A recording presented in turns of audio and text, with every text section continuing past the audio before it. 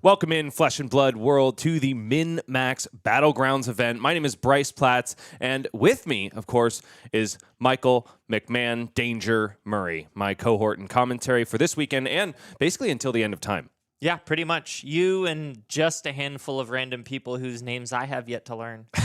That's exactly right. Michael, now this is the first non-AG event that we've been able to cover together, which is kind of insane given our tenure together. Wow. Is that true? I think it is. You might be right. I do a lot of AGE and not a lot of everything else. Well, so you can expect to see a very different meta representation that when you've come to understand about the local LA area. This is now the Midwest, which we have, by virtue of being involved in AG, gotten a look at here and there. We know that there are Hala stands, also a Tough Nut here and there. The meta is incredibly exciting, although it is very different than what we know in Southern California. It is all classic constructed action all day long, and, of course, some juicy prizing. It's $1,000 cash, a Pro Tour invite, also the commemorative Battleground Champion resource coin that people have come to expect from these events, and, of course, Living Legend points for whichever hero ascends to the top. Do you have any particular picks? The meta right now does seem to kind of be stabilizing around the classic Acilio Marionette then kind of falling off after that. I have seen Acilio do quite well, even in our most recent AGE, taken down by Acilio, despite going up against the Boy Wonder on Kasai. He wasn't able to take it, and instead Moises Lopez got that one on Acilio, and I feel like that's the deck I've got my eye out for. It's so flexible. It's got multiple ways to play. It's got the spell version, it's got the combo version, and it has the counter burn version. And I think that gives it the flexibility on top of the power to be what I would consider the big bad of the format. Well, that is a perfect segue into our weekend stories, of course. Partially because you mentioned Warrior in the hands of Colin Erickson, taking it to an AG finals in Los Angeles. The question will be, is the Midwest leaning the way of the Warrior? We know that Kasai got some significant juice, which, some would argue she didn't even necessarily need in Mastery Pack Warrior, but Raised Blades is absolutely huge for that deck, and she is on the precipice of the Hallowed Halls of Living Legend. Will she be able to put another notch in her belt today? That is the question I'm putting to the Midwest. Can they overcome the Counterburn, the Big Arcane, and the Gone in a Flash Acilio variants that are in the local meta? I will say one other thing about that deck. It just has equity gained based on your opponent not knowing what they're going up against. It's a deck you can lose to at equipment presentation if you don't scout the field properly. Obviously, it's a huge advantage to a local scene because, by and large, the players that we have in the room today will likely have seen one another. Yeah, that's true. Big tournaments, you don't know which version of Acilio you're sitting down in front of, but if you're playing against your friend who's been bringing Acilio to the local armory for the last 3 months, you know exactly what you're up against, and that can help a lot when you're sitting down in that matchup. So, when it comes to Warrior, Michael, I know you really like Acilio. Do you think that Mastery Pack Warrior and maybe an uptick in representation is going to make a huge difference here? From what I've seen so far, I think it has made a difference. I think that especially Kasai got a bit of a bump. It's not as big as I was expecting, and I would also just kind of caveat that I think that Warrior has historically struggled into Wizard. Sure. And I think that despite that big increase in power, probably helps a lot into the field, maybe not as much into Acilio. That's what I've seen so far. That being said, obviously the combo version isn't necessarily spell heavy, and so the boots gain a lot of value. Warrior block cards gain a lot of value. I think the difficulty comes more up against arcane damage because Warriors have the fridge, right? They have some of the best blocking equipment in the game of Flesh and Blood, and Wizards who are shooting arcane spells just completely don't let you block. Circumvent that. Exactly. Now, so we've heard a lot of talk about Kasai already this morning, but where the heck are my Olympians at? Why aren't they showing up to these events, despite the fact that if you scroll through any ongoing amount of games on Talishar, you're going to find about 50% Olympia. Sure. I don't have a great answer to that just because there were none at our local AGE recently, and having not played the deck myself, it's a huge question mark and one that I hope to get answered at least today, if not sometime in the future. It seems like on paper, Olympia has some really, really powerful tools, yet maybe players just haven't gained the confidence or figured out exactly how they want to build the deck yet and are hesitant to bring it to a big tournament. Very looking forward to the first time I get to see that. Maybe we need a streamed event in Japan where Shoma Yamamura can show us the way. I know he posted an 80 on Twitter for Olympia, which is awesome. Which is huge. A warrior expert like him being tempted by the Golden Grail. Absolutely. Well, more on Warrior as the day progresses, but now we turn to what is next in the game of Flesh and Blood. That is, of course, Usurp the Shadow Throne. Coming at you on my birthday, September 25th, will be the release date, and I could not think of a better birthday gift. Yeah, no, that's awesome. And these spoilers so far have been monumental. I don't know exactly where to start, except my mind goes straight to these extremely tall Runeblade attacks. We're rivaling the highest power ever printed on a card. Pulverize still holds that record at 14, but we're coming in hot with 2 13s. Now matching Shaden Death Hydra for the second highest amount of power. And the power printed on the card is only a part of that power when you talk about the on-hit of Usurp the Shadow Throne and the fact that it doesn't have the legendary keyword, even though it's a legendary printed card. You can have 3 copies of this sucker in your deck, and especially if you're going up against, I don't know, like a Mechanologist or another Shadow Hero, all of a sudden those on-hits are just game winning and losing. Yeah, because it flips over all of the banished cards, all of them, in your banished zone, and you will it'll deal damage, and you will heal life equal to the number banished or flipped. Bonkers numbers. If we're just if you hit equating it to value, that you probably just win the game on the spot. It's over. I mean, it's like, oh, you've got 15 cards banished. It's turn 4, 5, and you've banish boost. It's like, yeah, that's it. Add it together. If it hits 15, you heal 15, and it does 13 on its face. You're like basically one-shotting and healing back to full. That's imagine if your Macho Grande did that. Jeez.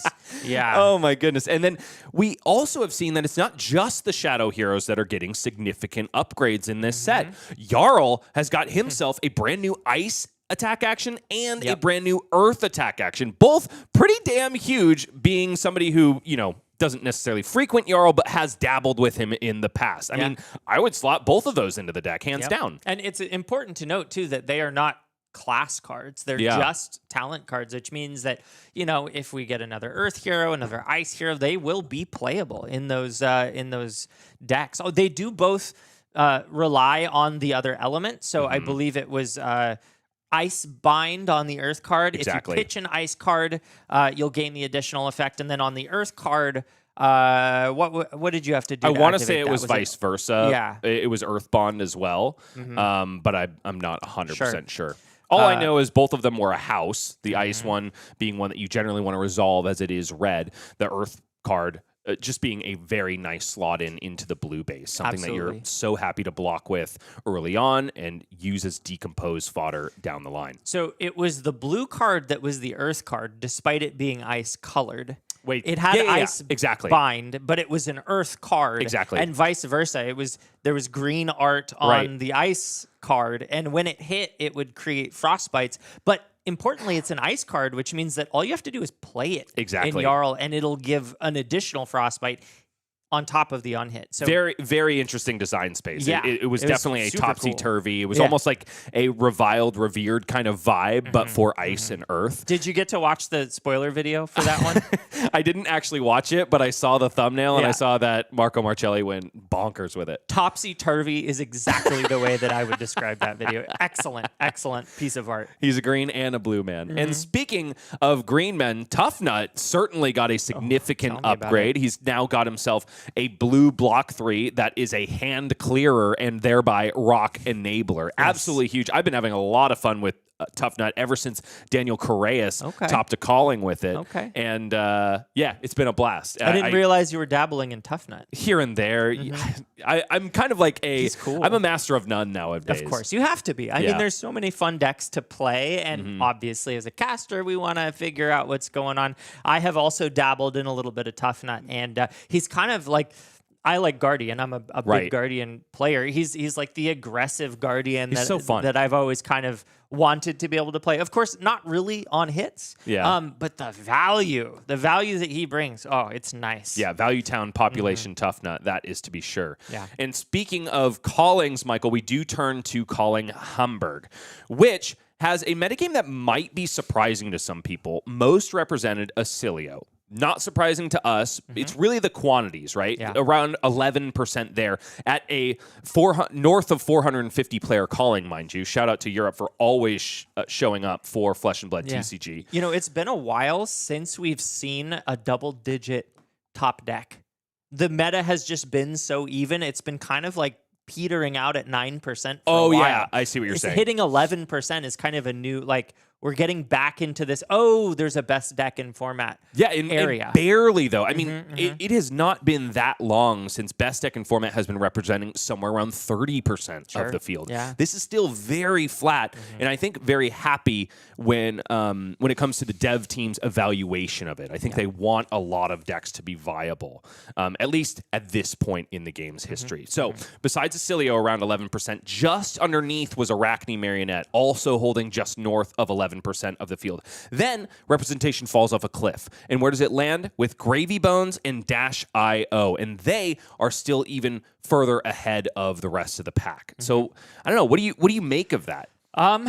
You know, it feels right. It feels like we're starting to coalesce at Mario and Acilio being the best decks in format. I think that Gravy Bones is really good into a slower format, but decks like Acilio, like Mario, can prey on it. And so, you know, when those are the best two decks in the format, it can be hard to justify bringing a board state deck that's a little bit slower, even though he's so insanely powerful. And we've seen in the right hands can still win. It's not like you can't beat an Acilio or can't beat a Mario. It's just that it becomes more of an equal, if not slightly unfavored matchup for the best players in the world. I mean, how about the right hands of Evan Tanguy, the Frenchman, who is a dominant force on Gravy Bones, sweeping like a tidal wave into pretty much any European calling, finally taking one down in his own right, which I think we can all say is long overdue. He is X and 1 at the very least. When I was watching coverage, it almost had concluded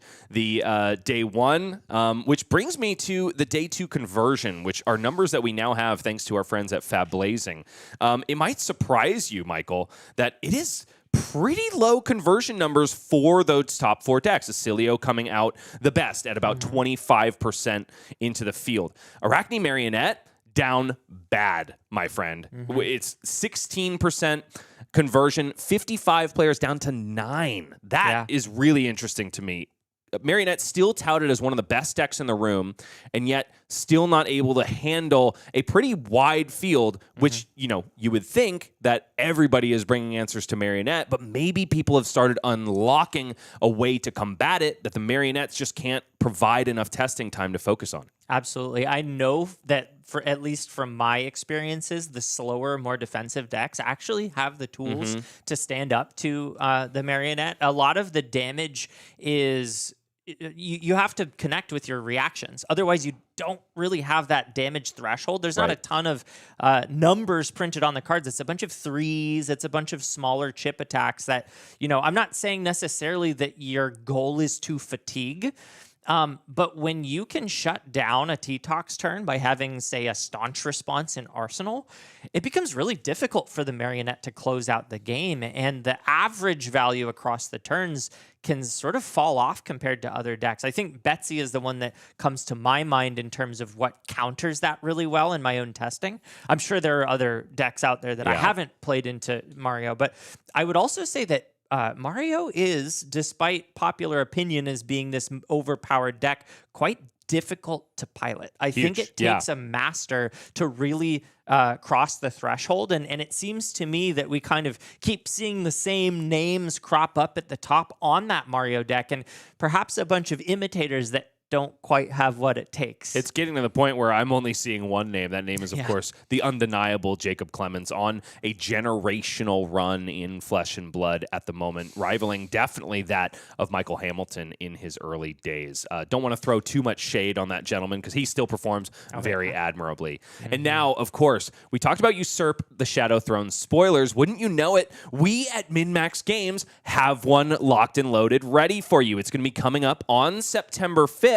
But also a lot of other surprising goodies. We will be putting on a stream right here on our YouTube channel, and we'll be opening and laying bare the contents of Gem Pack 6. This is an LSS sanctioned stream. Gonna be so much fun. Come and join us on September 5th, not just for our Usurp the Shadow Throne spoiler, but also to crack open this Gem Pack 6 and find out what is inside. Any hopes, Michael? It's always so hard to guess what's going to show up in a gem pack. It's just a hand-picked, catered collection of beautiful alt art cards and full arts and regular arts as well. It's always a nice way to inject some needed reprints and give players really good incentives for showing up and contributing and participating in their local events. Well, now how about this art, which is being teased right here on our spoiler slide? I have no idea what this card could be, but I'm so glad that Peter has given us a sneak preview of what it could be. I feel like I'm watching the old Pokemon TV series, trying to figure out who is that Pokemon. Yeah, it almost looks like maybe a cane or something like that. That's interesting. Maybe Viscerai has been hamstrung by his fight with Chain, and now he needs an offhand that helps him hobble through the battlefield. Yeah, like a cane that can create rune chants or something. Oh, like that would be sweet. Yeah. Okay, well, y'all can ponder with us and try to figure out what the spoiler card is, but there's only one way to find out, and that is to join the MinMax stream on September 5th. That's enough yapping from us, I think, Michael. Now it's time for the players to start hucking cardboard at one another. We're going to go to a short break, and then we'll be back with our first feature match. It's going to be a familiar face, Sam Dando on Katsu the Wanderer, also our consigliere over at MinMax Games, helping us get this event all sorted and away, going up against John Smith on Gravy Bones Shipwrecked Looter. It's going to be a laugh riot of a good time, so stick around for Flesh and Blood. It's all starting in just a little bit.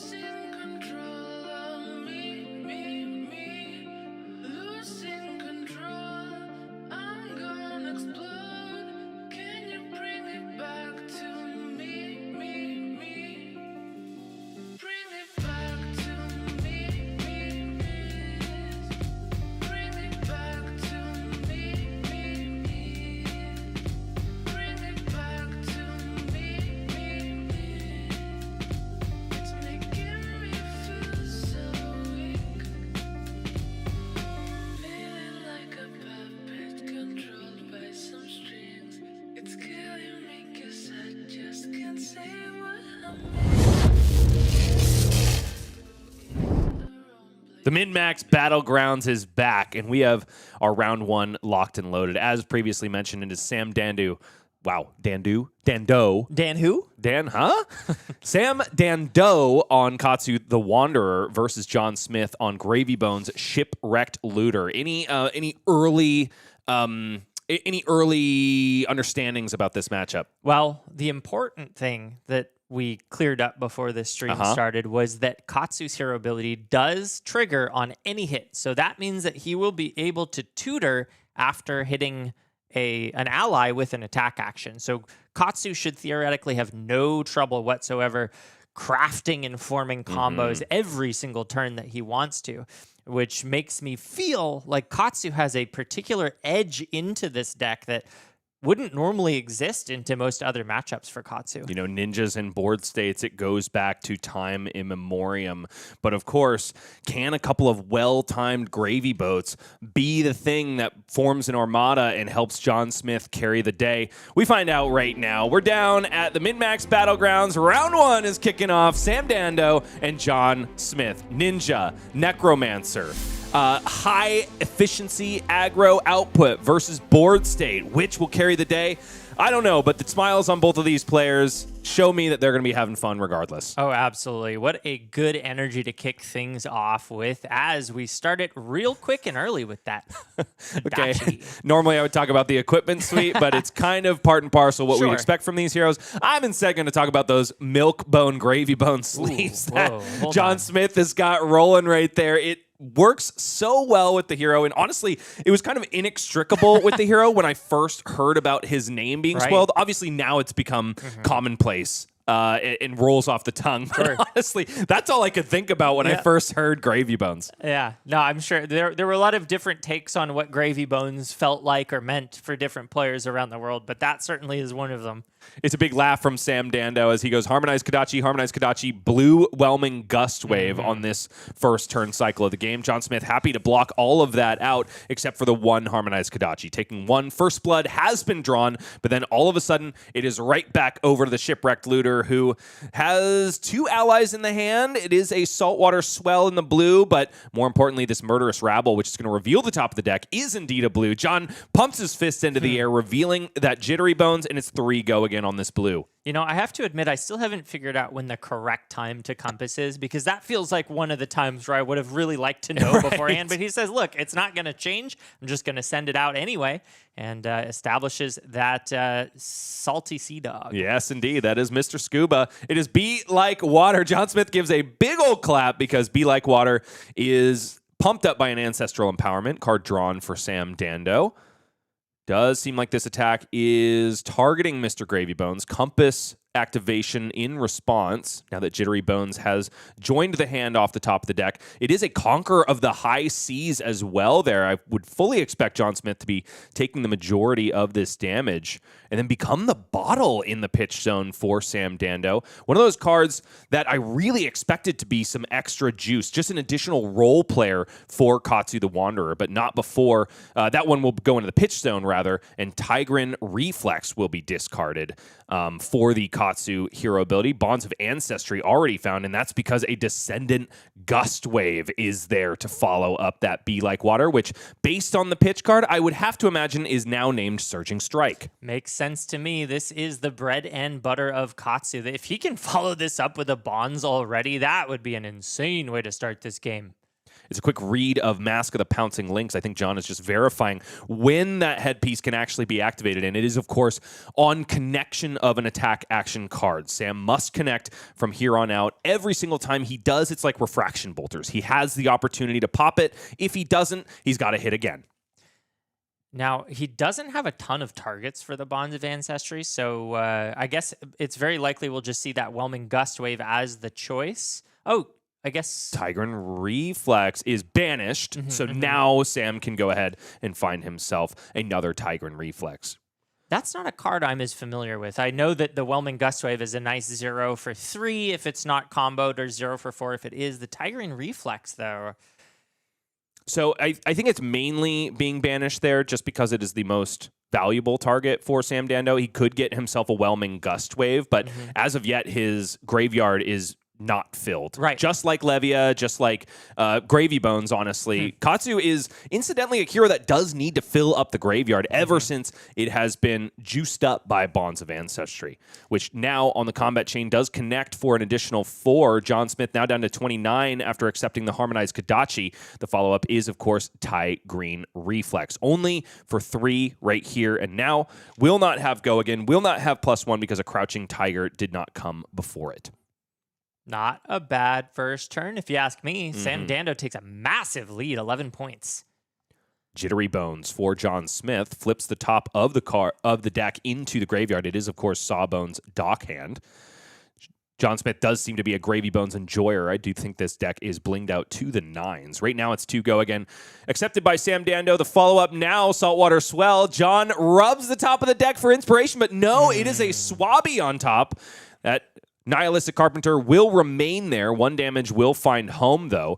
Does John have the requisite resources to put this turn together? I would have to imagine he was really going for a Conqueror of the High Seas play here.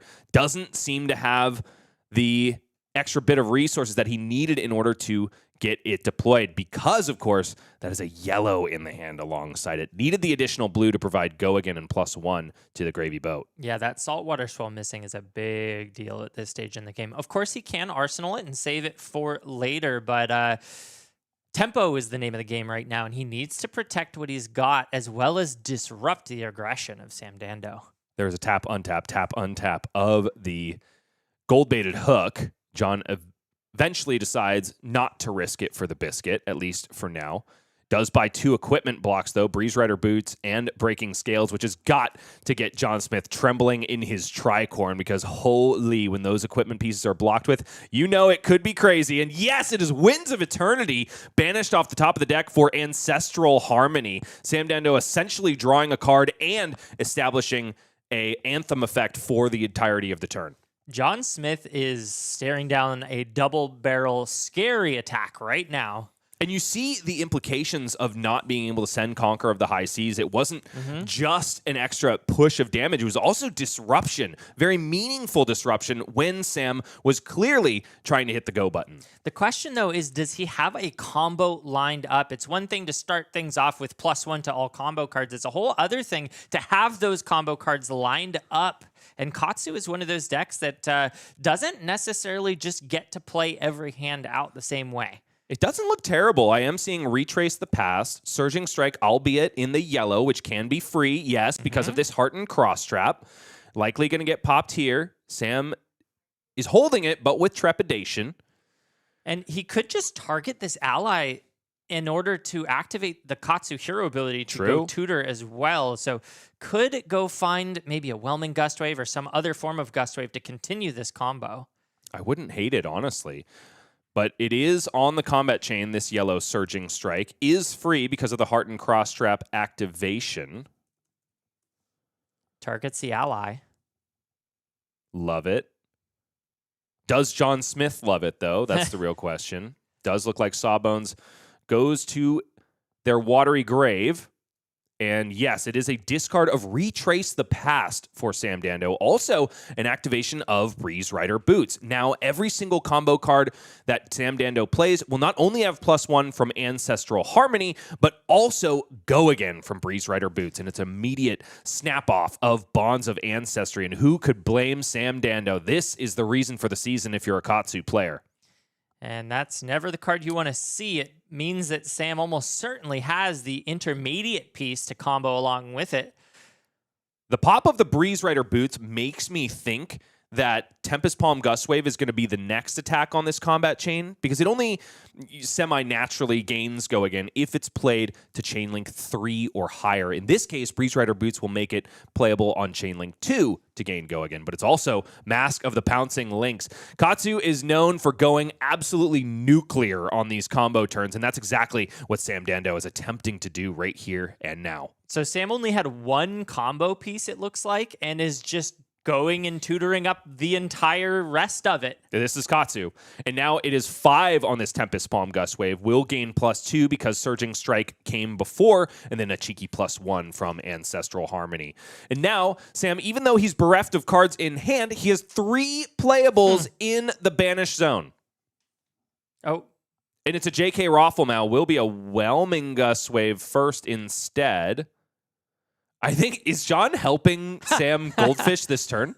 Hold on. No. You're going to miss a little bit of value if you start with it. It's going to be a lot better if you do the whelming now. I don't even have blocking cards, so this is going to hit. You're definitely going to draw. No, I have no idea what John's doing over there, but whelming is instead switched out with a 4 breakpoint. Which I like, of course, because whelming will not gain +1. It will not gain go again. It will not gain its effect of hitting and drawing a card unless it comes after Surging Strike. So I don't mind sacrificing +2 on Tempest Palm Gust Wave in order to get something a little juicier. And Command and Conquer out of the hand for John Smith. I don't think that's a standard Gravy Bones include.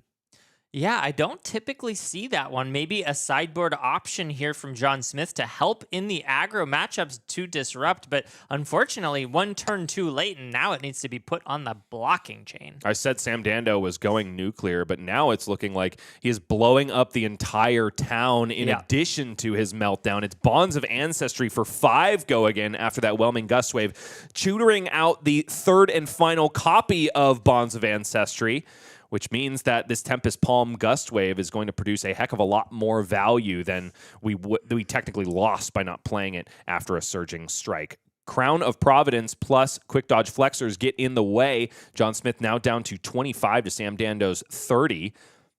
Honestly, not a whole lot of bloodletting on this now 4 chain link wide turn, but I think there's more to come for Sam. Yeah, absolutely. I have not calculated it, but I'm sure that life total on the right side of the screen will quickly diminish as the blocking cards are effectively gone from John Smith's hand. Bonds of Ancestry, the second time, now fetches up a Whelming Gust Wave in the red. It's 5 go again. One of the drawbacks for Sam in the early stages of this game is he hasn't really found a super clean finisher, something like a Fluster Fist in the graveyard that is easily accessible to clean up the last moments of these combat chains. And now Whelming Gust Wave will be blocked out. And then John Smith cleaved all the way down to 18 after Winds of Eternity does its dirty work. But you see the power of Quick Dodge Flexors here. John, happy to take a look at the top of the deck, though it won't matter a whole lot. Not a single gold token established. And honestly, I think John has done a very good job of weathering the storm. That was the turn for Sam. And John still has a healthy 18. There is absolutely a world here where Katsu clunks up, all of the equipment pieces are cleared out, and there are no allies to attack. So anything that Sam may want to connect to go tutor up the rest of the combo could be blocked from hand now from John. Woof. But this is a good start for Sam. 30 plays 18 now. Be Like Water meets Prismatic Leyline in the arena, and then Ancestral Empowerment gets over by 1.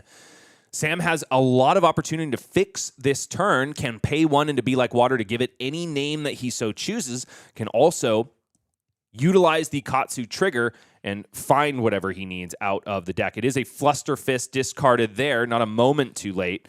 Card found, Whelming Gust Wave. That makes me think there's going to be a resource utilized to make this Be Like Water change its name to Surging Strike. Makes sense to me. I think I spied a yellow Surging Strike in hand, so that would be the perfect resource card to pitch away since you've already named one that. No, instead goes for the... That is Salt the Wound in the pitch zone, which I think is the only yellow in the hand for Sam because the Surging Strike was actually red. Mm-hmm. And so he didn't name it. He just goes and says, I'll do it au natural.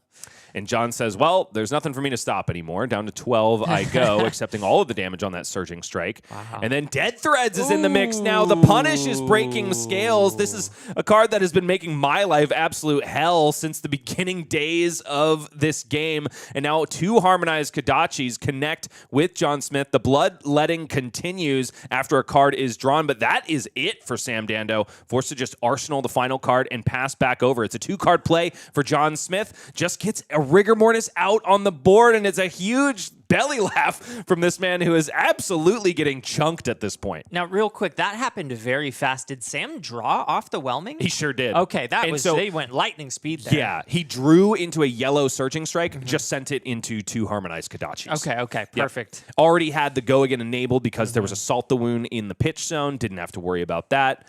So it was just 2 extra points of value, which is, not the absolute ceiling of what Katsu can get from a random draw, but it's not a bad floor. John showing off the hand to the folks behind him. Not sure if it's a good or a bad sign, but something about it is exciting to him. What isn't exciting is yet another Harmonized Kodachi and a red Surging Strike. I believe that damage was accepted by John on the first chain link, so I think he should be down to 8. It is 2 cards in front of the Surging Strike. Sunken Treasure finally establishes a gold token for John Smith. Gets a raucous applause from the crowd. Yeah. Now the follow-up is Descendant Gustwave. Are you kidding me? This is the no way bonds. Sam just drew it up? We were worried a little bit about the gas being out of the tank at this point, but Sam just shows he can draw significant offensive output and no blocks. He's going to be able to go get that. Is there a third bonds in the deck? So I don't believe that no blocks have been established yet. First, John activated Gravy Bones, discarded a Rigor Mortis, drew another ally. Right. Which is exactly why he's laughing to the ghost in the camera. He threw his hand on the table. He knows he can't block with it. The damage connects. He's down to 4. And now instead of bonds, which I think we've already used all 3 copies, it is... It's 1 more blocking card. Fearless Confrontation. John Smith now down to 3. And then it's Whelming Gustwave. And John must extend the fist bump because it is yet another Sawbones. At an untimely moment, Sam Dando proceeds on to X and O, flashing the min-max game sign, of course, before he leaves the feature match area. Katsu looking absolutely fierce in this round 1. That was an absolute tear, and I can't help but think back to the moment that Saltwater Swell missed the blue. Right. If that hits, I think this is a very different game. Absolutely huge moment there. Just a little bit of variance. Honestly, a lot of variance going not John Smith's way. Very much going Sam Dando's way. Sure. Gotta hand it to him, but holy cow, that was not even 15 minutes elapsed. I'm sorry, it was 18 minutes elapsed in that game. So we're gonna have a little bit of time before we come back with more flesh and blood action. Instead, we gotta talk about some of the things that we've got going on at MinMax Games. It's always an exciting time. If you enjoy our Armory events, you know that there is a significant prize wall set up. Everybody's trying to get their hands on 120 points so they can take home a Duskblade, of which I'm told that we have a lot in stock. Nice. And besides that, we also have a lot of other stuff. Most importantly, Mastery Pack Warrior is still in stock. We know it's sold out all over the country, but you can get your hands on sealed product and enjoy Crack Shuffle Play, 4-man draft, or just cracking a bunch of packs with swords on them because we have got Mastery Pack Warrior. It has already been in stores since the beginning of this month, and MinMax has got you covered. We've also got you covered for the future of Flesh and Blood. Usurp the Shadow Throne pre-orders are already available. We got our allocations locked and loaded, so we are confident to provide you the boxes before they even get into the store. Don't forget, our pre-release event is on September 18th, 2026, and then it'll be in stores on September 25th. Go to MinMax Games and get yourselves some Usurp the Shadow Throne and, of course, some Mastery Pack Warrior.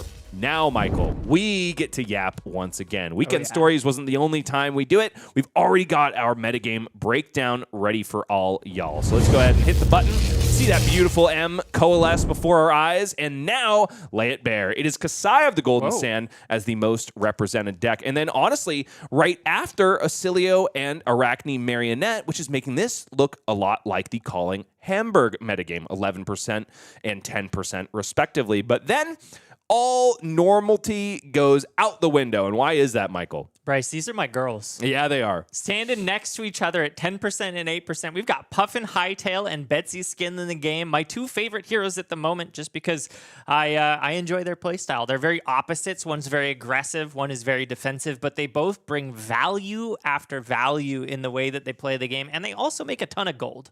Indeed, they do.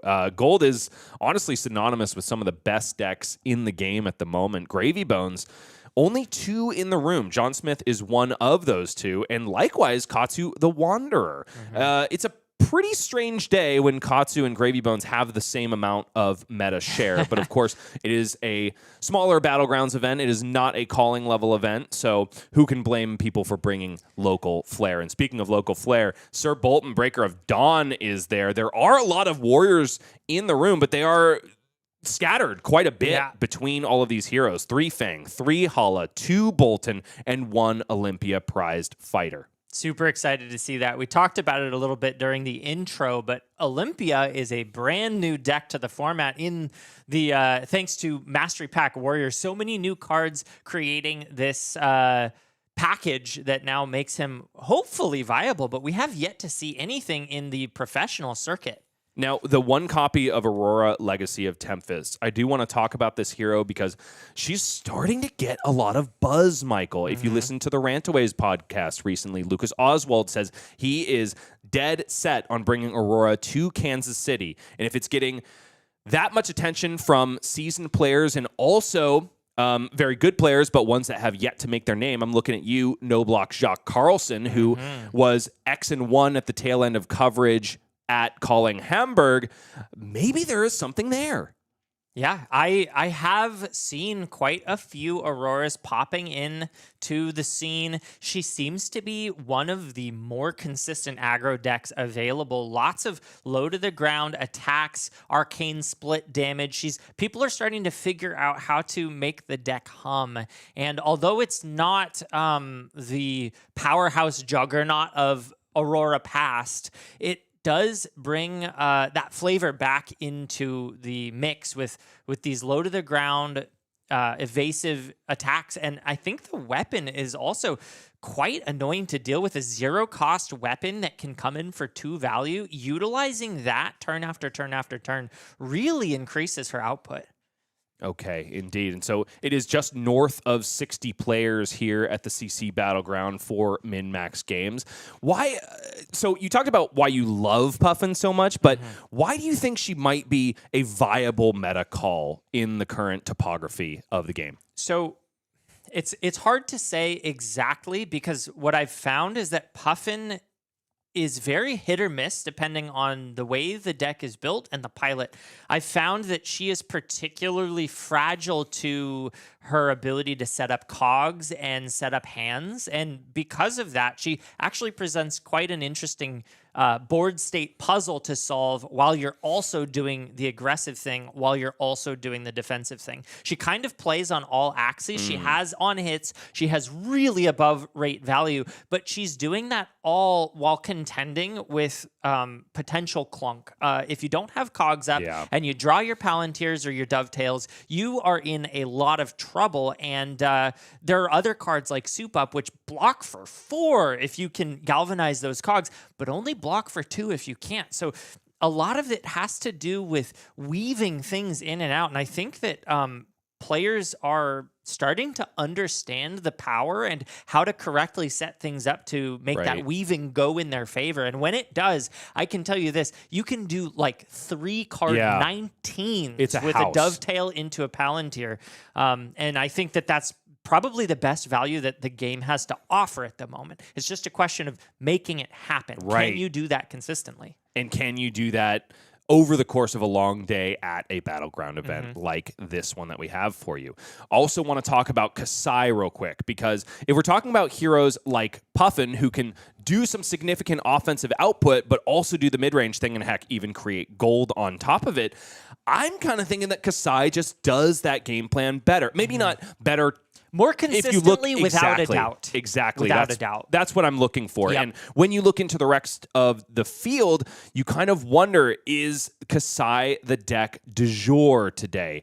I will say there are very few slow decks for her to prey on, besides maybe those 5 Betsies, which honestly is not as easy of a matchup for Kasai as I originally would have thought. It's close. I think if both players are masters of the game, the Kasai takes the edge. It's very difficult for Betsy to play off of the gold creation axis. You just cannot afford to wager gold ever, because every single gold turns into a soldier down the line, and Betsy doesn't really have the tools to clear outside of maybe getting a above rate what's it called? Sense Weakness, the one that clears all the allies if it hits. Correct. Very, very powerful card, and timed correctly can basically swing the game in your favor as Betsy. But lining that up with Overpower against a warrior that presumably has a bunch of attack reactions that can ignore that keyword makes it a very inconsistent game plan. So it's very difficult to navigate from the side of Betsy. I want to talk about Vincett Iron Maiden as well, a deck that has been making, I don't know, a lot of middling waves all the way across our tournament scene. Deep Recesses of Existence is the biggest upgrade that she has gotten in quite some time. We can fully expect IAR to rejuice her card pool, even more than perhaps Rosetta did. But I do have to talk about the parallel with calling Hamburg again. 19 represented in the room of north of 450 players. Not a single one converted into day 2, which it's interesting. I mean, honestly, we have come to expect Vincett to do well nowadays. Yeah. At the advent of her release into CC, she was kind of a meme deck. A lot of people would stunt on her, say that, well, she's just bad. That's the way it is. Nevertheless, had a, apropos cult following.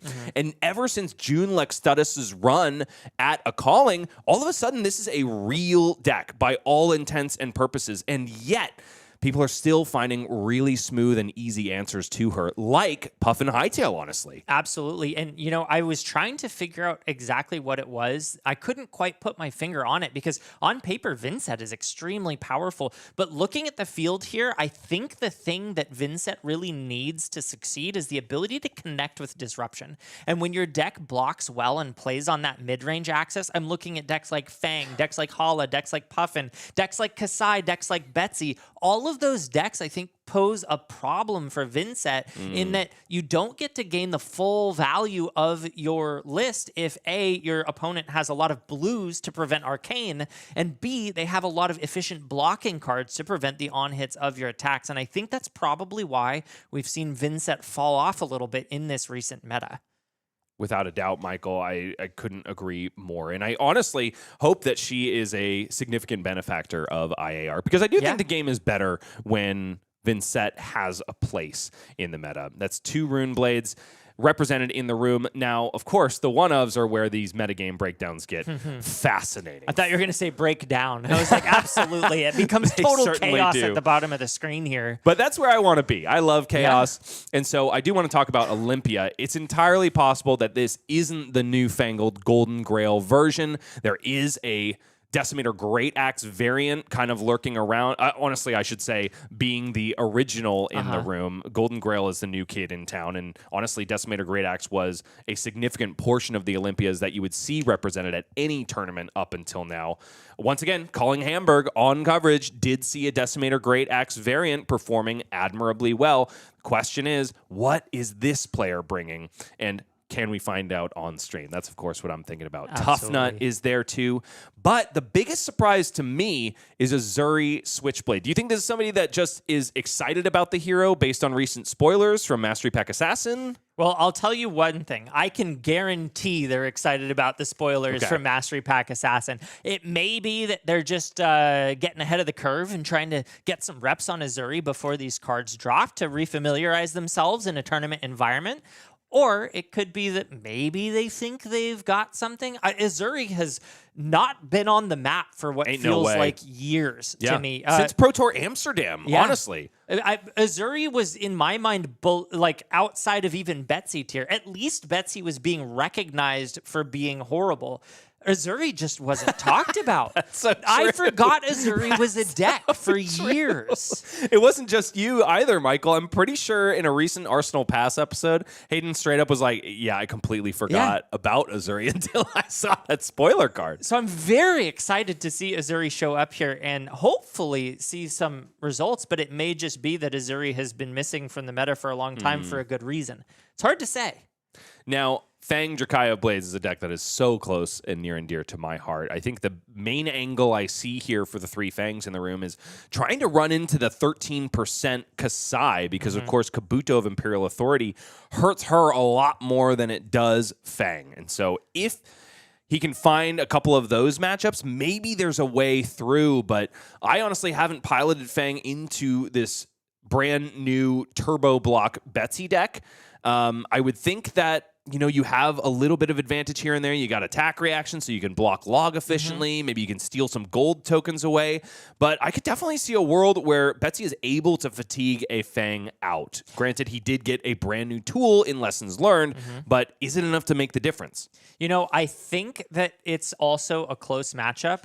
Obviously, Kasai has much better equity than Fang would, but I also think that like you mentioned, Betsy really does benefit from connecting with that log, and when you have the boots to add +1 to your defense each turn, getting that 7 damage breakpoint is really easy to achieve. So you can keep Betsy off of that gold, and the gold is really important for converting efficient turns. So you can hamper the efficiency of Betsy while still playing on your preferred axis, which is mid-range value. So I think that Fang does have equity, and it is probably a closer matchup than you might think.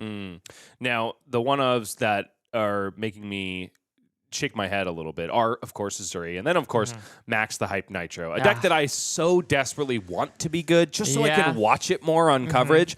I hope they got something good cooking, because I would love to see some Max on stream today. Absolutely. I've always felt like Max just suffers so much from the need to boost, coupled along with the quest being so difficult to achieve. It takes a while to get that Nitro Mechanoid online, and even when you do, you really need to have a bunch of pieces under your equipment to get enough swings to close the game out, especially into more defensive decks. And so it's kind of hard to get working. But I have seen Max's day 2 and nearly top 8 in many recent tournaments, just kind of hovering below the cusp of success. Believe it or not, we had one win at AGE St. Louis very recently. That finals was Max the Hype Nitro versus Riptide, Lurker of the Deep. Of course, that was one we didn't stream, unfortunately, but shout out to Devin McAtee for bringing not just Max, but also a lot of other fringe decks like Marlin to all of those tournaments. That guy may very well be in the room today because he is a St. Louis local. And honestly, Chicago, only about a 3-hour striking distance, I want to say, by car. Yeah, maybe this is him.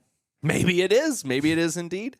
So before we go to break, folks, apologies for all the yapping, but of course we do want to go ahead and keep the action rolling as much as we can. And thanks to Sam Dando evaporating his opponent, we do have a very long break to fill. So I do want to talk about MinMax's Usurp the Shadow Throne spoiler once again. We do have a blurred out preview before you.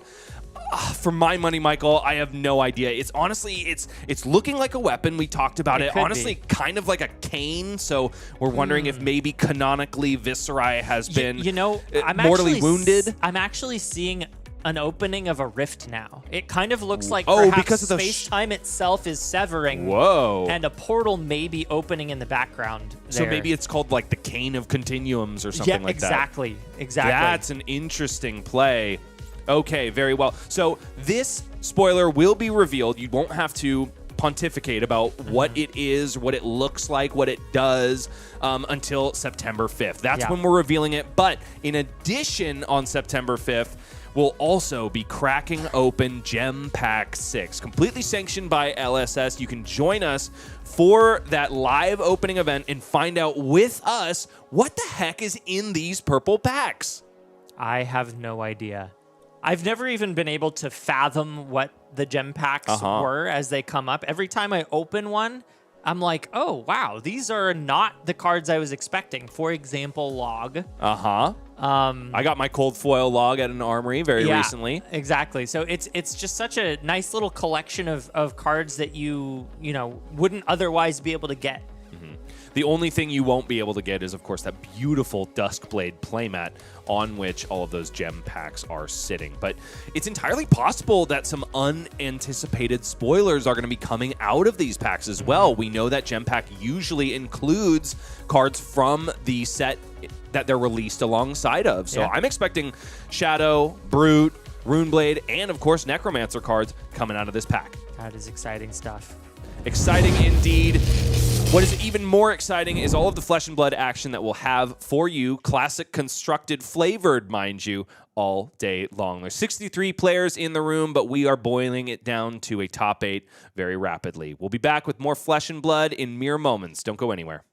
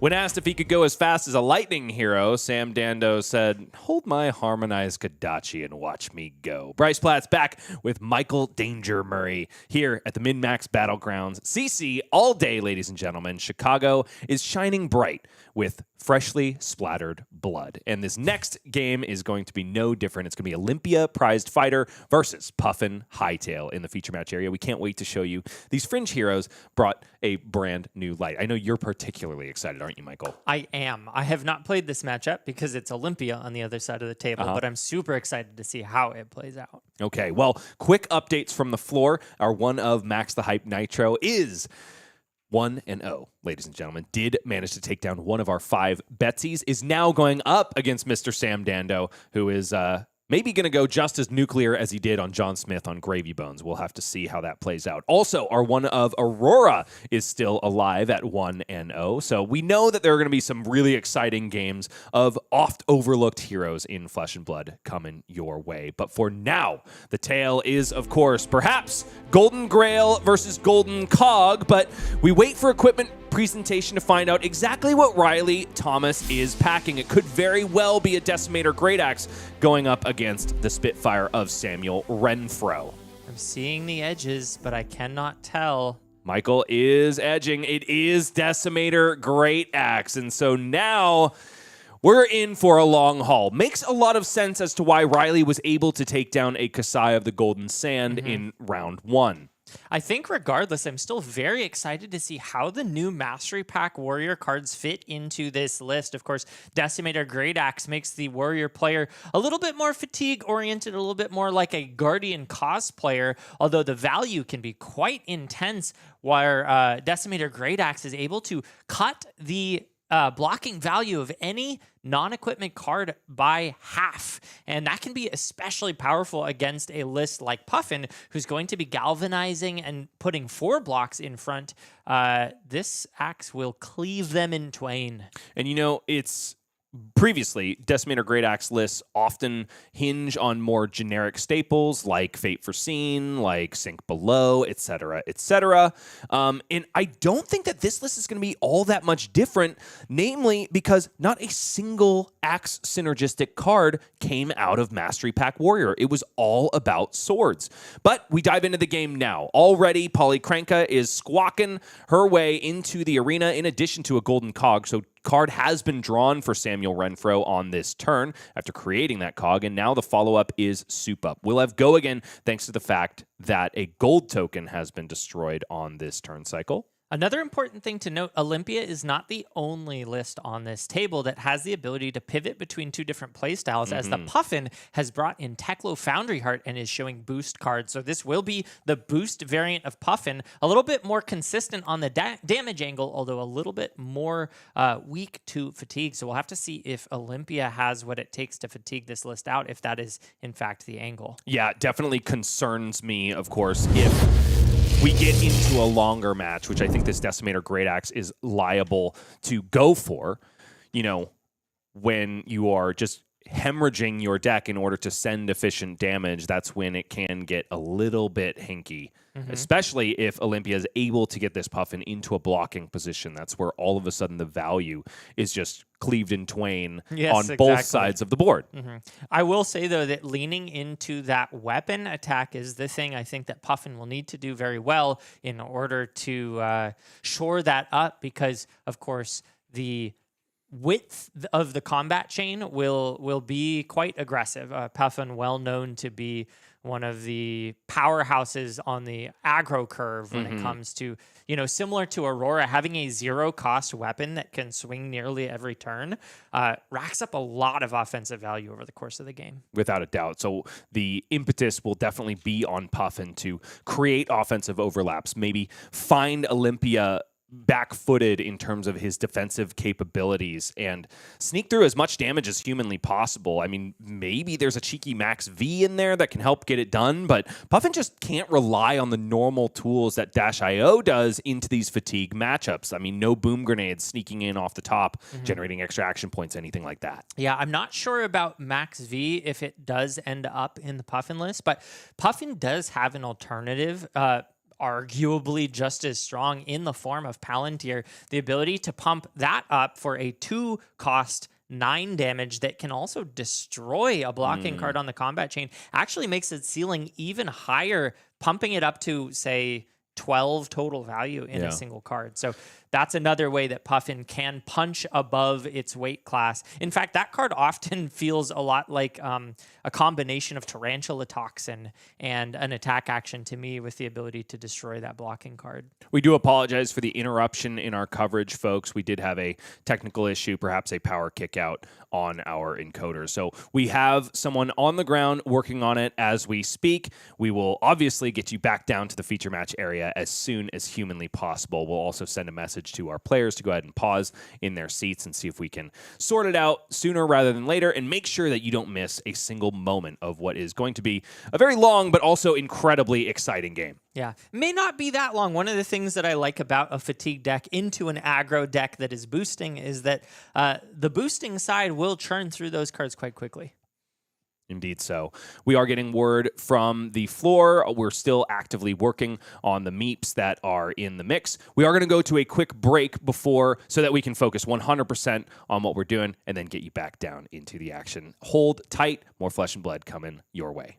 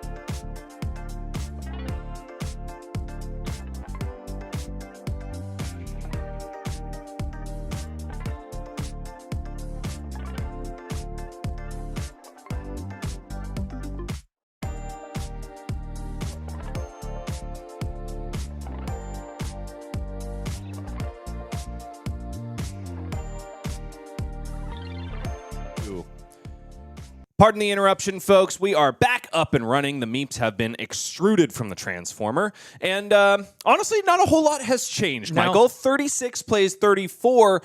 Samuel Renfro on the affirmative, but I think we're starting to understand what Riley's approach is to this matchup and perhaps into the entire field. Yeah, having missed a whole lot and yet not a lot at the same time, I think the writing currently in this game state is that Samuel Renfro is getting fatigued. Very, very little in way of chipping away at that 36 life remaining on the side of Riley Thomas. And it's hard to see the deck sizes, but I see quite a filled graveyard. Yeah, totally. But honestly, not a lot in the banish zone for Samuel Renfro, given that we have seen a lot of boost cards. I mean, we've got Fast and Furious in the hand. Zipper Hit has been resolved this combat chain. And of course, there's even more beyond that. So honestly, I think Samuel's probably doing a pretty good job of keeping as much damage in the deck. Does boost away a cog on the machine, gives a knowing laugh and nod, though. Felling Swing gets in the way of Fast and Furious. Still no damage conveyed on this turn to Riley, but this backspin thrust might have something to say about that. There is a tapped golden cog in the arena, so it won't just be this, likely a Spitfire to follow as well. Yeah, and these are the types of turns you need in order to connect with damage here. 4 wide plus a Spitfire means it's impossible to block with every card from hand. So if Riley wants to stop all this damage, looking at the equipment suite, of which Samuel has ground through quite a bit. Sure, yeah. There's only the golden something plate. I honestly don't remember. Chest piece. Heart plate? Is that what that says? Oh, yeah. Nice. Well, good eyes Thank you have, Mr. Michael. Yeah. Golden heart plate and, of course, the golden gauntlets, one of which has been blocked with. But we do know that there are ways for Riley to fetch those out of the graveyard or something else from the inventory, of course, if Visit the Golden Anvil is in the list. But right now, it does seem like Riley held on to an offensive salvo, has a bit off the side, will be resolved here, and potentially just taking away cards from Samuel Renfro, demanding either blocks or restitution in terms of a card cleaved away. A nice blocking card in hand, though, in the form of that Golden Skywarden. Not necessarily because it will block for a lot. The 3 will drop down to a 2, but it's always nice to get that gold back on the field. Gold, such an important part of Puffin's kit, as for the ability to go wide on a future turn and draw some cards. Crash Site Salvage is also there. It makes me wonder if Samuel has been able to establish a copper cog into the graveyard. It is Golden Skywarden, Galvanized Trigger on the stack. Seems like Samuel is going to be going for it, and hard to fault him when that golden cog is going to coalesce into the air at the beginning of his turn anyway. So gold token left in its place. Golden Skywarden will be cleaved down to 1, and then, of course, back up to 2 after Galvanize does its work. Does mean that this Decimator Great Axe is leaking over by 2 and will require yet another card discarded from Samuel. No surprise that he chooses 0 to 60 in this case, because deck damage is something that Samuel has to be incredibly aware of. Now, you brought up an interesting question in my mind. Is the order of operations when blocking with a Galvanized card to have first, then add, or add first, then have? Because this card could theoretically block 6. Would it only block for 5, or would it block for 3 in such a case? Do you know the answer I'm pretty to that? sure it cleaves before the triggered ability when on defense. Okay, well, don't quote me on it, though. Yeah, that would actually change a lot for all of the soup ups and other Galvanized cards, which would give +2, which would actually block for 3 even against this Great Axe, which pretty big deal there. Speaking of big deal, this Decimator Great Axe is now a whopping 10. Felling Swing able to be resolved before swinging the axe, which is pretty big. Riley seems pretty chuffed about it, honestly. Absolutely. Because we have, in this short time we've been covering this match, now proceeding to it in progress, we've seen a lot of those offensive threats. There aren't a whole lot in the Decimator Great Axe 80, but Riley finally able to getting to resolve one of them instead of blocking with it. Yeah, but Samuel has a pretty nice hand here. Copper cog paired with a gold means that we can get 2 cogs on the field and draw a card, and that pairs really nicely with a card like Dovetail. Ain't so bad. Jolly Bludger is there too, threatening to steal away that gold token that Riley Thomas does have established. Yeah, Riley with a Sigil of Solace in hand as well, meaning that blocking may be a little bit trickier this turn cycle.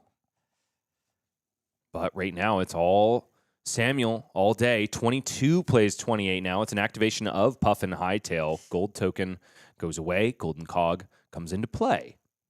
Like that there. The first half of 2 cranks were required to activate the second half of the Puffin hero power.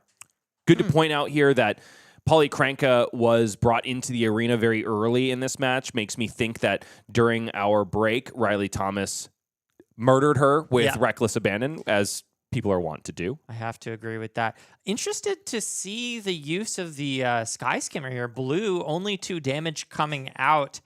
And instead of, so what I'm seeing here is a pitch stack. Sure. Getting a Copper Cog back on the bottom of the library.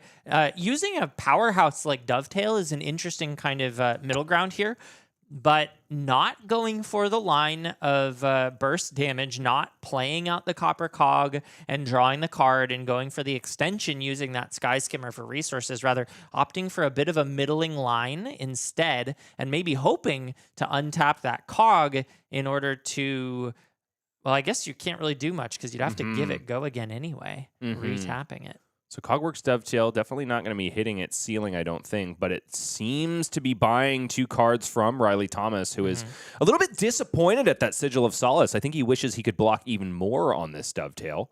Yeah, likely the case. Instead reaches for the equipment. Golden Heart Plate plus Provoke, blocking Exaxes on 5. Riley likely knows that this Cogworks Dovetail does provide a bit of a twinning blade problem. You can always just get 1 cog tapped in order to provide it go again if the opponent overblocks it. It is going to be an activation of Unicycle to untap Golden Cog. It's only 1 of these 3 per turn instants going to be activated for Cogworks Dovetail. Definitely not where you want to be. Go again provided. And Crash Site Salvage comes out as the 3rd chain link here. Is there a Copper Cog in the graveyard? I'd have to think so if Samuel's going for this line. Could just be a piece of equipment. The arms will galvanize and give go again even, but no, there is the Copper Cog. Oh, thank goodness. Okay, Copper Cog scrapped into the banished zone, which means that a gold token will be left in its place. Now Crash Site Salvage crushing in for a whopping 3 go again, accepted readily by Mr. Riley. Now down to 25. I'm a little bit surprised by the line here, skipping the potential of drawing off of the cog, instead deploying that blue. But okay, arsenaling the card here makes sense. I was a little bit concerned about spending all 5 cards in this turn to not do a whole lot, but Samuel does seem to be playing a very calculated game of getting the cards he needs for second cycle back on the bottom while still pressuring Riley's health. Riley now held back 1 card in addition to the Ripple Away that is providing the attack of Decimator Great Axe. We know in the coverage booth that it is a Sigil of Solace. Sometimes the nastiest things you can do in Flesh and Blood are on defense. Exactly what Riley is going for, creating even further of a life buffer between he and his opponent, up to 29. Samuel, importantly, has a Golden Skywarden in hand, opting not to block with it, even though he could potentially make a gold off of that Golden Cog. Wants to probably use it for pitch this turn, looking to go a little bit taller. And we're getting ever closer to a situation where Riley will get to make Puffin block just to stay alive. And if you're blocking against Decimator Great Axe, generally speaking, you're losing. About 5 turns off, assuming there are no pumps on that Great Axe and no blocks on the side of Samuel. And it's a lot of boost cards in the hand for our Puffin player. Likely going to be damaging the deck on his own on this turn is Samuel Renfro. Immediate resolution of Zipper Hit in the red. We are seeing 5 points of damage, and yes, of course, a banish of Cogworks Workshop. It's another laugh from Samuel Renfro. Makes me think that he did not like that banish whatsoever. Yeah, I guess he's looking for that cog density here and just maybe not finding it, although they had the opportunity once again to play out that Copper Cog and chose not to last turn. Golden Gauntlets plus Sink Below block out the Zipper Hit exactly for 5. Doesn't seem to be a sink from Riley Thomas, but what I am seeing is even more egregious defensive capability. Golden Company in the red, ready to jump into the fray. And of course, the gold token is there to pay for it as well. But will Samuel give Riley an opportunistic breakpoint with which to use it? 0 to 60 is the follow-up to Zipper Hit. 4 go again at the cost of a blue throttle from deck. Not as funny of a card in the eyes of Samuel. Seems pretty happy with that banish. Riley happy to just go ahead and cash in his Golden Gauntlets for Golden Company instead of the established gold token. Losing a little bit of value on this card, but ultimately it's still a 1 card 4. Ain't bad. Yeah. Maybe could have used it against the Zipper Hit, but overall, still a 1 card 4. Nice value there. Now, you talked about fail states of the Puffin Hightail deck during our metagame breakdown. Honestly, based on what I've been able to see from Samuel, at least in the turn cycles we've been covering, is not a lot of cogs. Yeah, not a lot of cogs is probably more palatable for the boost version. Although, as we saw, Samuel wasn't very happy to see one of his premium cog generators go to the banish zone.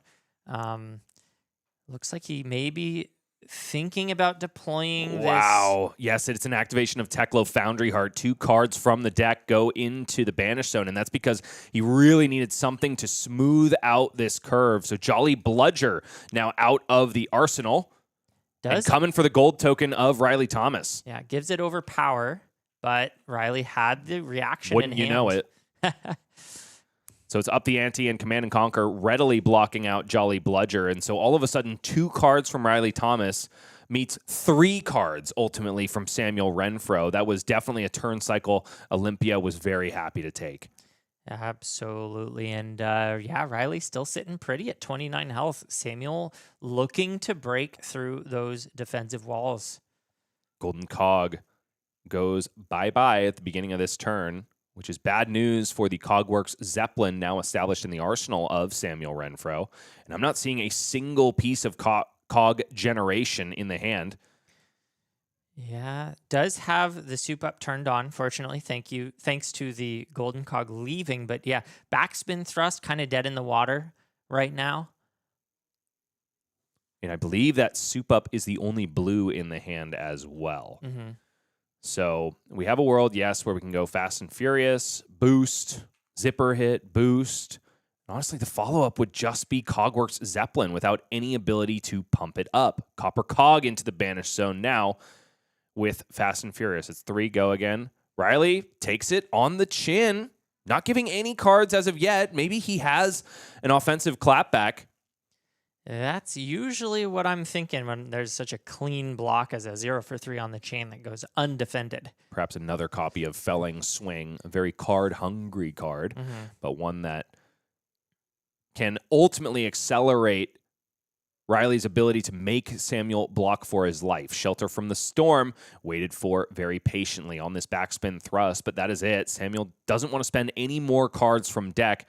Will IP2 and draw back up, see if he can go next. And I don't really like that play. We just saw Riley willing to say no blocks on the first chain. Right. Send more damage. You have the zipper hit. You can send that and say, are you going to take even more? You got to kill this guy. You can't sit here thinking you're going to fatigue him out and play slow. I don't like that play very much. Sure. Samuel, it's definitely just trying to set up one of those offensive overlap turns, but comes into the fail states again. This is a situation Puffin can find herself in with up a river and without any cogs. And this hand is exactly the same. It's Cogworks Dovetail, a zipper hit, Sky Skimmer, and a blue. But with no cogs and a Cogworks Zeppelin in the arsenal, it's again, what are you going to do? Honestly, this is probably a blocking hand.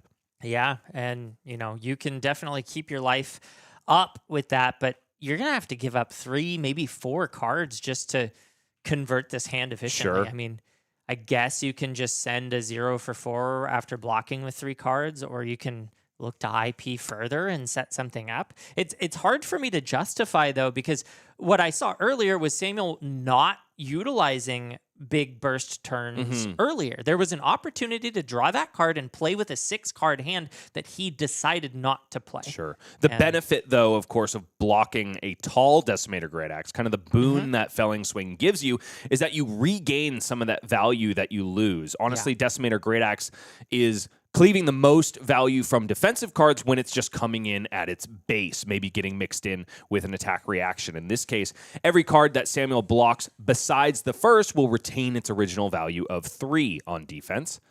But it is a Cogworks Dovetail in the hand. Samuel, again, just has to go next and hope that Riley cannot convert this turn. And wouldn't you know it, it's yet another Felling Swing. At least this one's in the blue. So this Decimator Great Axe only for 8 this go around. Yeah, bit of a silver lining there, but Samuel is definitely on the back foot. He's going to have to piece together a monster of a hand, but before he can do that, he's got to build the cogs back up. 0 on the board and no again, gold. I'm not seeing them in the hand once again here, Michael. Yeah.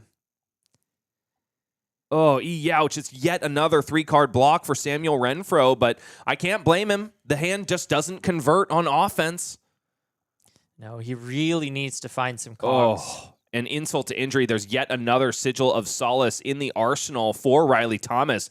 So Arsenal reestablished as quickly as it went away. 1 step forward, 2 steps back feels like the game we're playing right now on the side of Samuel, who is now down to 14 life against Riley Thomas's 29. Starting to feel pretty insurmountable. There's still gas left in the deck, and finally, a cog in the hand for Samuel Renfro.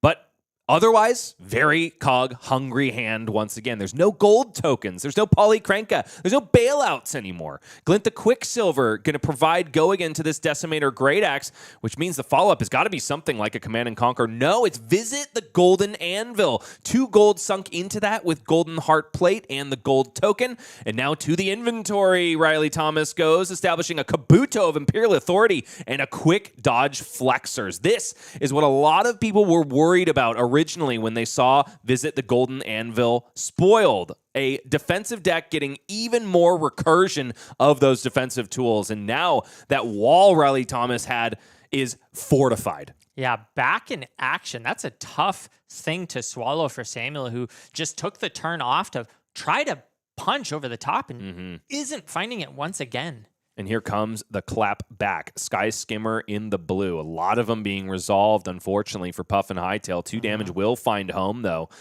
The next chain links might be different, though, because I spy with my little eye a Sink Below and yet another Golden Company in the hand for Riley Thomas. Granted, doesn't have any gold tokens on the board anymore to make that defense reaction incredibly above rate. This one, though, Sink Below, is going to do handed work on stymieing the offense from Samuel, who is now, once again, down to 10.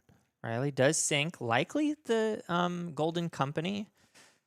Oh, he's still got 3 cards? No, 2. That would be the difference, I think. Yeah, 3 cards means still be able to block with 2 cards and swing that Great Axe with a blue. And now it is just a swing of the Spitfire, cracking in from the Crow's Nest for Samuel Renfro, holding back yet another card. I think it's that Cogworks Zeppelin in the red now this time. Just desperate for another cog to be established on the board so he can actually play his cards. Yeah, no, this is a case of Samuel just trying to find the perfect hand, sculpting it. And, fortunately, there's very little output on the side of Olympia. The Great Axe just doing 4 damage every turn. It is adding up. I mean, this is nearly half his life at this point in the game, but Samuel doing his best to, and a provoke comes out. Yeah, provoke out of the hand, which is allowing Riley the opportunity to, albeit not super efficiently, convert the entirety of this hand, force Samuel off of a 5-card hand, and still rob Fast and Furious on the defense of defensive value. So Riley accelerating his game plan every single turn cycle that Samuel has taken off. Yep, 4-card hand now to work with. Unlikely to be able to punch over the top much with only 4 cards. Copper Cog loses a steam counter. I do see a Crash Site Salvage in the hand. Is there another Copper Cog in the graveyard, though? I've seen a lot go into Banished. I've seen one pitched. Oh, no. There it goes. We got it in the Banish, but with 0 to 60 instead of Crash Site Salvage. Yeah, no, I think that we're actually seeing a little bit maybe of what we missed. It seems like Samuel has just hit all the cogs into the Banish zone. Yikes. It is reminding me of the paint color in AG Studios, that one named Rock Bottom. Yes, sir. 6 now on the chain. Cogworks Zeppelin, if it wants to do its real dirty work, it has to connect on its face because there's only 1 cog established for Samuel. Decides he's just going to get over by 1. No real on hit, but a single point of damage. Riley now down still to a comfortable 24 to his opponent's increasingly uncomfortable 8. And Decimator Great Axe is potentially going to make very short work of that life total. Samuel does have at least 3 more turns to work with if this is the only offensive output Riley has because of the Tekla Foundry Heart still on the table. This will be able to block the Decimator without activating its text because the text only activates when when cards are blocking. Riley with a reviled super villain laugh to the squirming of his opponent. Samuel accepts all of that damage finally on a 5-card hand, despite trying to establish one for the last 4 turn cycles. Not going to have a cog to work with, though. Copper Cog will be destroyed at the beginning of this turn. Yeah, not ideal. Does have the soup up, which is a nice pairing with a cog going away. And all I'm seeing is, I guess, a boost and Sky Skimmer. And it's a blue boost as well. Throttle in the blue. Arsenal is still a Cogworks Zeppelin yellow, I want to say. So I'm not seeing the situation where this turn comes together efficiently. Yeah. It will be a throttle for Samuel. Is there going to be a boost? No boost. No boost. That's rough at this spot. Like, not pressuring all the cards from your opponent's hand when you are sitting at a single swing from lethal. Yikes. It's tough. Especially after taking the entirety of the Decimator Great Axe the turn cycle before. Yeah, and we see an up the ante in the hand, meaning that there's a little bit of trickiness coming up on the next turn. Looks like Samuel going to hold on to this Sky Skimmer. See if he can pair it with one of the decreasing amounts of cogs in the deck. Youch is the story of that turn cycle. Decimator Great Axe now crashing in for 4 once again. And that deck is looking thin, too. It is.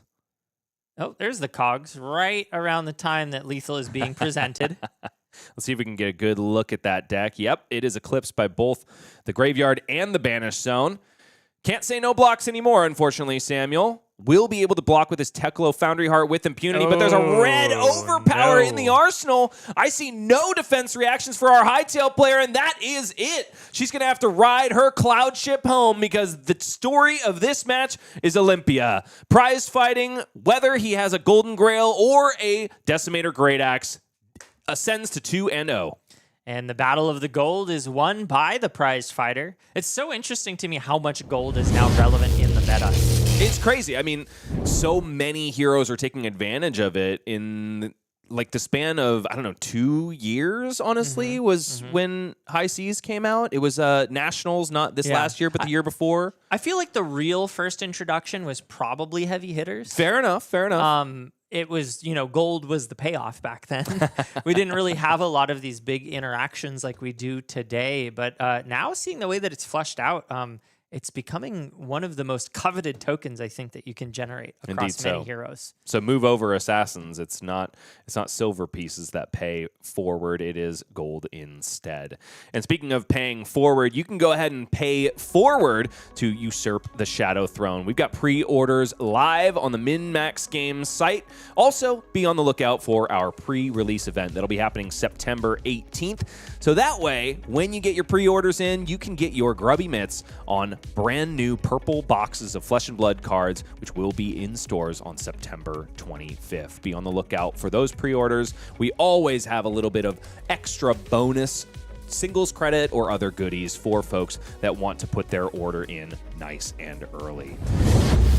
That's the word from MinMaxGames, and the word from the players at the MinMaxGames Battleground will continue. We won't be mincing them at all, but instead cutting right through to the chase and the life total. So stick around. There's more Flesh and Blood coming up in just a little bit.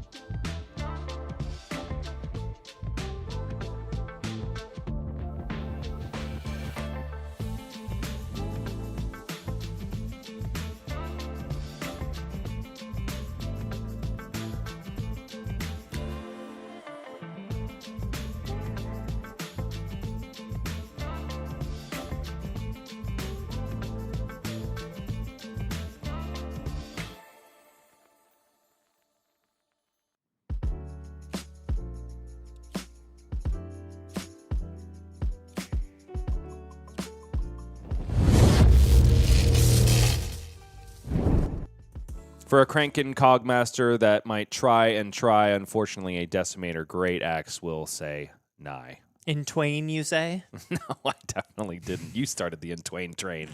Well, in twain, Puffin falls. And in twain, I am now sitting next to Michael Murray, Bryce Platts, and the gentleman I mentioned, bringing you all the action from the MinMax Battleground going on in the Chicagoland area. And what a fantastic partner they have been so far. The games have been immaculate, if a little bit long.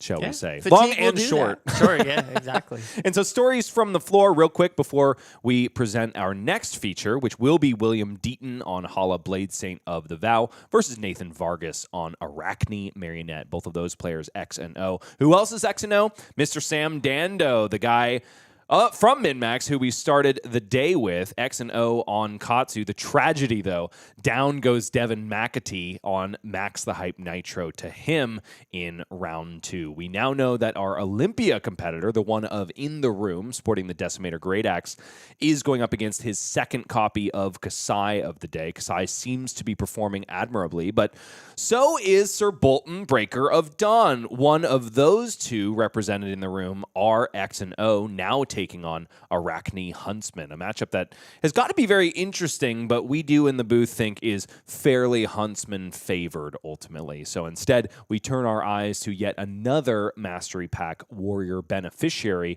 in Hala. Now, how do you think she's going to fare against Marionette, Michael? Well, Hala blocks well, which I think is an important checkbox you need to have against Marionette. If you're just saying no blocks and going full aggro, Marionette can pick you apart. And I think it's one of the reasons that Marionette is doing so well in this meta. I mentioned earlier that I think mid-range is a nice answer to what Marionette is trying to do. And if you can bring D-Reacts in to help stymie some of those really tall turns or evade the need to put blocks up front onto, say, a Kiss of Death, not baiting, or rather baiting out the Tarantula Toxin to then respond with your D-React to prevent the shred side, I think that's the angle that you need to take, and Hala is well positioned to do that. The other nice thing about her is, of course, the numbers are undeniable on this deck when it gets humming. When a flurry token is established, I always like to say even 2 blues equate to ultimately 9 value if you count the refresh of Valiant Dynamos. And so you mix in a Beckon and Steel turn here, or maybe even just a full grip that you can get from the Marionette once in a blue moon.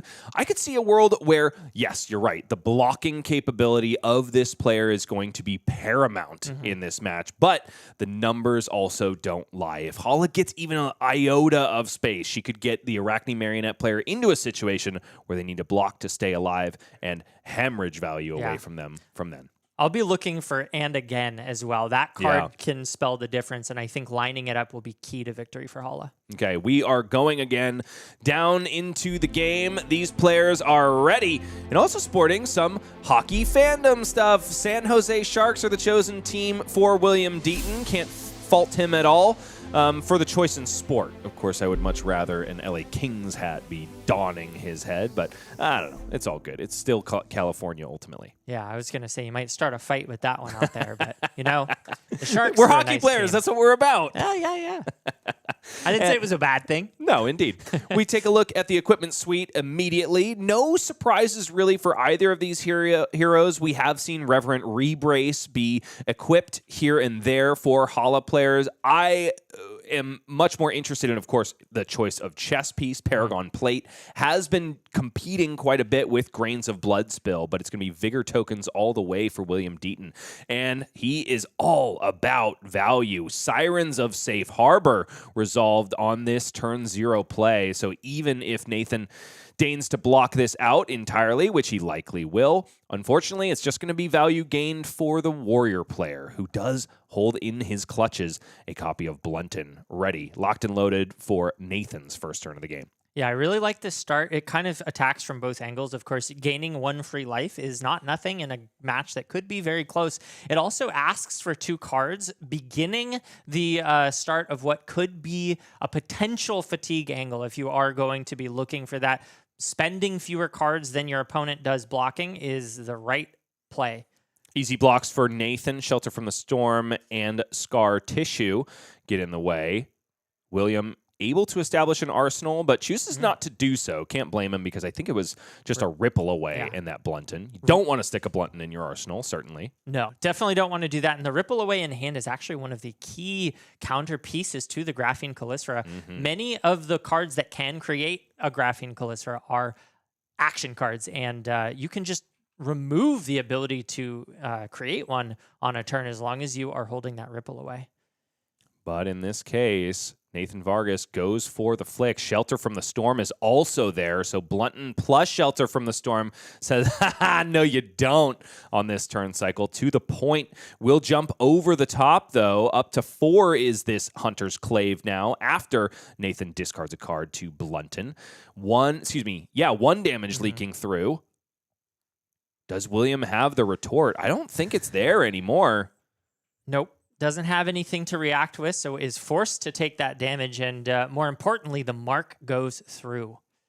Hala's name is now Mark, which is huge for Nathan Vargas in this case, especially if he can roll a 3 at the end of this turn cycle. Does seem like he's cleaning up. Yeah, nothing left to be said now. Both players back down to 40. You're not seeing double here, folks. William did gain a life on that turn 0 play. Is going to be gaining a little bit more before all is said and done as well. Sigil of Solace in the hand. And once again, kind of stranded with that Ripple Away. The nice thing now is he has a way to sink it away by swinging a Zenith Blade. 6 rolled means we are going Trapdoor. Which, is not bad in this case. I think Nathan much would have preferred to have Arachne Orb Weaver established. Still might have the opportunity to do so if William decides to come in with Zenith Blade. Mask of Deceit is there, ready to transform Nathan into what he actually wants to be. The question, though, is will he fetch out a trap? He's already in the deck, so he's got to banish something at this point. Card is banished face down. I didn't quite catch it. I didn't catch that card, but I did catch that the arsenal right now is Codex of Frailty. Huge. Makes sense you wouldn't play it out this turn, given that there are very few targets, if any, in the graveyard. I think there are none. Yeah. Literally bagel at the moment. So need to fill those up before enacting that powerful play.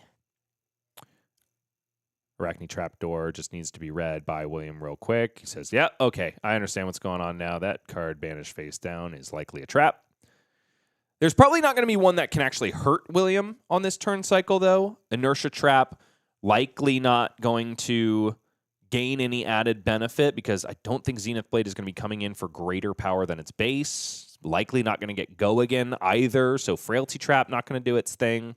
No, I think you just pitch Ripple Away here, swing it, and move on. If it hits, you could make a Vigor token, which would be nice, and with Nathan having the trap in Banish, though, it's very unlikely. Actually, it's kind of nice because he really wants to transform to get that Calyssera here. So it looks like the trap will do very little other than maybe blocking 1 additional damage. So William finally pitching away his hand trap that gets rid of Graphene Calyssera before they can be established and runs headlong with this Zenith Blade into the headpiece of Nathan Vargas, which allows Graphene Calyssera to come online. Yeah. And importantly, this is not an action card, which means that the Ripple Away wouldn't affect it, even if it was discarded here. Shout out Nathan Vargas for having all of these full art Marvel Arachne Demi heroes. Deck is just absolutely gorgeous when it's allowed to, when the player, I guess, has the economic barrier to entry. Inertia Trap was banished off of Arachne Trapdoor and will jump in front to make sure that Nathan doesn't take any lickings on this turn cycle. Both players still at 40 and 40. Incision discarded to the Arachne Orb Weaver hero ability to generate Graphene Calyssera. It's now in the right-handed slot. And all of a sudden, Codex of Frailty will have a target when this combat chain closes. Mark of the Black Widow is out in the arena. Currently crashing in for a whopping 4. Still only 3. I think 6 he discarded to make the Graphene Calyssera, which interesting play here. Seeing the Incision hit the graveyard makes me question, as William, how many attack reactions are going to back this up? A red Incision is usually one you want to resolve, and so I think you generally expect these Arachne Demi heroes to be discarding blues or something that won't get as much of a rate on offense as 3. Yeah. Now, Incision, of course, can only target daggers, so don't expect it to be able to hit this in the first place. It's not as big of a tell as I suggested. 9, though, now over the top. And go again. Which will skirt a defense reaction if it's there for William Deaton. It seems to not be, though. 5 damage connects with the face, and now a card must be banished out of the hand. Mark consumed as well.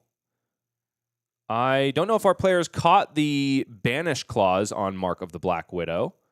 Yeah. We'll see if we can signal to them and clear all of that up. But pain in the backside is the follow-up.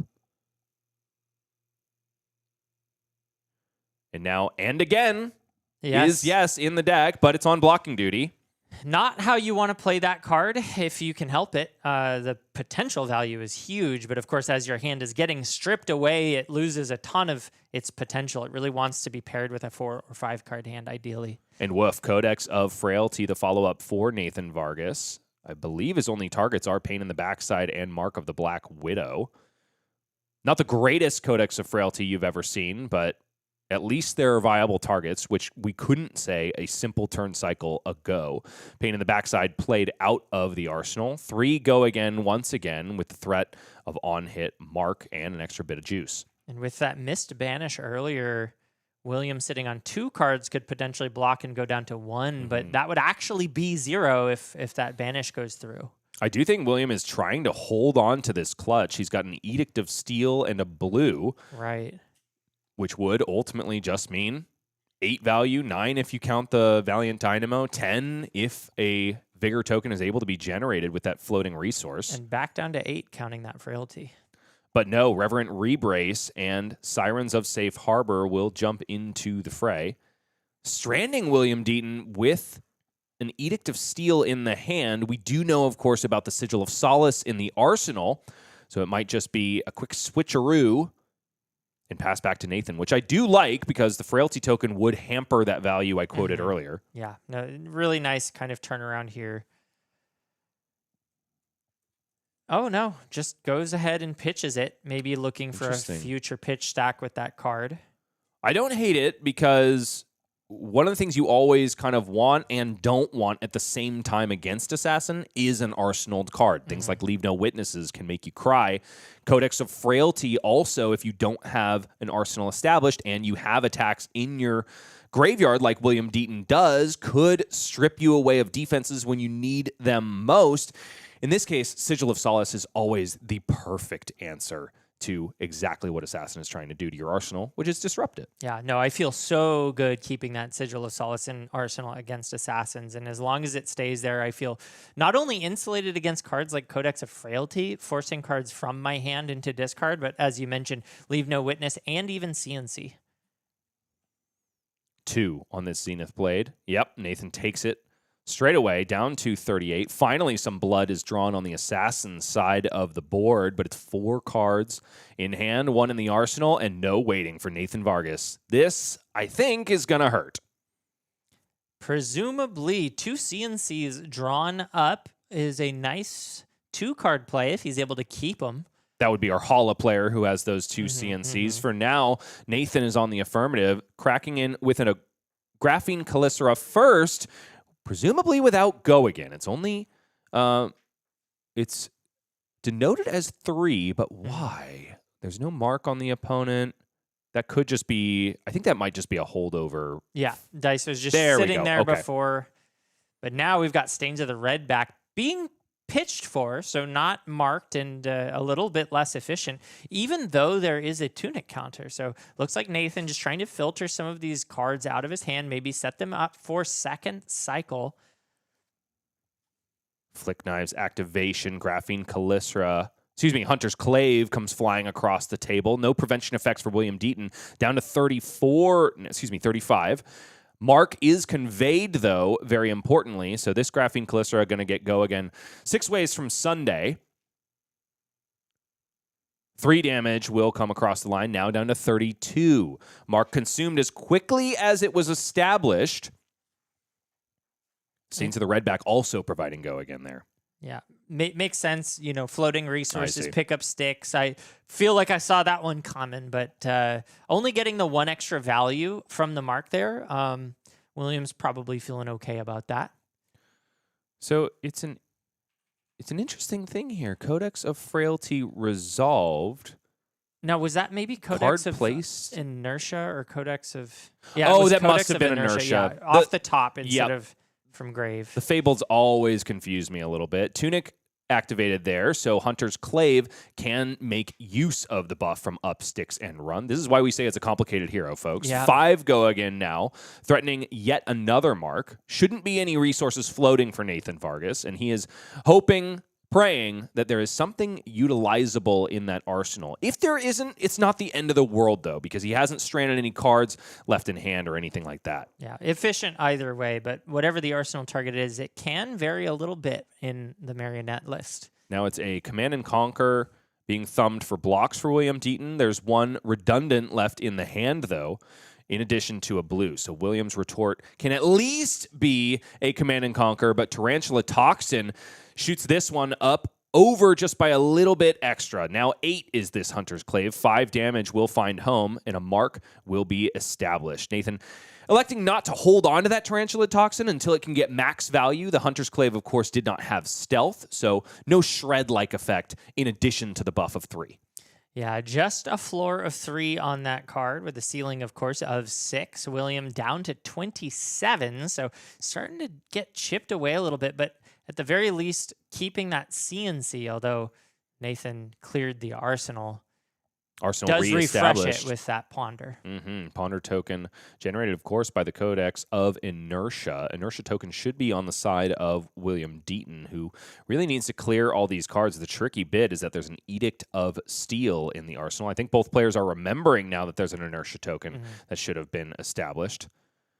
William perhaps saying there's not much I can do about it anyway, unfortunately. Can technically clear all of these cards by playing the Edict of Steel, using the 2 resources left floating after swinging the Zenith Blade to send in Command and Conquer afterwards. But obviously, Edict of Steel is something that you would much rather utilize with 2 weapon swings. In this case, unfortunately, William just saying it's going to the bottom of the deck. No value to be generated there.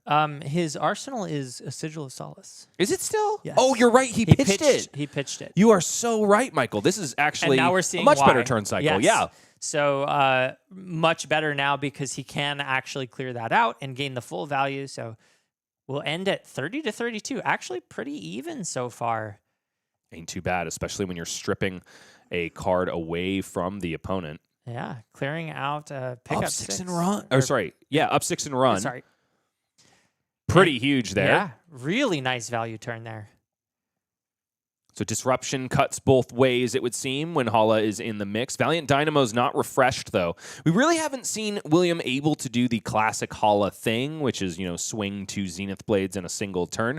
But based on what we're seeing in the hand now, Fiddler's Green is there. I do wonder if William is going for more of a fatigue angle against Marionette. Yeah, also Blunton. So this is going to be quite a blocking turn, and Nathan also has that Shelter from the Storm in hand. Likely one of the reasons he opted to clear the arsenal, just clear it out and give space for this defensive piece to hit since he can't convert it to offense here. And now when you know 2 that Blunton is in the hand, yes, one of these defense reactions has got to be eyed for the graveyard ultimately. Nathan really stumbling on his offensive pressure here. There is a to the point joining those 2 defense reactions, but one card will need to be pitched in order to send a Graphene Calicera. Will have go again, of course, but the resources don't really cooperate for a Clave to follow up this knife. The good thing is that William is marked, so to the point will gain maximum value ultimately. Arachne Tarantula is threatening just an extra bit of value. Fiddler's Green plus Blunton are the blocks. Inertia Trap immediately potentially discarded for Nathan. He pulls it back. Yeah, William's still thinking about a 3rd card here, which I don't hate. This is 5 damage coming in, and if you just block all of it and gain 3 life, it's pretty clean. William saying, sorry, not finished on blocks yet. Olay might be joining, making this block all the way up to 6.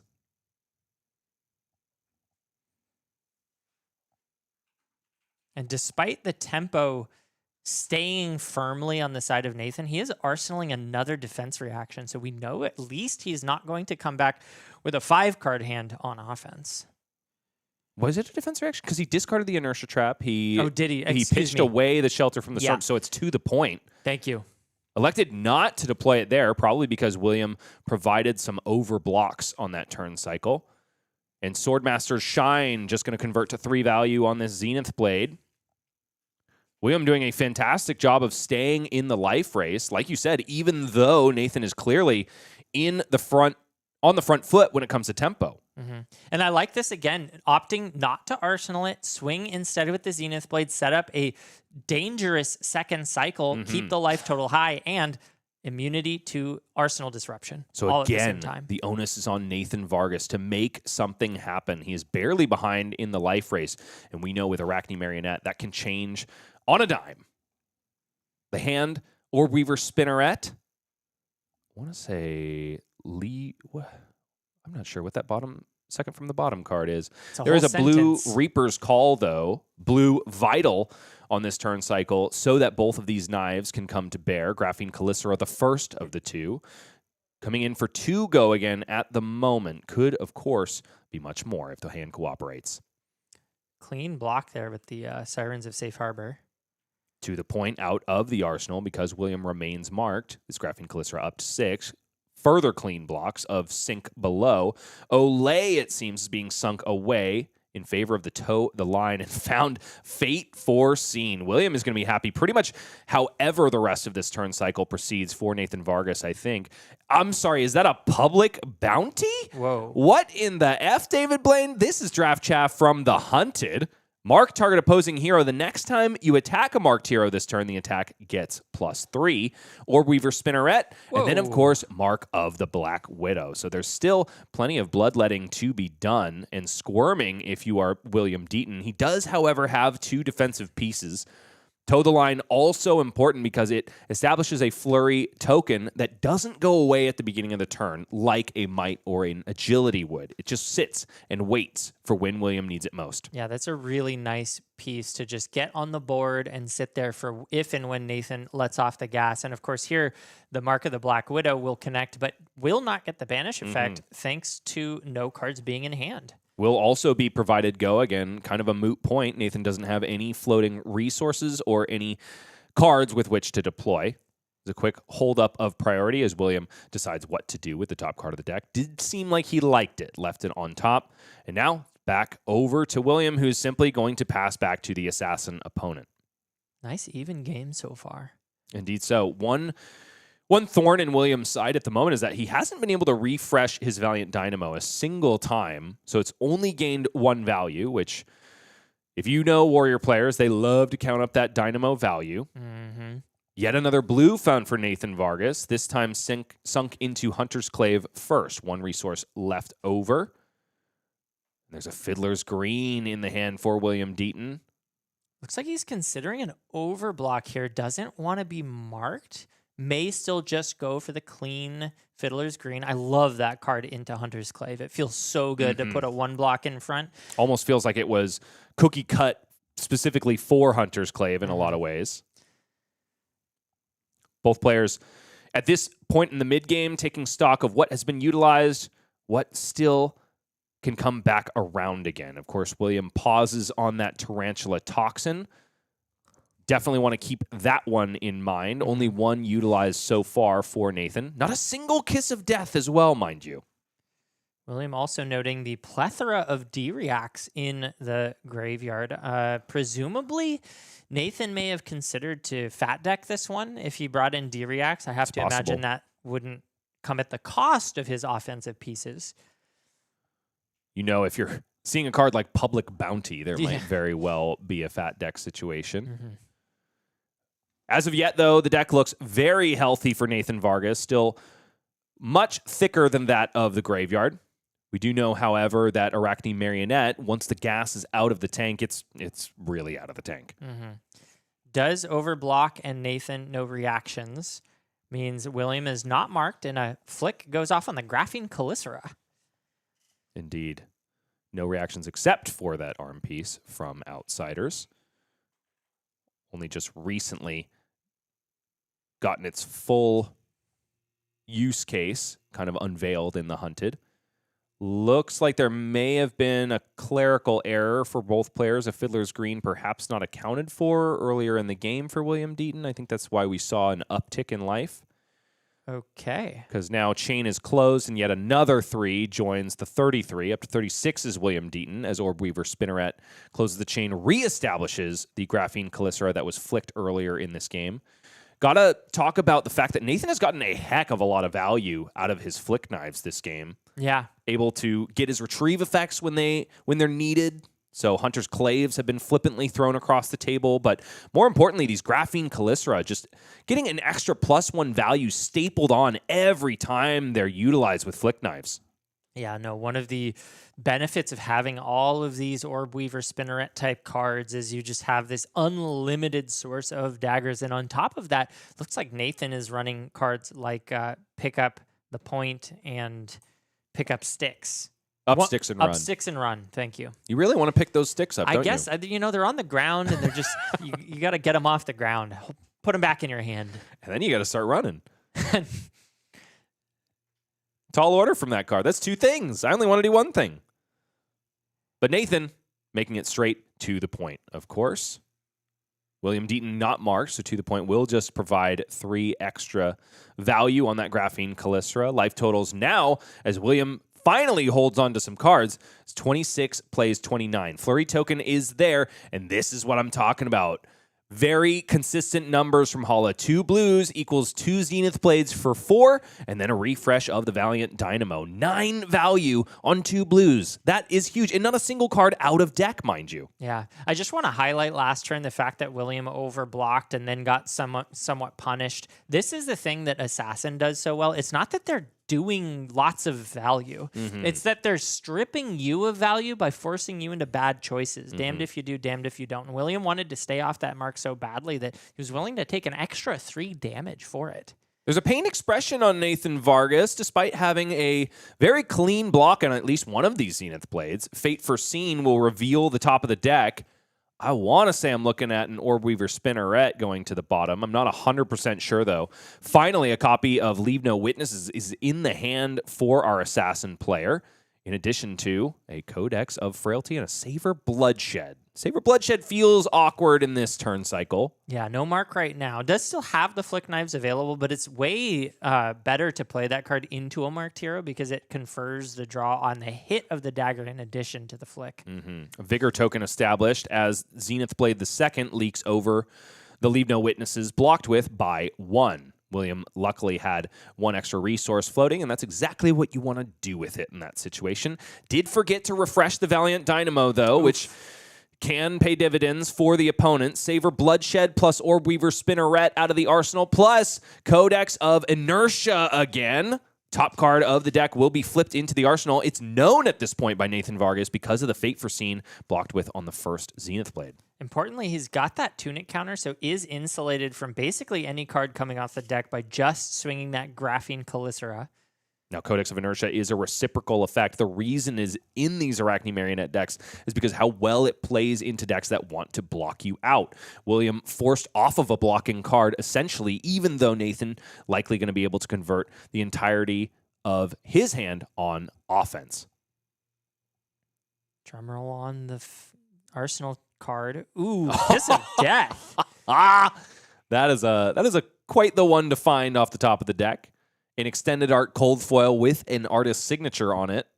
Silver lining, no mark, still. Mark can, of course, be conveyed by Flick Knives, might run headlong into a Shelter from the Storm, or, heck, why not a Toe the Line as well? Both are in the hand and available to William Deaton. This feels like a turn where he's going to reach for that armor, and I bet he's going to kick himself when he realizes that Valiant Dynamo still has a counter on it. Toe the Line plus Shelter from the Storm, the chosen blocks. No reaction from Nathan Vargas, of course, because Toe the Line would just be sitting there floating, ultimately waiting for a Clave to connect with it. So no Savor Bloodshed draw here. What Nathan is going to be able to do, though... Wait, never mind. This Kiss of Death doesn't have go again. So J.K. Rafflemau, it's just an extra little bit of value. What I was going to say was that extra resource from Fiendel Spring Tunic could get Graphene Calycera in the mix and flick Kiss of Death. Alas, it's just a heal up for William Deaton and bank that Flurry token for later. Up to 24 is our Hala player to Nathan Vargas' 28, who is right back on the affirmative after refreshing the arsenal from the Ponder token made by Codex of Inertia. Really like the way that he navigated that turn with the floating prevention. Didn't need to cash in the armor thanks to that play there. Inertia hurts, though, as the arsenal target goes straight back into the... I believe I caught the random arsenal, and it was a provoke or another one of those blues that you probably don't want in the arsenal anyway. Yeah. So William, perhaps, it's just not clear great. It out. Did lose a card from deck, but happy to get rid of it and establish something like a Sigil of Solace later on. Life totals are dwindling near half, though, and it looks like the decks are close behind. Yep. So we are in a neck-and-neck race between life totals and fatigue right now. Still 25 minutes left to play here. Plenty of time. Both players have been keeping pace. But I do think the onus is on Nathan to find a way through. Hasn't been able to put together an egregious Arachne Marionette turn like we have come to expect from this hero. Savor Bloodshed II might have something to say about that, though. Still not marked. It's an activation of Fiendal Spring Tunic and Graphene Calicera to follow up the Savor Bloodshed. So, like you mentioned, Michael, it's only 5 right now without Go Again. We haven't seen a lot of copies of Stains of the Redback. Currently, only the one, I think, played. But there is, I want to say, Tarantula Toxin, Reaper's Call, and Throw Dagger. Reaper's Call could be discarded at instant speed to provide the mark. It's being done right now as I speak. Yeah. Mark conveyed, all of a sudden Graphene Calicera up to 6, but it's still meeting 6 in the arena, so we need an extra attack reaction to get over the line, and it is Tarantula Toxin. Shredding and buffing at the same time. All of a sudden, a very meaningful 1-card 6, this Graphene Calicera, now at 9. Not to mention, he's going to draw a card if this connects. Woof. And just as I asked for an egregious turn, Nathan answers. Tarantula Toxin sure seems good. It's A-okay. Down to 18 goes William Deaton. Card should be drawn for Nathan Vargas. Mark consumed as well. And there it is. Card drawn. Extra blue in the hand we knew about was Throw Dagger, and now Scar Tissue joins it. That is not bad at all. Because now all of a sudden this Hunter's Clave can come into the arena. 1 Go Again now for William Deaton's consideration, who only has 2 cards left in reserve for defense. And it looks like he's starting to get into a little bit of a scary place with that life total. As soon as I hit single digits, I'm starting to get really scared of that last Tarantula Toxin. It's the squirm factor that brings so many people into the fold of Arachne Marionette. Love to watch your opponent go, will they, won't they? What do I do in this situation? If they have this, then I'm dead. If they don't, I have to take this gamble, whatever. You see William begrudgingly taking that damage. Scar Tissue will sneak 3 over the line in an additional mark. Card in the arsenal. Not left to play, though. It's a roll for Arachne Redback as the transformation for Nathan Vargas. We'll have plenty of opportunities for Go Again on the next turn cycle, which is honestly pretty huge when your opponent likely just going to arsenal and pass. Yeah, not a great turn, I guess. Oh, he's got 2 cards, so he can do the good old-fashioned holla, maybe refresh Dynamos if he remembers this time around. There it is. Normally, it's 2 blues that make 9 value. In this case, it'll be a blue and a yellow. Still just as good, as long as those Dynamos can be remembered. Second Zenith Blade now for 4, after the first one stabs right through the chest of Mr. Redback. Yeah, just takes it. That hand must be very juicy indeed. There we go. We got our Valiant Dynamos refreshed. No Vigor token, though, for William Deaton. Didn't have the requisite resources to pay into Grains of Blood Spill.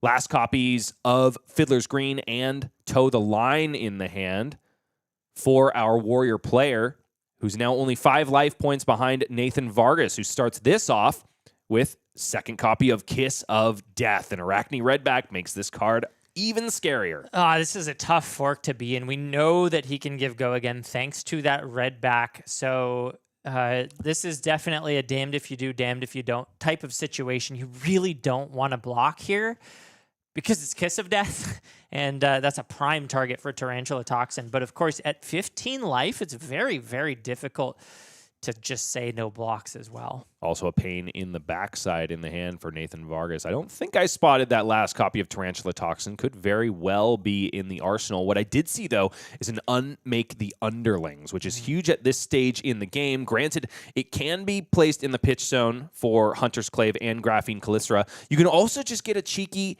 easy 3 value by activating Redback, providing Go Again to Kiss of Death and an extra bit of juice on top of it. Yeah, I like playing this as if you're blocking 6 here, and he does put 4 in front. We know there's 2 to follow up in the form of reactions. Nathan discards to the Redback. This is much better, discarding a layer of the Spider, a defense reaction that's not going to get any pressure onto the opponent's side of the board. Toe the Line will jump in front, though, blocking this out perfectly, completely blunting this Kiss of Death, and also leaving a Flurry token behind for a future turn. Pain in the backside, the follow-up. No block, says William Deaton. Ultimately, 4 extra damage will come across. There's a Flick Knives activation to be taken care of as well.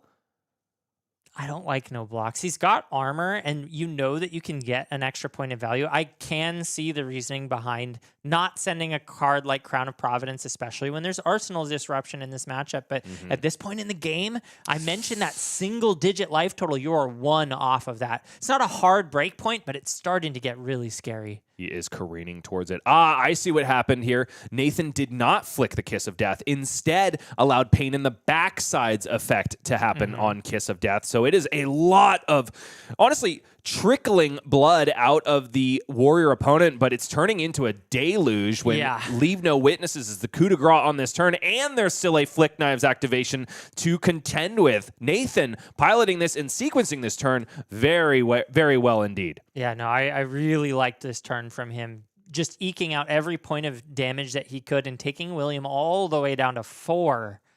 This is the offensive amount of damage that we have been looking for if you're a fan of Nathan Vargas. All of a sudden, the bulwark of defense that William has been able to set up is ultimately null and void. Now, correct me if I'm wrong, there was a block of Fiddler's Green on that combat chain, right? Okay, players are remembering it now. William now up to 7. So it's not terrible, but you said it, Michael. Single digits are a scary place to be. Yeah, against most decks at 7, you're pretty darn comfortable as long as you can block out. Not against a Marionette. Scary indeed. Normally, it's warriors that like to make people squirm with the amount of attack reactions they have available to them. But I would definitely I would throw my lot in with the Marionette in a similar situation. Yes, absolutely. This is a very steep mountain for William to climb. There's a ton of cards still left in Nathan's deck as well, so Fatigue far off from now. Take Up the Mantle and Codex of Frailty are just 2 of the cards in this hand for Nathan Vargas, sitting at 20 to William Deaton's 7. Pain in the Backside, I believe the 3rd, finally now. Resolved on the combat chain, meets an Edict of Steel. It's 3-on-3. It's Nathan's decision on how to proceed. Fate Foreseen is in the hand for William Deaton, but an exposed Arsenal zone does mean he will be stripped of a card on defense if Nathan decides to utilize Codex of Frailty. Yeah, this is a tough spot to be in. That's one of the absolute best use cases of the Codex of Frailty, being able to strip those cards from hand. One of the reasons it's so good to actually have an arsenal like a Sigil of Solace just sitting there, blocking the Codex, but also preventing the disruption. Combat chain closed. Card drawn for Nathan Vargas. I missed why. Had a silver token, I think, established. So gets rid of Unmake the Underlings in favor of, I would trade it for a Kiss of Death any day. Seems good to me. This Kiss of Death doesn't have Go Again, but Take Up the Mantle is in hand. No mark, but again, a flick could come through in the reaction step.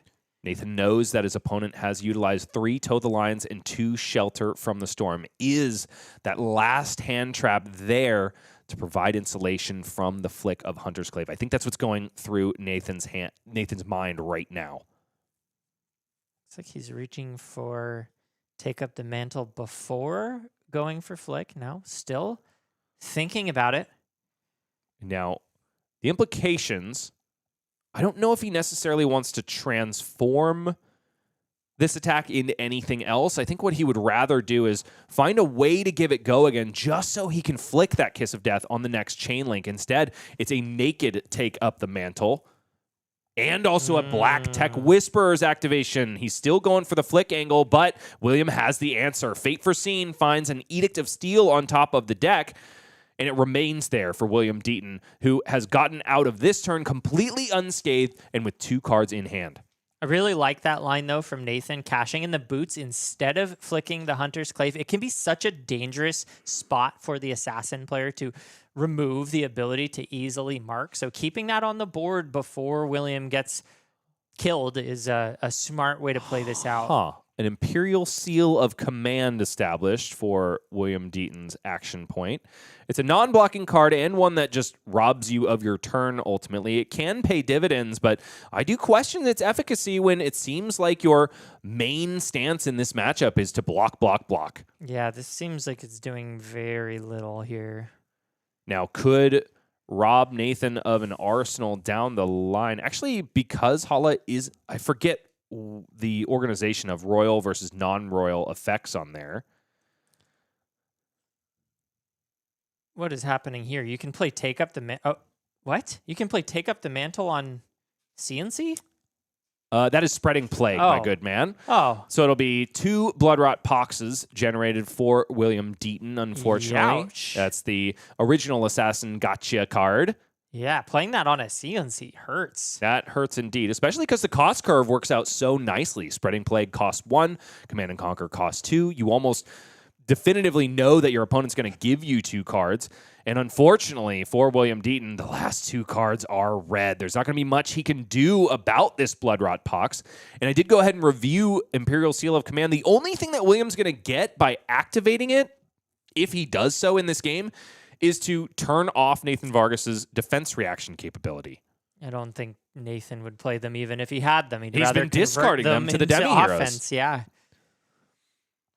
It's a swing of Zenith Blade to close out this turn. Nathan Vargas down to 12, but the real damage has been done by 2 Bloodrot Poxes to sending William all the way down to a very precarious 3.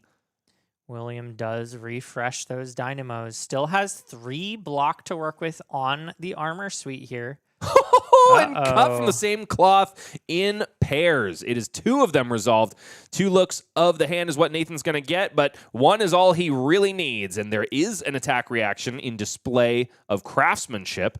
Mark conveyed to William Deaton, but more importantly, 8 points of damage on this Graphene Calycera, now crashing in for a whopping 10. And Nathan knows that shields are down when it comes to defense reactions for his opponent. And William's got to be thinking about that last Tarantula Toxin as well. It's been a long time since we've seen the first 2, and presumably we're getting close to second cycle. So only 9 represented on this Calycera. I do believe 1 point of value is being missed. Mr. Vargas is Arachne Marionette, so this Graphene Calycera should be at a base ultimately of 2. Yes, that's true. So this should be 10 with a potential of more, and this is just such a fork because it's a full block, and there it is. Tarantula Toxin gets the fist bump. Nathan Vargas overcomes a massive defensive formation from Hala Blade Saint of the Val, and you can see he can't even believe it. Head in hands. He thought he was up against the wall, but look at the size of that deck. He's got plenty to work with. I'd say 25%. Yeah, absolutely. Clean win. Clean win indeed, and though losing streak continues for our Warriors, but story from the floor, Alex Tyler, the Warrior aficionado, doesn't matter if it's Bolton or if it's Fang. Today, it is Fang, and he is X and O. Just took down yet another Kasai in his wake. So the hope still rides for Warrior. In this case, it is Olympia and not Hala doing it for the OG class of Flesh and Blood. Now, do we have word on what weapon he's brought? The Fang, that is? He's got to be Obsidian Fire Veins. Okay. I know this man to be tried and true when it comes to presenting offensive. I guess Decimator Great Axe is very offensive as well. But my point is that he likes to play the game as the devs have intended. It's not a Great Axe situation if my experience with him is to be believed. Well, that could be an exciting match in the future. We'll have to wait and see Indeed, what kinds of pairings we get. We will see indeed. But what we do know is that Hala goes down to the XN1 bracket. We, of course, wish William Deaton all the best of luck for the remainder of the day. We love to see our Warriors doing well. And we also would love to see all of you folks at our spoiler, which is happening on September 5th. You can enjoy it here on the MinMaxGames YouTube channel. In addition to your first look at Gem Pack 6, we'll be opening them live on stream before or after revealing our spoiler. I'm not sure exactly which, and it is going to be a juicy spoiler indeed. Michael and I have been trying so hard to figure out what it is because all we have to go on right now, thanks a lot, Peter, is this blurry image, which I am completely befuddled by. Yeah, it seems to have text about 2 paragraphs worth, so presumably it does a lot of stuff. I feel like it's a weapon. I'm definitely seeing a pearl in the bottom right-hand corner of the screen. We've been talking about perhaps a cane offhand because Viserai has been maimed in the battle for the Shadow Throne. Yeah. Question remains, what the heck is this spoiler card, and why can't Peter just tell us right now? Have you ever seen in the movies when you're fighting a vampire and you hold up the cross? Oh! And it sort of I can see it. Yeah, right? It would be kind of weird for a shadow player or shadow hero to be using, deified imagery. Yeah, I mean, maybe it's a Bolton expansion slot card. That's and he's purging very evil interesting with his cross cane. Okay, I could see that. I could definitely see that. I really don't think that it's going to be a shadow hero using a crucifix, though, right? No, that would not. They're trying to destroy Soul, not aid and abet it. You'd think. Okay, well, we will remain thinking on that point, and you can think as well, just until September 5th, when all of our questions will be answered, not just about our IAR spoiler, but also about the contents of Gem Pack 6. There's so much of that and more to be excited about on the MinMax YouTube channel. Right now, it's more flesh and blood action coming your way when we proceed to round 4. Don't go anywhere. There is more to be had.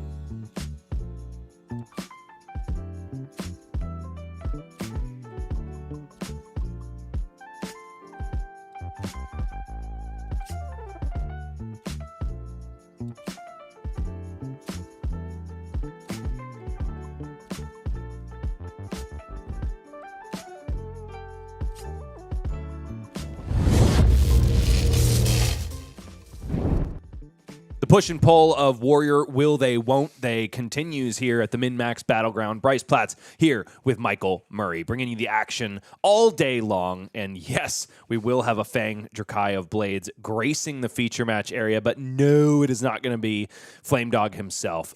Alex Tyler, who remains as one of our 4 undefeateds. He's running smack dab into yet another Kasai, and based on the way his last round went, I think he's going to be able to handle it pretty easily. Instead, we turn our eyes to Griffin Arnold, X-1 on Fang, going up against the crowd favorite Tough Nut in the hands of Jason Berk, who is X-1 as well, fighting for his opportunity to play Tough Nut like Daniel Correas did in the top 8 of an event.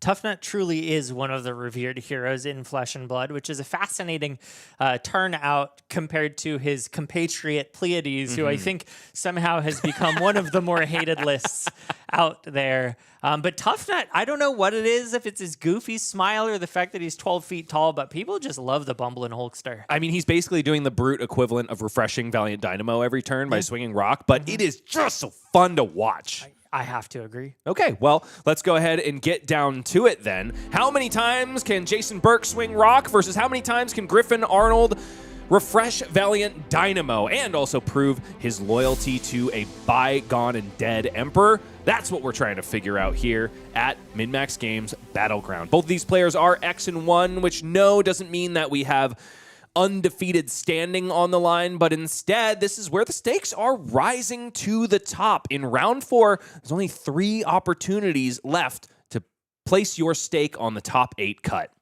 Griffin Arnold prepping for Usurp the Shadow Throne with some shadowy demon sleeves, which I absolutely love to see Balgor. What I don't love to see is the way that Griffin presents the Obsidian Firevein. I am still a truther when it comes to putting one on either side of the hero. I even like to do it upside down so that they're canonically correct with the hero ability, and you kind of like twist them as you swing them, so you're like a burning Beyblade. I'm demonstrating it visually for Michael, but none of you can see that. It was a very good demonstration. Thanks, man. You know what I would like to do, though, is get an alt art of the Fang hero where he's got arms. Both of his arms are coming out of the left side of his body to support this version. Pain and suffering is what Michael Murray's causing me in the booth. And pain and suffering is what Griffin Arnold is going to try to do here with this Savor Bloodshed on turn 0. Thumbing a Warmonger's Diplomacy and a Lair of the Spider, though. So yeah, it's just going to be an Arsenal pass. Unfortunately, Savor Bloodshed is not really the card that it is in Arachne Marionette. It still does serious work in Fang, but it's not egregious like we have seen from like Nate Vargas in the previous match. Jason Berk doing a little bit of setup in his own right, discarding a Wind Up the Crowd on that turn 0 after blocking out Obsidian Firevein. Vigor token going to pop at the beginning of this turn cycle. Toughness is going to have to wait until Griffin is back on the affirmative. It's 3 cards in hand, one of them being Buck Wild. That's a pretty good way to clear out the hand. Yeah, really good start here. Has the yellow and the blue to support it, meaning he can overpitch and almost guarantee the rock. I don't think he can because of that Vigor token, unfortunately. Oh, no, you're right. Oh, well, you're right. Yeah, he can't use the gauntlets. Okay, let's think here. No Hero Stands Alone will clear the Buckwild out of the hand and provide it go again. That card does have 6 power on it. Then Jason can activate Gauntlets of Tyrannical Rex because he will have a 6 power in the pitch zone. Then activate Tough Nut and Swing Rock. Instead, it's a Tough Nut activation first. Crowd Goes Wild is going to make the crowd go wild. Also get an extra toughness token for the toughest and nuttiest boy in the game of Flesh and Blood. Also 3 resources floating. Yeah, so it looks like perhaps something destined for the Arsenal instead. Which I would think would be the Buckwild. That's the only card. Oh, never mind. No Hero Stands Alone is a fantastic Arsenal target. Yeah. You definitely want to establish that. But what is going to be the follow-up to this Buckwild after playing it out? Den of the Spider will provide a mark to Jason Burke because this Buckwild's power is greater than its base thanks to the activation of Gauntlets of Tyrannical Rex. Love that for Griffin. Getting those marks early is paramount to the Fang game plan of getting 3 fealties online. And so now all Jason can do is send this No Hero Stands Alone, which is just another 6 points of damage. I think I would have rather seen that go to Arsenal and just pass. Wouldn't have hated that either. But as it stands, Jason was able to get 13 offensive value out of that turn cycle, despite having like a little bit of an awkward pitch curve to overcome. And now 2 toughness tokens on the board does mean that he'll be able to blunt one of these daggers very easily indeed, especially if Griffin plays a Draconic card on top of it. But I see the perfect retort to that possibility, which is Tooth of the Dragon. Battlefront Bastion going to get in front, block 4 points of damage, and also hold over 1 point of prevention for the remainder of the turn. Tooth of the Dragon will skirt those toughness tokens, and now Obsidian Firevein II crashes on in for 4 damage. Yeah, really nicely aligned there for Griffin. Still needs to connect to get the fealty from that mark, but also does he have another source of go again in hand? He does. He has Long Whisker Loyalty, and I think this is exactly what he was hoping for.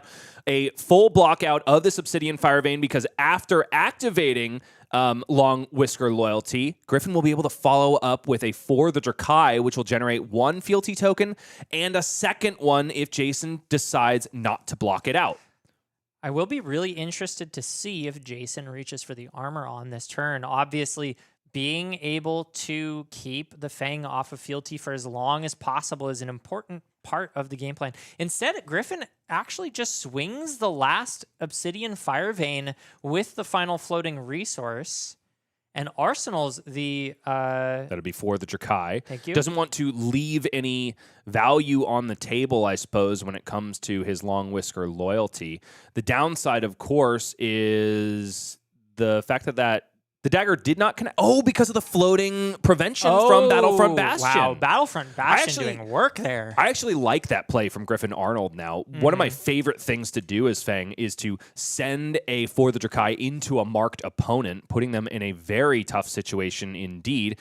Damned if you do, damned if you don't, you provide me fealty. But in this case, Jason rewarded by the top of the deck. It's not just a blue, it's Hulk up as well. So second toughness token left in its place after Tough Nut is activated. He still remains marked though, which is a boon to Griffin Arnold, who is just blocking this rock with Valiant Dynamo. Definitely rewarded for clearing out the hand there. Sometimes Tough Nut can hit the yellow off the top, and when you're not on that third tunic counter, it can be a little bit of a risky play to simply Tough Nut pass. And excuse me, folks, it will be Long Whisker Loyalty potentially thumbed onto the combat chain. And I am thinking back to that first turn cycle for Jason Burke. I do wonder if he decided not to go with my line and commit to Swinging Rock because of the Kabuto of Imperial Authority on the side of Fang. Probably there exactly to block a Buckwild early in the turn cycle and completely blunt the remainder of the Tough Nut turn. Griffin very astutely reading that play, though, and not committing the Kabuto on the first Buckwild. Rock connecting now for 2 points against Fang, who has yet to be able to draw a single drop of blood from the bumbling Hulkster. Yeah, really good start so far for Jason, taking a commanding life lead. But this is the price that you have to pay by playing Fang. You've got to get online. This early in the game, that's the only thing that matters. Once you get there, you're in a place I like to call Value Town, and you do it better than just about any other hero in the game. Tough Nut might give you a run for your money, though. It's a Blistering Blade in the pitch zone. Obsidian Fire Vein out onto the combat chain, and it is the first fully red-locked hand for Griffin Arnold. This is where Fang loses a ton of value early on. In the hand, and a Scar Tissue to boot. So not only will Griffin be able to leak over just a little bit of damage, also keep that mark going, he'll also be able to pay forward the majority of the damage on this Obsidian Fire Vein to the next chain link, which is so important because here comes for the Drakai. 2 fealty tokens generated in a single turn cycle, potentially a third to follow. And it will be 2 cards blocked with by Jason Burke. Currently leaking over by 1 is this for the Drakai. But first, we clash twice. It's 2 tough smash-ups for Jason Burke. 2 likely going to be generated immediately. Jason's so happy to just leave a blue on top of the deck so that a Tough Nut activation can equal a swing of rock. Yeah, I'm sort of unsure about how I feel letting the damage go through. Or did it?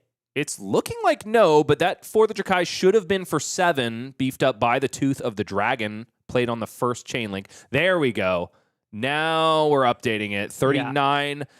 And let's see if the players notice that mark token being consumed. They should. Yeah, that part seems to still have been missed, which is crucial for Fang's third fealty. I mean, the difference between starting a turn cycle with 3 fealty or having to get there is huge. Absolutely. And it is Den of the Spider plus Brave Forge Bracers. No trigger on that Den of the Spider. Doesn't matter because Jason currently remains marked, even though he shouldn't be.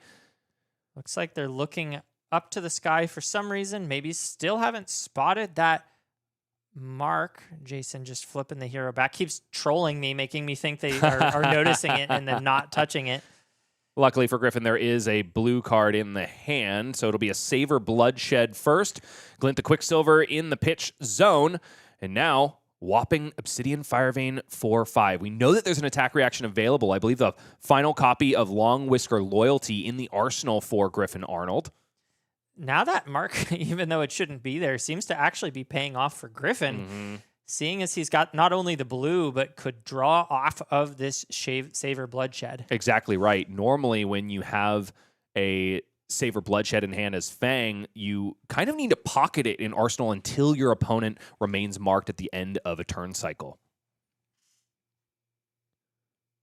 Still 5 for the consideration of Jason Burke. What you have to be considering over the top is an additional 3. That's kind of the standard loadout for Fang. Right now, without 3 fealty online, that ceiling is lowered immensely because Hunt's End is not playable until that 3rd fealty is established. Feels like a pretty clean... Oh, I wish he gave an extra card here. Well, there are 2 toughness tokens to boot. So that's 5 plus 2. He's 1 short of that crucial 3. And here we see Long Whisker Loyalty coming down, pumping it up, presumably by 3. Exactly right. So this Obsidian Fire Vein now 8.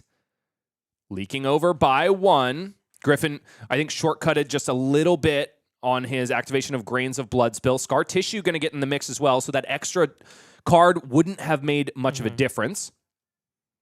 Should be 4 damage now. Mark consumed, fealty token generated, Savor Bloodshed trigger, and also Scar Tissue trigger. So Jason will remain marked. And interesting, a Fire and Brimstone drawn off the top of the deck. All of a sudden, with daggers free, Griffin could go a little bit wider, but I do like pocketing it for a later turn cycle, especially when your opponent has just blocked with a bit of Arsenal Disruption and send packing. Yeah, Griffin just ending the turn with a singular point of damage and presumably clearing the mark. 2 points. Be 2 because of Brave Forge Bracers. Ah, yes. Griffin waves his hand in the air saying, I have nothing. Don't worry about it. Don't look down here. No cards in hand except for 1. Battlefront Bastion jumps into the mix. That extra point of prevention. Not going to do much on this turn cycle except look pretty. And Fire and Brimstone destined for the arsenal of Griffin Arnold. This is the way you want to play it if you're the Fang. 10 life separates these two, but now that the quest is complete on the side of Fang, I expect that to start to even out a little bit. I would have to agree. The retort for Jason Burke, who only has one card left in hand, is in question. These are the kind of turn cycles that are a little bit awkward for Tough Nut, unless, of course, it's something like a rip off the top or a Song of Sinew. I would have imagined that Song of Sinew would have been played first, and no, it's just an Arsenal passed. Toughness token generated by the Crowd Goes Wild. Excuse me, Good-Natured Brutality. But that's all she wrote. Yep, these are the types of clunky hands that Tough Nut can go up against if he doesn't either block with all cards from hand or have some source of go again. Yeah, have the go again pieces. Obsidian Fire Vein for free, so that Vigor token remains ready to be played, perhaps on that Fire and Brimstone in the arsenal. The only way Fire and Brimstone gets even better is if you're able to play it on that first chain link and maximize your value.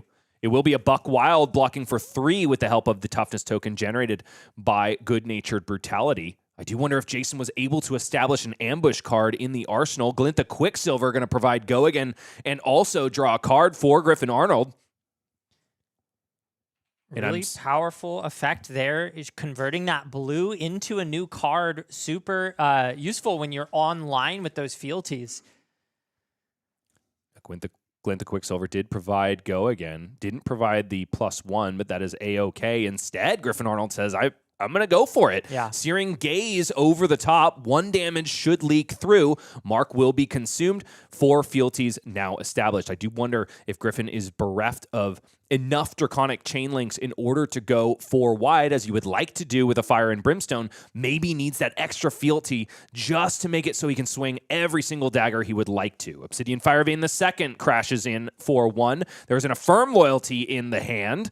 And also a Draco Fire alongside a Blade Flurry. This turn is going to be monstrous. Yeah, definitely. I'm wondering why we didn't see the Fire and Brimstone on the first chain link, given the quantity and quality of reactions in Griffin's hand. It might have been all because of the Glint the Quicksilver draw. That's what Griffin wanted to figure out first and foremost before calculating the rest of this turn. Blade Flurry played out in addition to an Affirm Loyalty. This Obsidian Firevein now up to 6, and now Fire and Brimstone is played out. So only an extra 1 power gained by Fire and Brimstone, at least so far. More importantly, 2 extra swings of each Obsidian Firevein. So missing a point of value on the previous swing, but still, they play it out. Still very good turn cycle indeed for Griffin Arnold. Holds back a Draco Fire, which honestly is below rate when it comes to attack reactions when Fang is online. Yikes, in a Scowling Flesh Bag. Very timely play for Jason Burke. Whoa. But the issue is that Draco Fire is an instant, not an attack reaction. And this might very well be why Griffin structured the turn this way. So Obsidian Firevein will still get go again, despite not being played in the reaction step.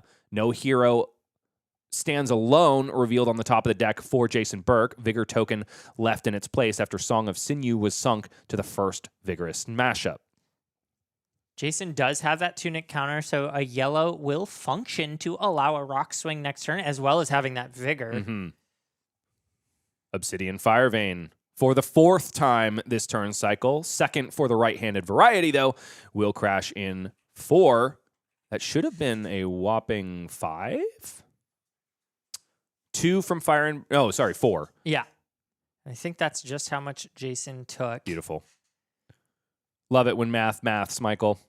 26 plays 25 now. That statement we made last turn about Fang clawing back seems to be coming true, although Jason, the 1-card 7s that Tough Nut puts together are a lot to deal with. They ain't bad. Valiant Dynamo will get on defensive duty, though, turning that 1-card 7 into a 1-card 6. There's a sink below there as well, and this is exactly why Fang becomes a value town hero when online. All of a sudden, all these redundant cards in your hand can just get on blocking duty, and you can keep everything else for offense going forward. Not only is Griffin playing this really beautiful mid-range plan, but he still has that Kabuto of Imperial Authority available to him. I'm really afraid to see if Jason forgets about that piece and ends up trying to establish a big go-again turn and gets blown out. That could be something to keep our eye out for later in the game. Also could just be there for Griffin Arnold saying as a signpost, you can't do that, Jason Burke. Yeah. You cannot for the entirety of the game. You're going to have to rock and roll me the way our forefathers intended. Obsidian Firevein now out again for Griffin Arnold, who is at 22 to Jason Burke's 26. And that sink below paid dividends that Griffin played on the defensive did cycle away a Den of the Spider in favor of yet another Draconic attack reaction. That's a big deal here. Still slightly behind in life total, but it just feels like he's got all the tempo. Battlefront Bastion once again blocks for 3 and floats 1 prevention. Toughness tokens aren't, I wouldn't say at their best against Fang, but they haven't been looking bad, honestly. It's just that Griffin has always had the timely Draconic instant to kind of skirt around the toughness token. Yeah, one of the things that it kind of feels like is that you can get for value just by putting 4 in front of that first Obsidian Firevein. But like you mentioned, these instants are just kind of all lining up really well.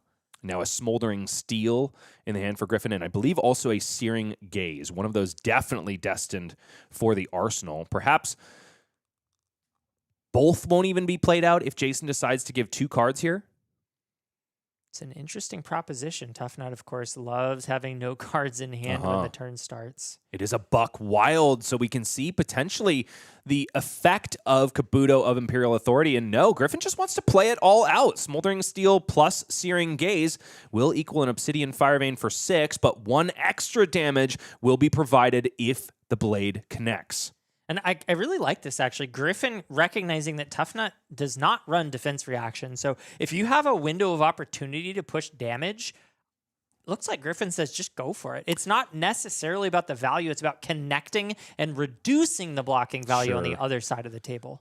The only reason I worry about it is the one thing I never want to be without as Fang is a Draconic attack reaction or instant. And Griffin did have the opportunity to provide one in the arsenal. Luckily, drew another one up this turn cycle.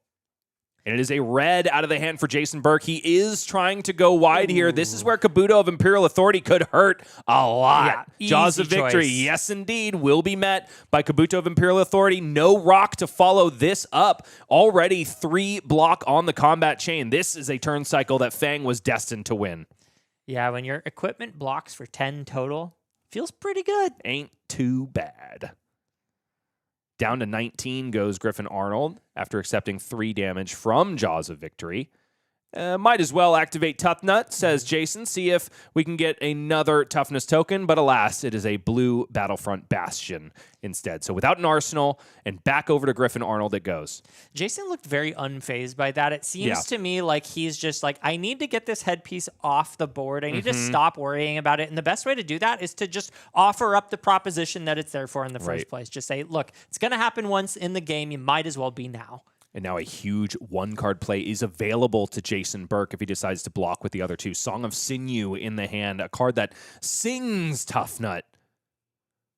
But Vigorous Smash Up will be played out first. 4 blocks on this Obsidian Firevein. Surely Griffin doesn't have the instant. Song of Sinew, the 3rd revealed on the top of the deck. And it's a Vigor token generated for Griffin Arnold. Pretty useful. Fang can make use of those. Card, I think, yes, will be sunk by Jason Burke because he wants to extract as much value as he can from Song of Sinew on his affirmative turn. Curious if he'll ever see it again. Glint the Quicksilver, the chosen card for Griffin Arnold, draws up that Oath of Loyalty revealed on the Vigorous Smash Up, kind of pigeonholing himself into playing the rest of these cards.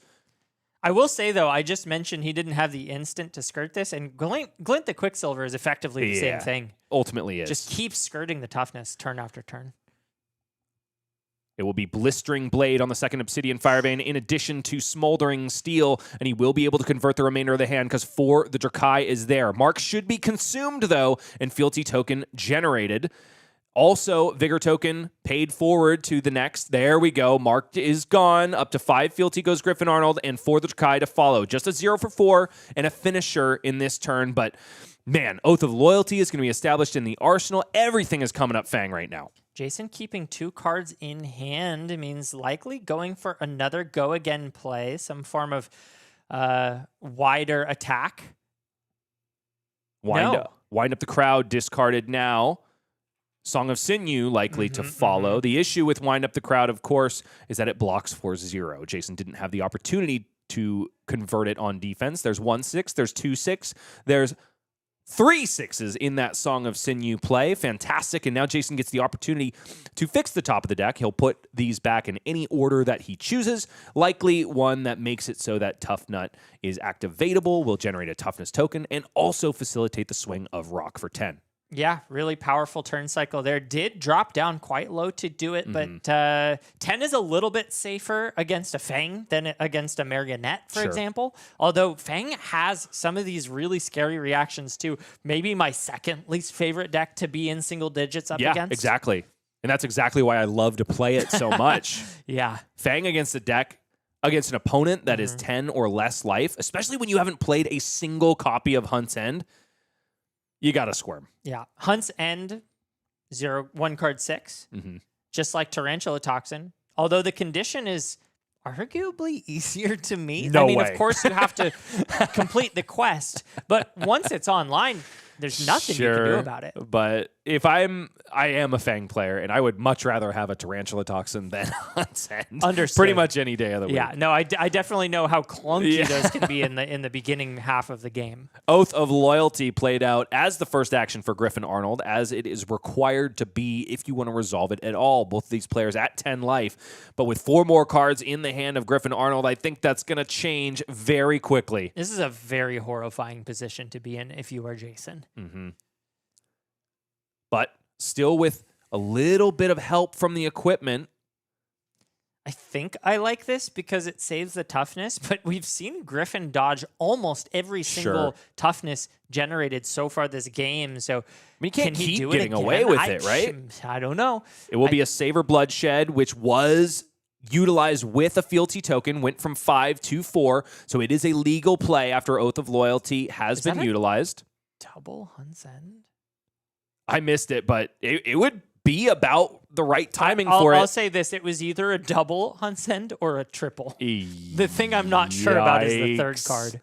Can we see Let's go top down. I think that's a little bit better of a view. What do you see in there? I see at least 2 Hunt's Ends. It looks like a lot of Hunt's Ends in there. It's either 2 or 3. Holy cow. It's not just Lexi of old playing 3 of a kind. It's not just Marlon. It's it. A royal flush for Griffin Arnold in the later stages of this game. He was already ahead, but this is going to be so painful for Tough Nut. Tarantula Toxin who? Honestly. Tough Smash Up gets in the way. We'll be blocking for 5. No additional cards will be drawn on this turn. Savor Bloodshed does require a marked hero. Nobody wins the clash. No toughness for Jason, but that's the least of his worries. Yeah, I cannot wait for reaction step. Hunt's End, Hunt's End, Hunt's End, yeah, says Griffin Arnold. And that is it. All it gets is a fist bump and a smile as Griffin Arnold can't believe it himself. My goodness, that card is good when you draw it in droves. But think about that in the early stages of this game without 3 fealty tokens. That's the highs and lows of playing Fang. Genuinely, I think the highest I've ever seen a Marionette dagger go up to is 19. I could be missing some important games in history, but that was 23 damage on a dagger. Nasty stuff. Nasty stuff. Wow. So I think that it's a very good time to be talking about Mastery Pack Warrior, which is still ironic because it provided no Fang support whatsoever. But if your Persuasion is one of the original classes in Flesh and Blood, then Mastery Pack Warrior is the product for you. And your supplier is MinMaxGames. A lot of places across the nation are sold out, but MinMax is still in stock of Mastery Pack Warrior. So proceed to the website, or heck, come visit us in the Chicagoland area and get yourself some some packs of cards with swords on them and see what all the fuss is about. Yeah, Mastery Pack Warrior, really awesome continuation of the Mastery series of packs, and I think a massive upgrade to the last version. Really Soon to cool be joined, to of course, by Mastery Pack Assassin. A little bit polarizing in the community, but honestly, I think it's going to be a fantastic installation. I think the community's cooled down a little bit. I was one of them. When I first saw it, I was like, what? But as time has gone on and as I've processed it and kind of learned and understood what the purpose is and maybe why it wasn't Rangers time, mostly due to a lack of Rangers in the current meta. We got to build the class up a little bit, I think, before we see the Mastery Pack so that it's got something to grab onto. That being said, we've got a lot of Assassins, one even today in the form of Azuri, that haven't seen the light of day in a while. And I think Mastery Pack Assassin, the more I think about it, the more I'm really excited to see this come to fruition. You know, Fang Jerkai of Blades was the warrior that brought me into the fold. I kind of think Dr. Mortimer is going to be the one that's going to turn an assassin and turn me into an assassin. I think a lot of people are excited about Dr. Mortimer. The flavor is an absolute win. The ability to play both stealth and contract and benefit from both sides of that, as well as all of these diseases, the frailties, the blood rot pox, and of course the inertias. All of them are super annoying as an opponent to deal with, and I'm excited to see them come in droves and see what the Plague Doctor has to bring. Well, we have more burning kerosene-dipped blades coming up. We, of course, have more Squirm Factor and more Flesh and Blood. So we're going to go to a quick break, and we'll be back with the MinMax Battlegrounds event in short order.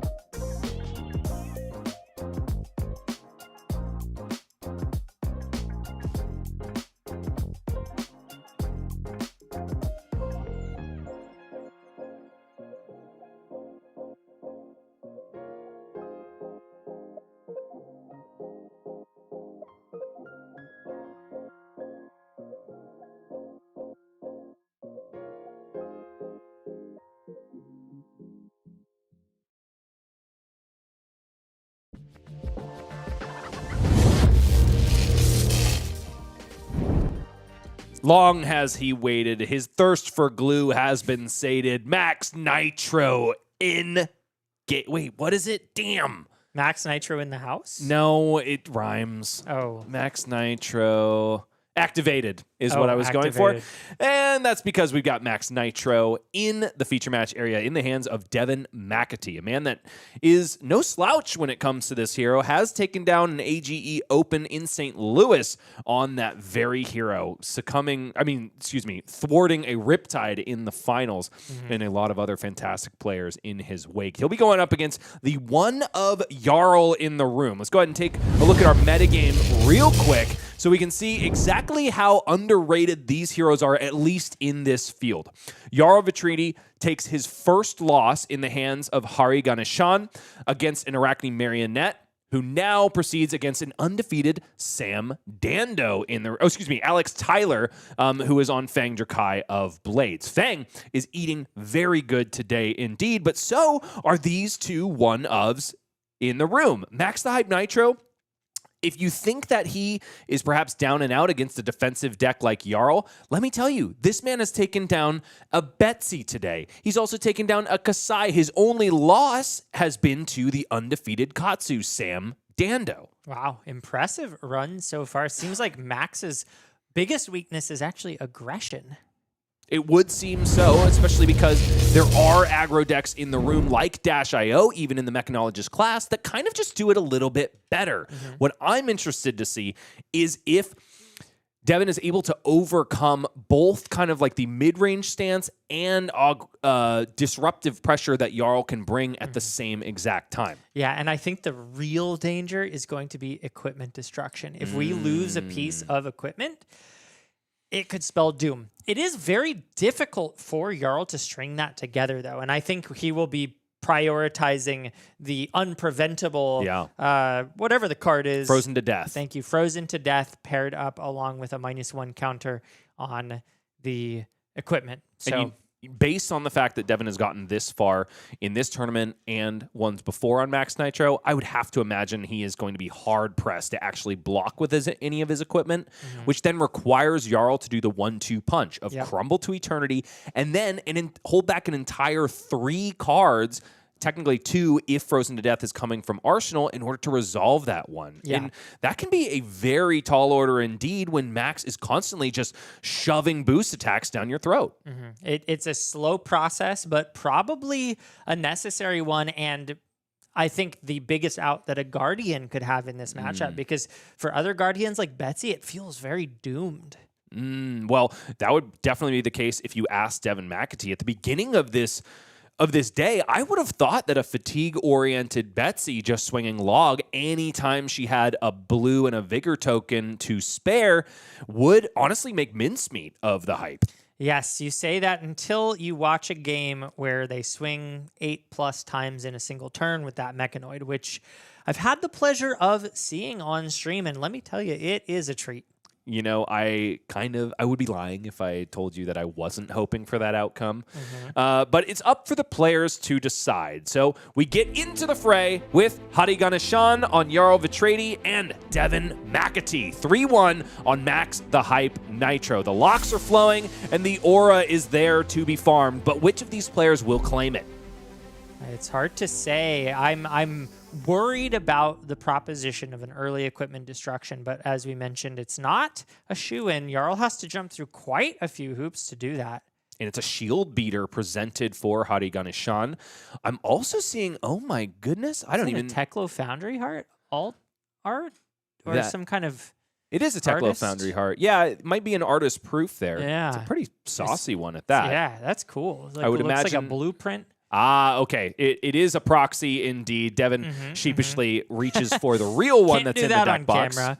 Yeah. Yes, indeed. But on the other side, it is well-grounded. Gauntlets of Boreal Domain, and then kind of a newcomer. I don't remember the name of that headpiece, but I do know it's from the Jarl Armory deck Origins, perhaps hinting at maybe a little bit more ice in this Jarl build than we've come to expect, but the first hand drawn up is pretty stock standard. Imposing Visage resolved immediately, and we talked about the difficulty of the 1-2 punch. Imposing Visage on turn 0 makes it more of a 1-turn punch because Crumble to Eternity already gets a -1 defense counter on one of those important pieces of equipment. Really, really big deal, actually, to start things out like this. Hari grinning because he knows, and so does Devin, groaning in the opposite direction. So all of a sudden, the clock just accelerated to 11. We still have one more step to achieve, and it's a 3-card play. You need the blue, you need the ice card, and you need the Frozen to Death. But man, tough start for Devin. Indeed, especially when Hari is going to be able to establish an Earth card in the graveyard and also a Felling of the Crown in the arsenal. It's not fully online yet. Hari would really like to utilize a Rootbound Carapace before getting Felling of the Crown into the mix. But Devin's got to have his say. Right now, there's no Frozen to Death, no ice card in the hand for Hadi Ganeshan. And so Devin is going to have at least a little bit of space to activate his Teklo Foundry Heart. Jumpstart is the first card played by Mr. The Hype Nitro, and it will be a red and a blue in the pitch zone. Just goes to show that some awkwardness in the hand for Devin. Hit the gas, probably destined for second cycle, one of the premier cards to pitch on the first turn of the game when you want to loop back around. And 2 resources left floating for the activation of Max the Hype Nitro. 2 resources can be sunk into the hero ability to create a Hyperdriver token. Because Max is the Hype Nitro, all Hyperdrivers that Devin controls will have Crank, which they don't normally, mind you. One important thing to note here as well, if Max is able to transform before we see the development of the Frozen to Death, that would remove the counter from Teklo Foundry Heart. Obviously, it's going to be banished underneath Max the Hype Nitro, but that Mechanoid is also an equipment. And if Hari is ever able to put another -1 counter on that, he'll be able to destroy that one too. But it will at least temporarily dodge the equipment destruction. It's a quick block of Stalagmite, Bastion of Eisenloft. Devin is insulated, though. Will be able to create a hyperdriver, but doesn't want to crank it and swing Banksy. Instead, wants to bank that hyperdriver for later in the game so he can establish, the Construct Nitro Mechanoid. But Hari is going to be able to do a little bit of disruption here, potentially rob that Teklo Foundry Heart right away. Crumble to Eternity going to provide dominate to Mangle. Activation of Gauntlets of Boreal Domain going to give an extra hefty juice of +2. 10 dominate now. Devin must block all but at least enough to not get crushed on this Mangle in order to keep his equipment around. This is happening way too fast. Devin can't believe it. This is the way that Jarl can draw it up here and there. Not seeing any extra insulation. Devin can get at least 5 points of block with equipment, but also has Breaker Proto Helm. So I think this could very well be a crush shirked. But no. Gives 4. It's just 4, 6 damage taken by Devin McAtee, and all of a sudden Construct Nitro Mechanoid is just null and void for this game. I mean, it was 10 damage, so he would have had to block 7. So Galvanic Bender blocks for 1. I think Breaker Helm Protoss would block for 2 as long as a card was banished off the top. I think we were able to get up to 7.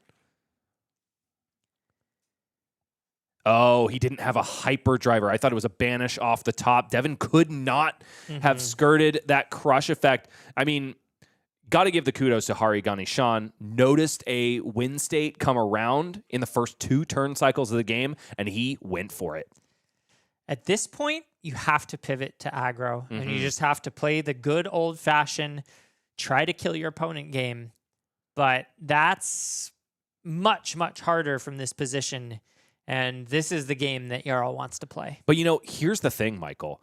There are other endgame plays for Max the Hype Nitro. Remember, of course, the Armory deck, Max, which did provide an upgrade to Banksy. All of a sudden, Bankbreaker could be the saving grace of Devin McAtee. I'm really curious to see if he has a game plan for Jarl, because presumably he would have to know that this matchup is toast if your equipment gets destroyed and your only out is the Mechanoid. So I'm hoping for his sake that he's got a plan for this, but he didn't seem very happy to see the chess piece get destroyed. So either he's really hamming up his acting skills with an out, or he's in trouble. 36 plays 34. Hadi now able to send his first felling of the game, but are there enough? I don't think there are enough Earth cards in the bin. There's just an Everbloom Life so far. Can play it for disruption, but not the full 8 damage. I don't think he even has the requisite Decompose. Yeah, he's just sending a 2-card 4. That's it. Oh, no, I'm sorry. There's Crumble to Eternity. Okay, Excuse me. So first Decompose will happen, which is, not the way you would like to draw it up as Jarl, but just a cost of playing the deck. And I think it was an Oakenhold kept instead of the second felling of the Crown. Yeah, so just showing us that he wants to put the pressure on now that he's completed the first quest to victory, destroying that chess piece. Looks like disruption and value is the way he wants to play it out from here. Card bottomed for Devin McAtee, now 4 to contend with. Shake of the head, perhaps saying what you just did was dirty rotten, and you should be put in jail for it. Here's my most valuable card in the deck, now completely relegated to blocking duty at its best. Construct Nitro Mechanoid goes to the graveyard. Yep, that is the end for that card. Now, there are cards that exist that allow you to go fetch equipment again. Fabricate is a card in the game. I don't know if Devin has it, but I'm just saying, if he's had trouble with Jarl, maybe we see that in the list. I'm willing to live in this world with you, Michael. I'm just looking for his outs. I'm trying to find a way that he pieces this together. And there are things out there. I'm honestly really hoping that we get to see this Banksy transformed into Bankbreaker, and we get to watch it do some serious work, just bashing Jarl in the face over and over again. Right now, it is looking very, very difficult for our hero on the right side of the screen, Max the Hype Nitro, piloted by Devin McAtee. I think he's getting a lot of fans. There's nothing more revered than coming back from a doomed fight. Will be yet another hyperdriver generated by Devin McAtee, just paying all of those resources forward, and now finally a swing of the wrench. Banksy crashes forth, threatening to put yet another steam counter on one of these 3 now hyperdrivers established in the arena. Now, talking about comebacks, I'll be the first to say it. I think that if Devin is able to win this game, it will eclipse the infamous Arthur Trahay Sigil of Solace play. This will be the best game of Flesh and Blood ever played. Wow. Okay. Well, stick around, folks. You heard it here first. This is going to be the best game of Flesh and Blood ever played. Not looking good, though. Why is it not looking good? Is it the fused Oakenold, Michael? We've got a fused Oakenold on the table, and Devin looking down and scouting his options. Now, there's not a lot of defense reactions for Max the Hype Nitro. The issue before him, of course, is that this Oakenold not only has +2, not only has Dominate, but if this hits at all, not even crushes, it'll force Devin to put 2 random cards to the bottom of the deck. Breaker Helm Protos is going to get into the mix alongside a Crankshaft. And I think that Helm is being blocked with because Devin has finally found a copy of Hyperdriver in the hand. Going to provide an extra bit of juice to the defensive capability of the Helm. Card discarded. Card drawn is Construct Nitro Mechanoid. Once again, completely dead this game. Yeah. He can put that to the bottom, but that means it'll... Oh, he can't choose. I'm sorry. No. Random choice here. Likely to go to the bottom. 1 in 3 chance. He's got to play with it in hand right now. And... entirely possible that Devin has a hand of just Construct Nitro Mechanoid and is forced to pass, but survey says... Pause for effect. Wait for it. He's not crying right now, so it may not be the Mechanoid. It is not. It is fast and furious indeed. Pretty dang good. 3 go again right now. Will banish a jump start, which will provide a steam counter. I thought jump start was just discounted by... It is. He ticked that down. That one was at 2 from last turn, thanks to the Banksy hitting. Oh, the Banksy hit. That's the part that I missed right there. Thank you for spotting what I missed, Mr. Michael. 3 go again now on this Fast and Furious, accepted by Harigani Sean, which...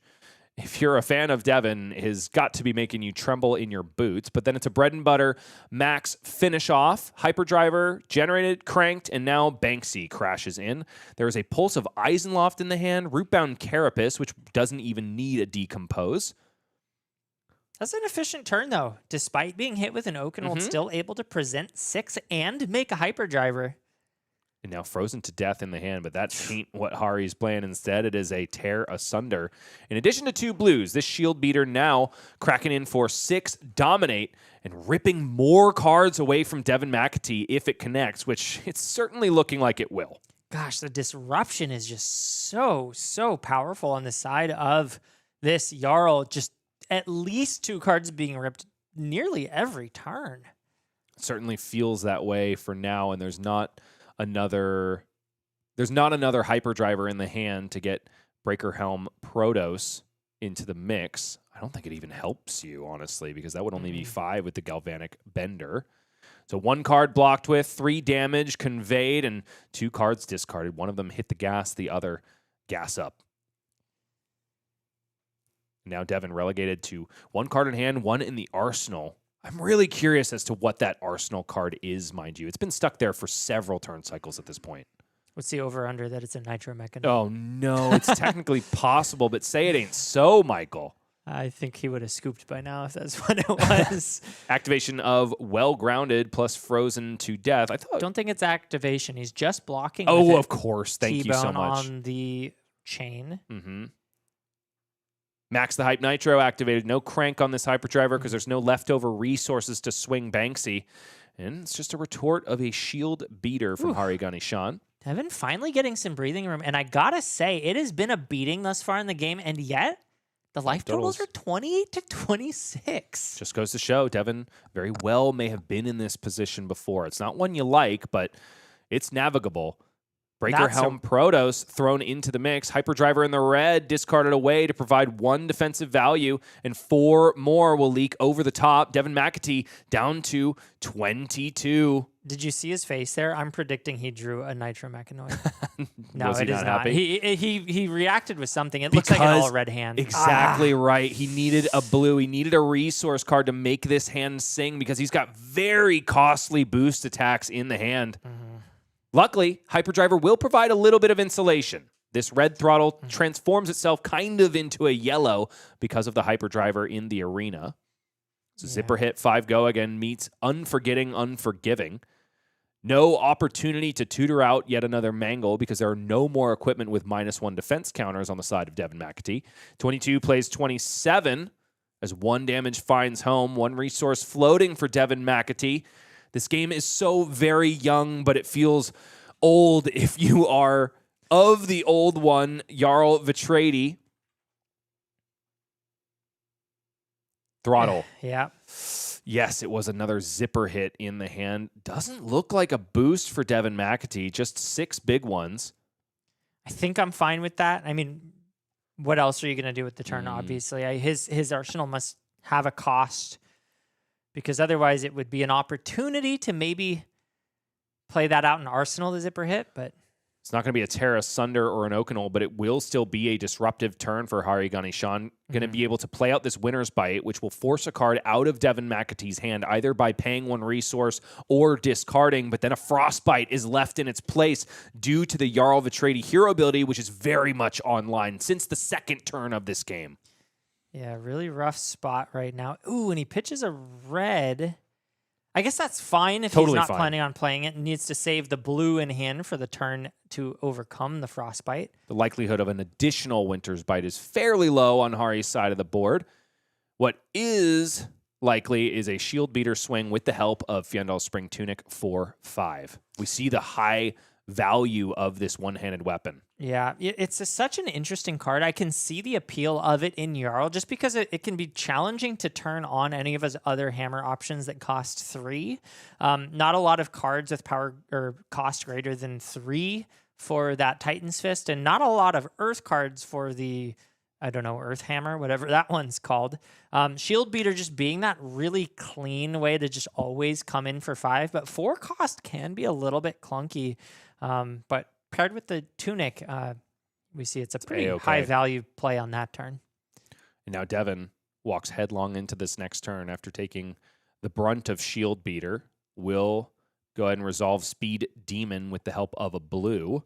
2 resources left floating. Will be 3 once a boost attack is sent. But for now, it's just this Speed Demon is scrapping a Hyperdriver to gain Go Again and a little bit of extra juice.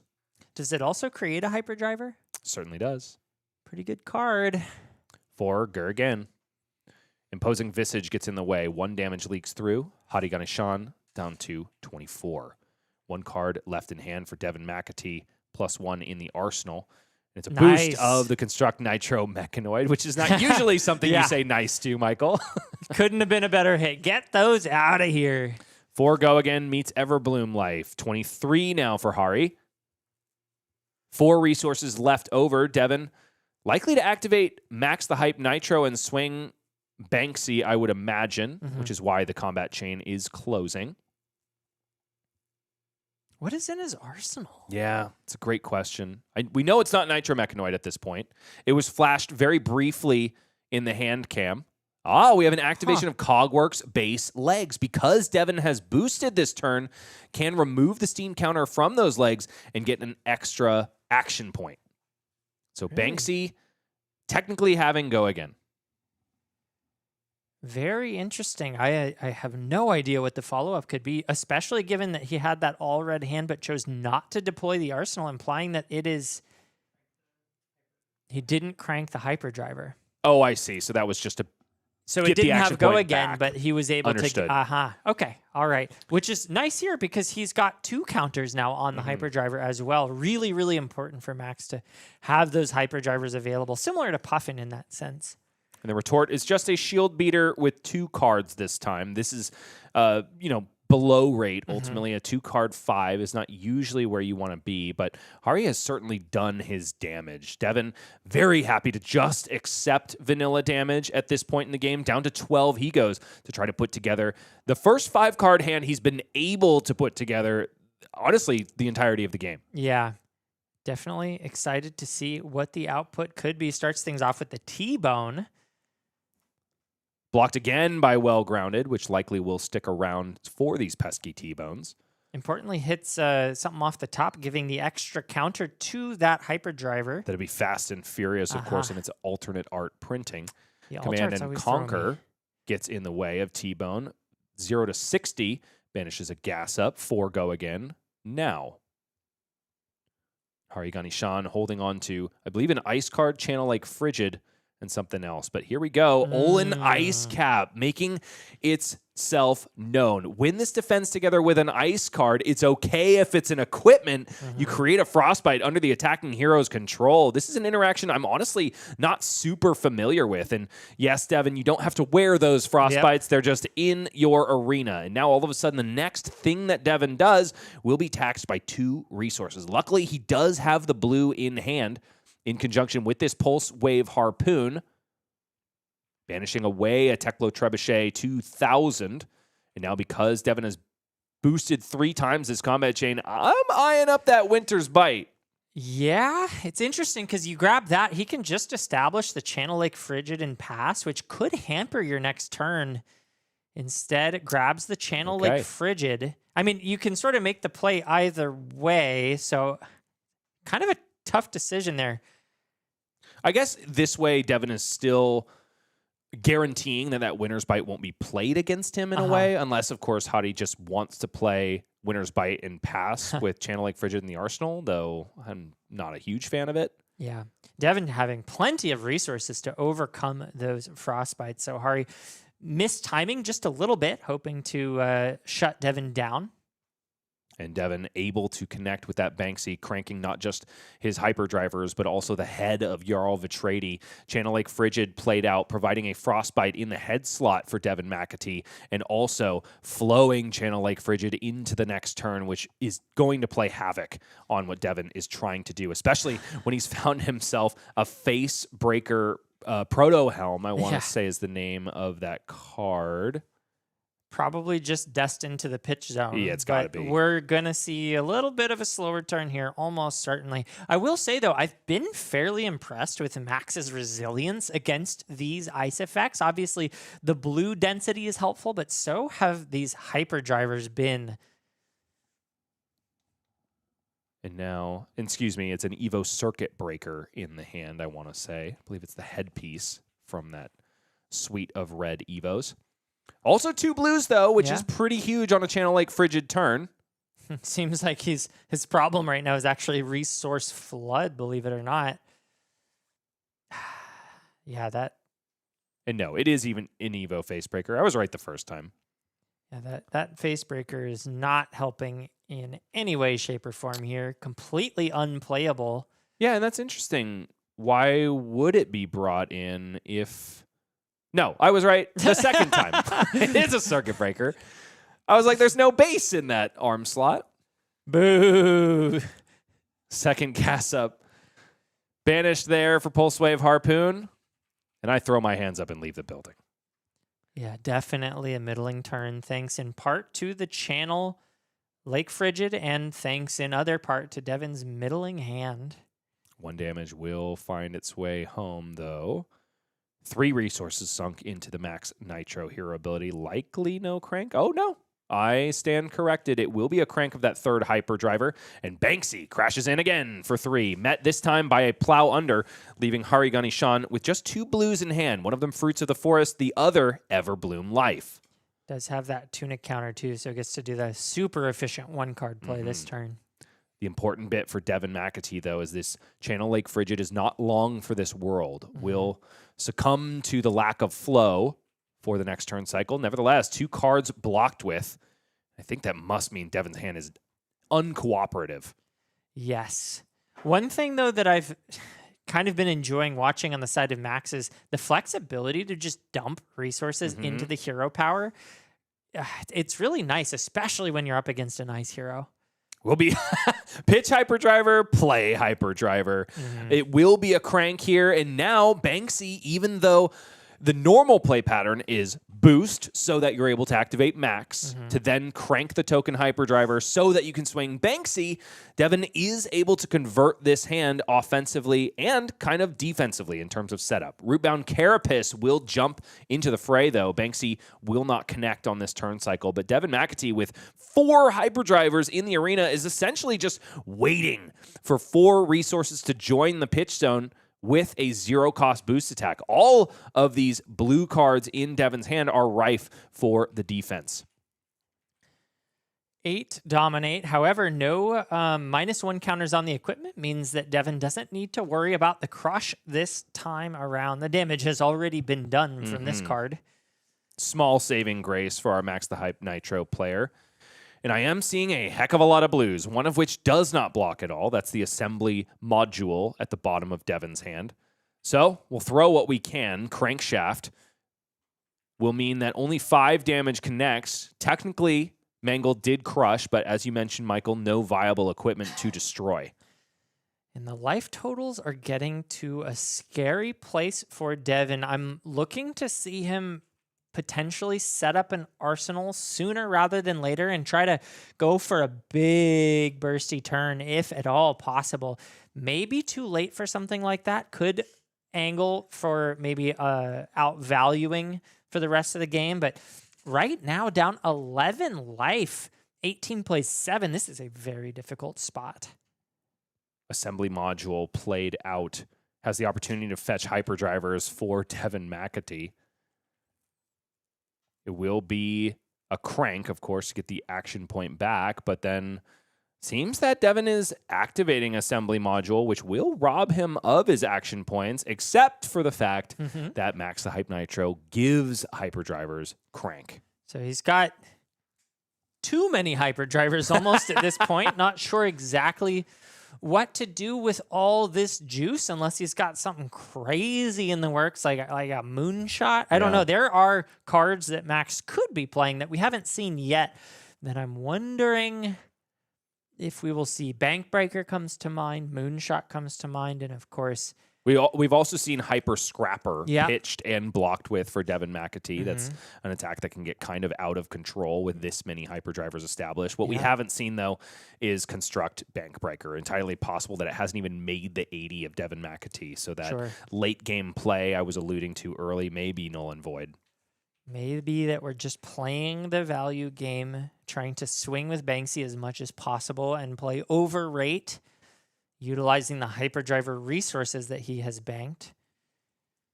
Look at that Hyper Scrapper going into the pitch zone. This would be the 3rd copy. Is that right? Believe so. That would be the 3rd copy of Hyper Scrapper, you're saying? 1 blocked with, now 2 pitched. Oh, I didn't see the 1 block. No. I'm not sure. He if I did saw block the second with one blocked. for sure. Pitched with, I mean. Okay, I'm not sure about the pitch. Oh, never mind, because he's got one in hand here. There we go. And this might be the turn that he's been waiting for. I don't know, Kev. He's going to have to block, So I would say. Here's the crazy thing about Colors of Aria in the Jarl deck. Once your opponent has been stripped of an equipment slot, then all of a sudden it is an ice card that you're playing from hand. So it's offering on-rate damage, but also the uninteractable generation of a Frostbite token, which is exactly why Devin has 2 in his equipment zones.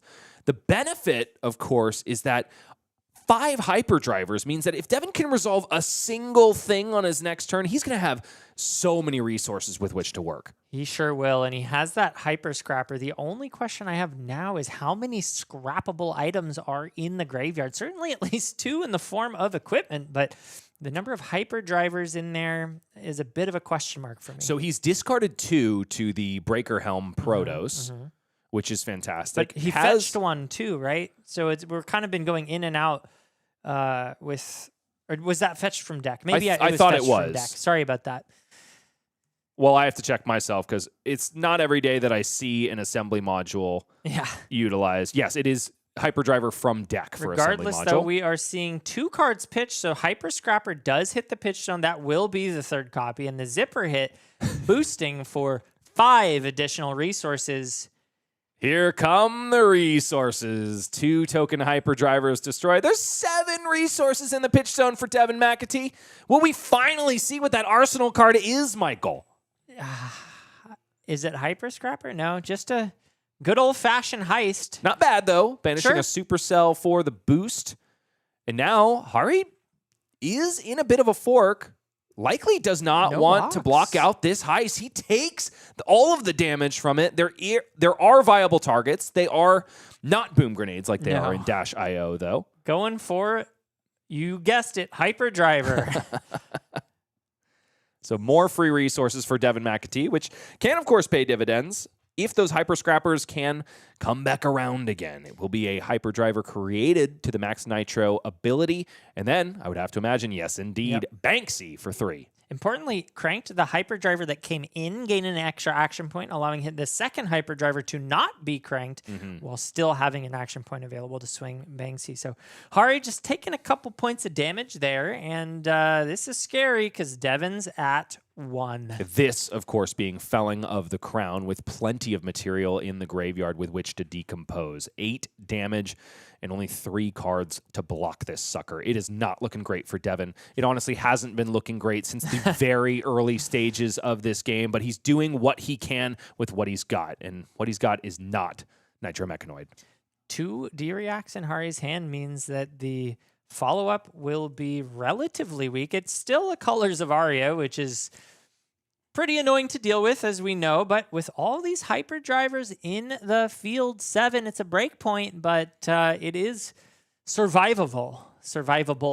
That Evo Circuit Breaker just hilarious for is Devin it survivable? McAtee. Yes, he is it going to is. go ahead and block Barely. with it, even though it provides 0 defensive value. But that is all of the cards Devin had to give, and is back over to Hari again for yet another offensive onslaught. I see a Command and Conquer. I see the 3rd copy of Colors of Aria. I do see an Oaken Old. No way to fuse it, though.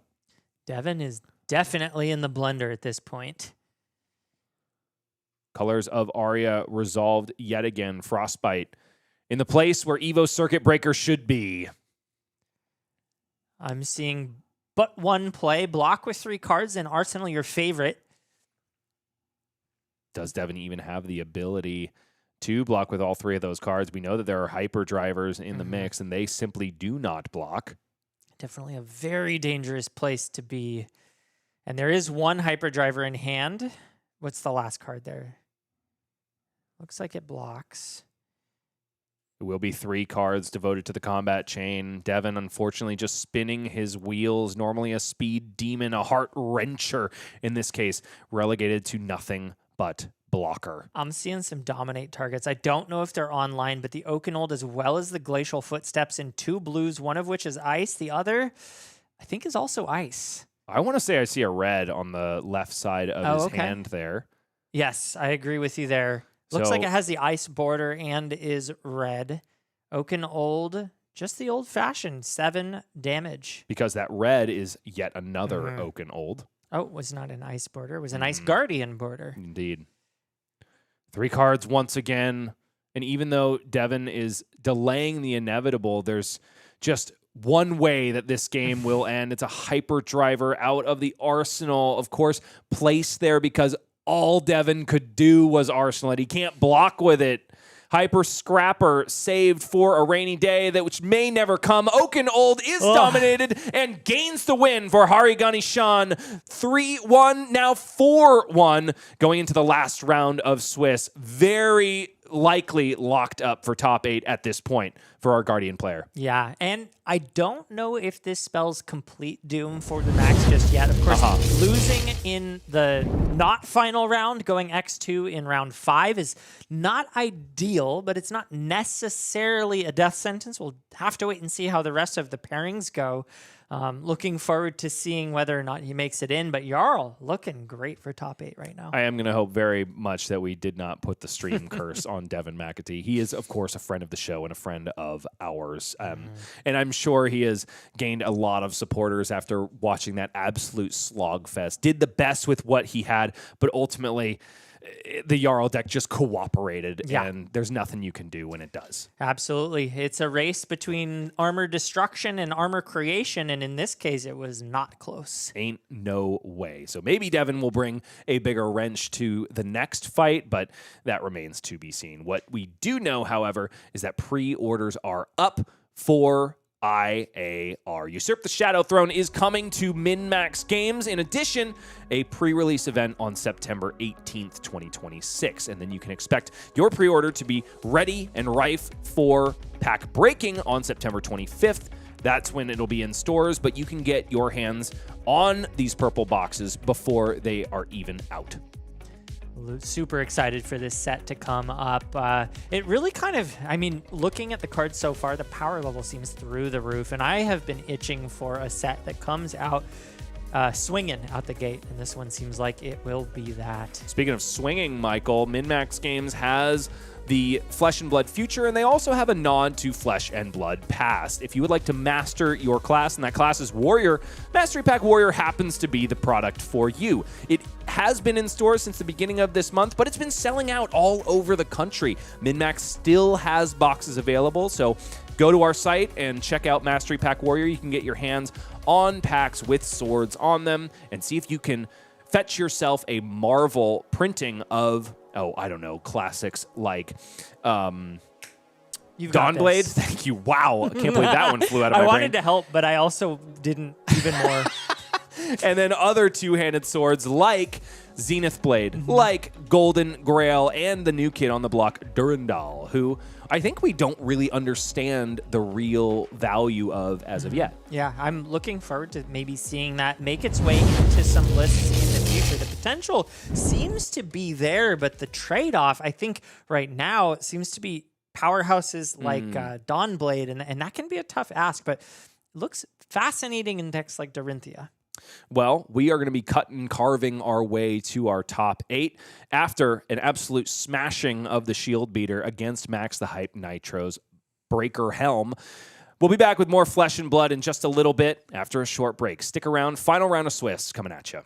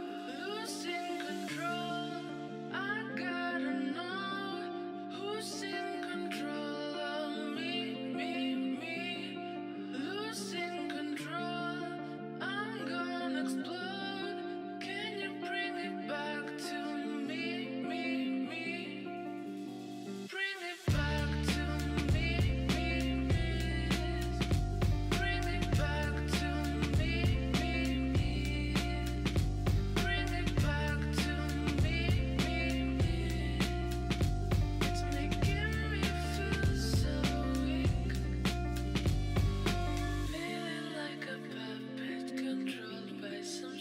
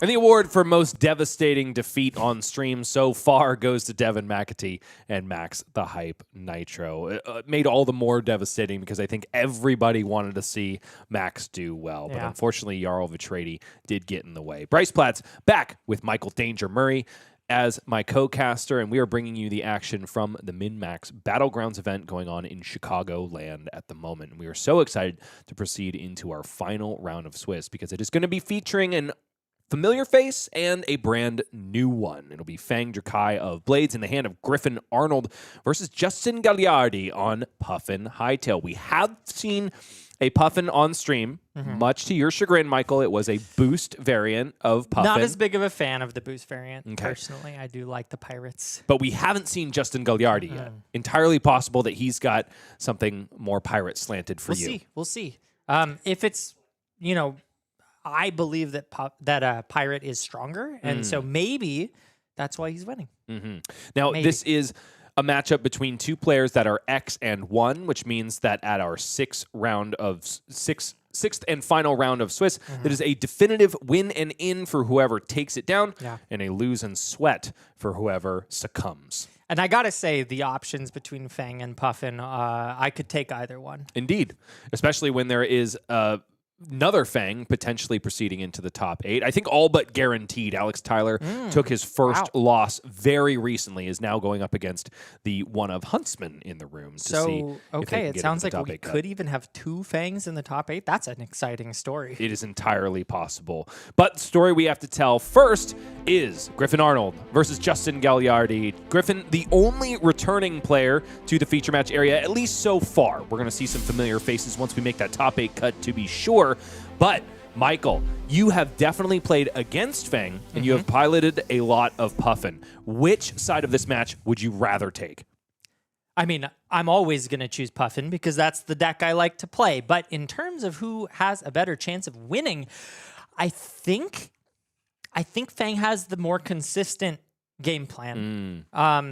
If you can blow up like a Valiant Dynamo, though, with that Palantir early, It's happened to me. That can be brutal, and it's so tempting to put Valiant Dynamo on the chain early, and it can just stay there, and you can blow it up after the fact. It doesn't need to be the card blocking the Palantir, so if you can catch that on that combat chain, it can be very brutal. Obsidian Firevein on turn 0 already blocked out by Unicycle and Gear Turner. That's pretty early to get your equipment into the mix. Griffin does have the answer.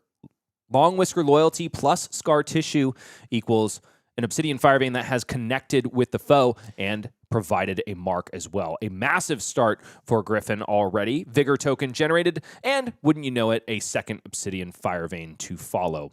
The blue in addition, and that Searing Gaze. This is a pretty damn good start for Fang. It is. You sound disappointed. Well, I don't know if I like blocking with the Palantir. He's got 2 cogs in hand. And it's a tough call. I mean, obviously, you want to block as much as you can on this first turn, and having 2 non-blocking cards is really difficult to deal with there. But it's tough to see the Palantir go by the wayside when you've got the setup in the form of 2 copper cogs. Maybe he can draw something else up here, and it doesn't look like he's got quite as effective of an offensive hand. I would say early game, at least that first turn cycle, one-handedly by Fang, Drakai of Blades. This might be a little bit different, though. Justin Gagliardi has the opportunity to retort, and it's 2 copper cogs established immediately. We know the fail state of Puffin is not generating cogs, and we also know the context of this deck now. There's a defense reaction, a generic one, mind you, in the hand for Justin Gagliardi. No boosting going to be happening unless Justin is an absolute cranky-ack. Yeah, no boosting, right you are. And also, I believe it's a backspin thrust as the last card in hand. I have a very spicy opinion on that card. Hit me. I hate it. I do not like that card. And this is why, right here. You cannot give it go again despite having 2 cogs on the field because you have to pair it with something that taps a cog.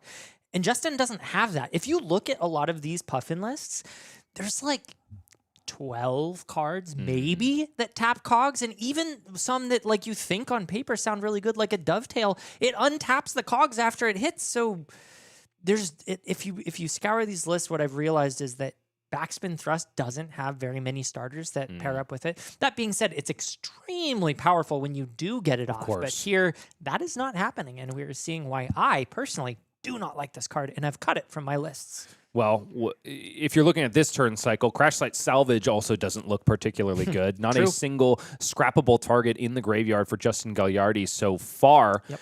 And more importantly, not a copper cog to be spoken of. That's the supreme target for Crash Site Salvage. Would leave behind a gold token and provide go again. In this case, Justin just forced to hold a card back, Arsenal, and pass. So that double crank, effectively null and void on that turn cycle. 37 plays 36, and Griffin is crashing in with an Oath of Loyalty. A fantastic starter in these early periods of the game, but the rest of the hand is pretty tricky. There are 2 non-draconic cards in addition to a for the Drakai. I think the best case scenario for Griffin here is that Justin blocks out this first Oath of Loyalty, and he can follow up with a for the Drakai. Yeah, I think Justin is probably hoping to not block at all here.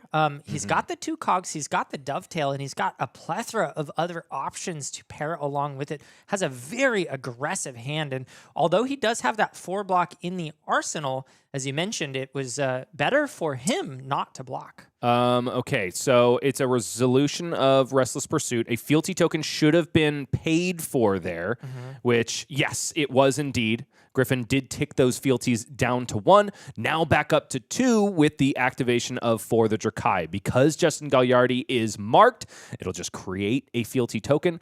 Would have created yet another one if For the Drakai had been able to connect, but Justin Gagliardi luckily had that Shelter from the Storm in the arsenal, stuffing the potential of an online Fang this early in the game. And now looks like the hand is cooperating very nicely indeed. Cogworks Dovetail, Sky Skimmer. This is exactly the way Puffin wants to play. Yeah, and you love to pair up cards like Dovetail with other cards with on hits. The Gear Turner becomes so powerful if you can strip cards before the fact, because when that thing hits, if you've cranked, which there's a gold on the table, which is half the crank, you can draw an extra card.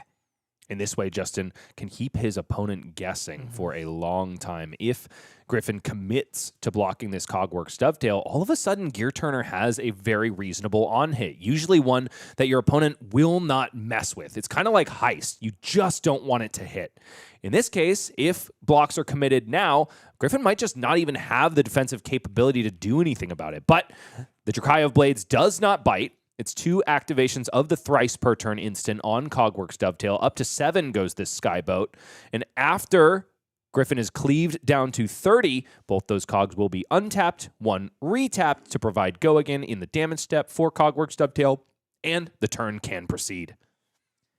Really nice arsenal target, too. I like this here. He's going to force some cards right now. Won't get the on-hit, almost certainly, but maybe a piece of armor and a card, quelling some of the offensive power of Griffin, but importantly is putting a Crash Site Salvage into the arsenal as these 2 copper cogs are expiring. So we'll be very online for next turn. Now, there was an opportunity after the Cogworks Dovetail connected to go ahead and close the chain, activate Puffin, and also crank the Parrot, which would result in a random card off the top for Justin Gagliardi. Why do you think he didn't go for that play?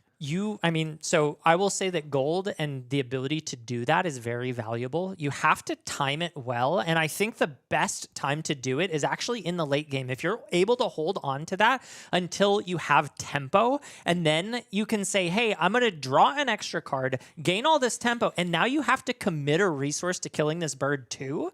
That's the hardest time to deal with that bird. So if you are able to hold on to it till the late game, that's my favorite time to use it. Speaking of hard to deal with, Obsidian Firevein beefed up by Savor Bloodshed and 2 cards held in reserve. The saving grace on this turn for Justin Gagliardi is that there's a red in the pitch zone. But if Griffin is able to leak even 1 point of damage over, he'll not only draw a card, but also be at the requisite 3 fealty to be, quote, online. And right now, Cogworks Tinkerings plus Sky Skimmer is not quite enough. Smoldering Steel leaking over 2 points of damage right now. There is a defense reaction for Justin Gagliardi. It is a Fate Foreseen held very astutely back for this exact moment. Fate Foreseen gonna get in the way. Cheating Scoundrel on top of the deck for our Hightail player. Will it remain there? Doesn't. Maybe. But Fate Foreseen coming in very clutch at that moment. And there's going to be 2 cogs expiring next turn, but 1 will be on the table, potentially pairing with that Palantir. Could use the hero power to get the second one and the unicycle to get the third. So that Palantir paired up with the Cheating Scoundrel, it looks very tempting. And I do like this play here from Justin. Will be Glint the Quicksilver out of the arsenal as a retort for Griffin Arnold.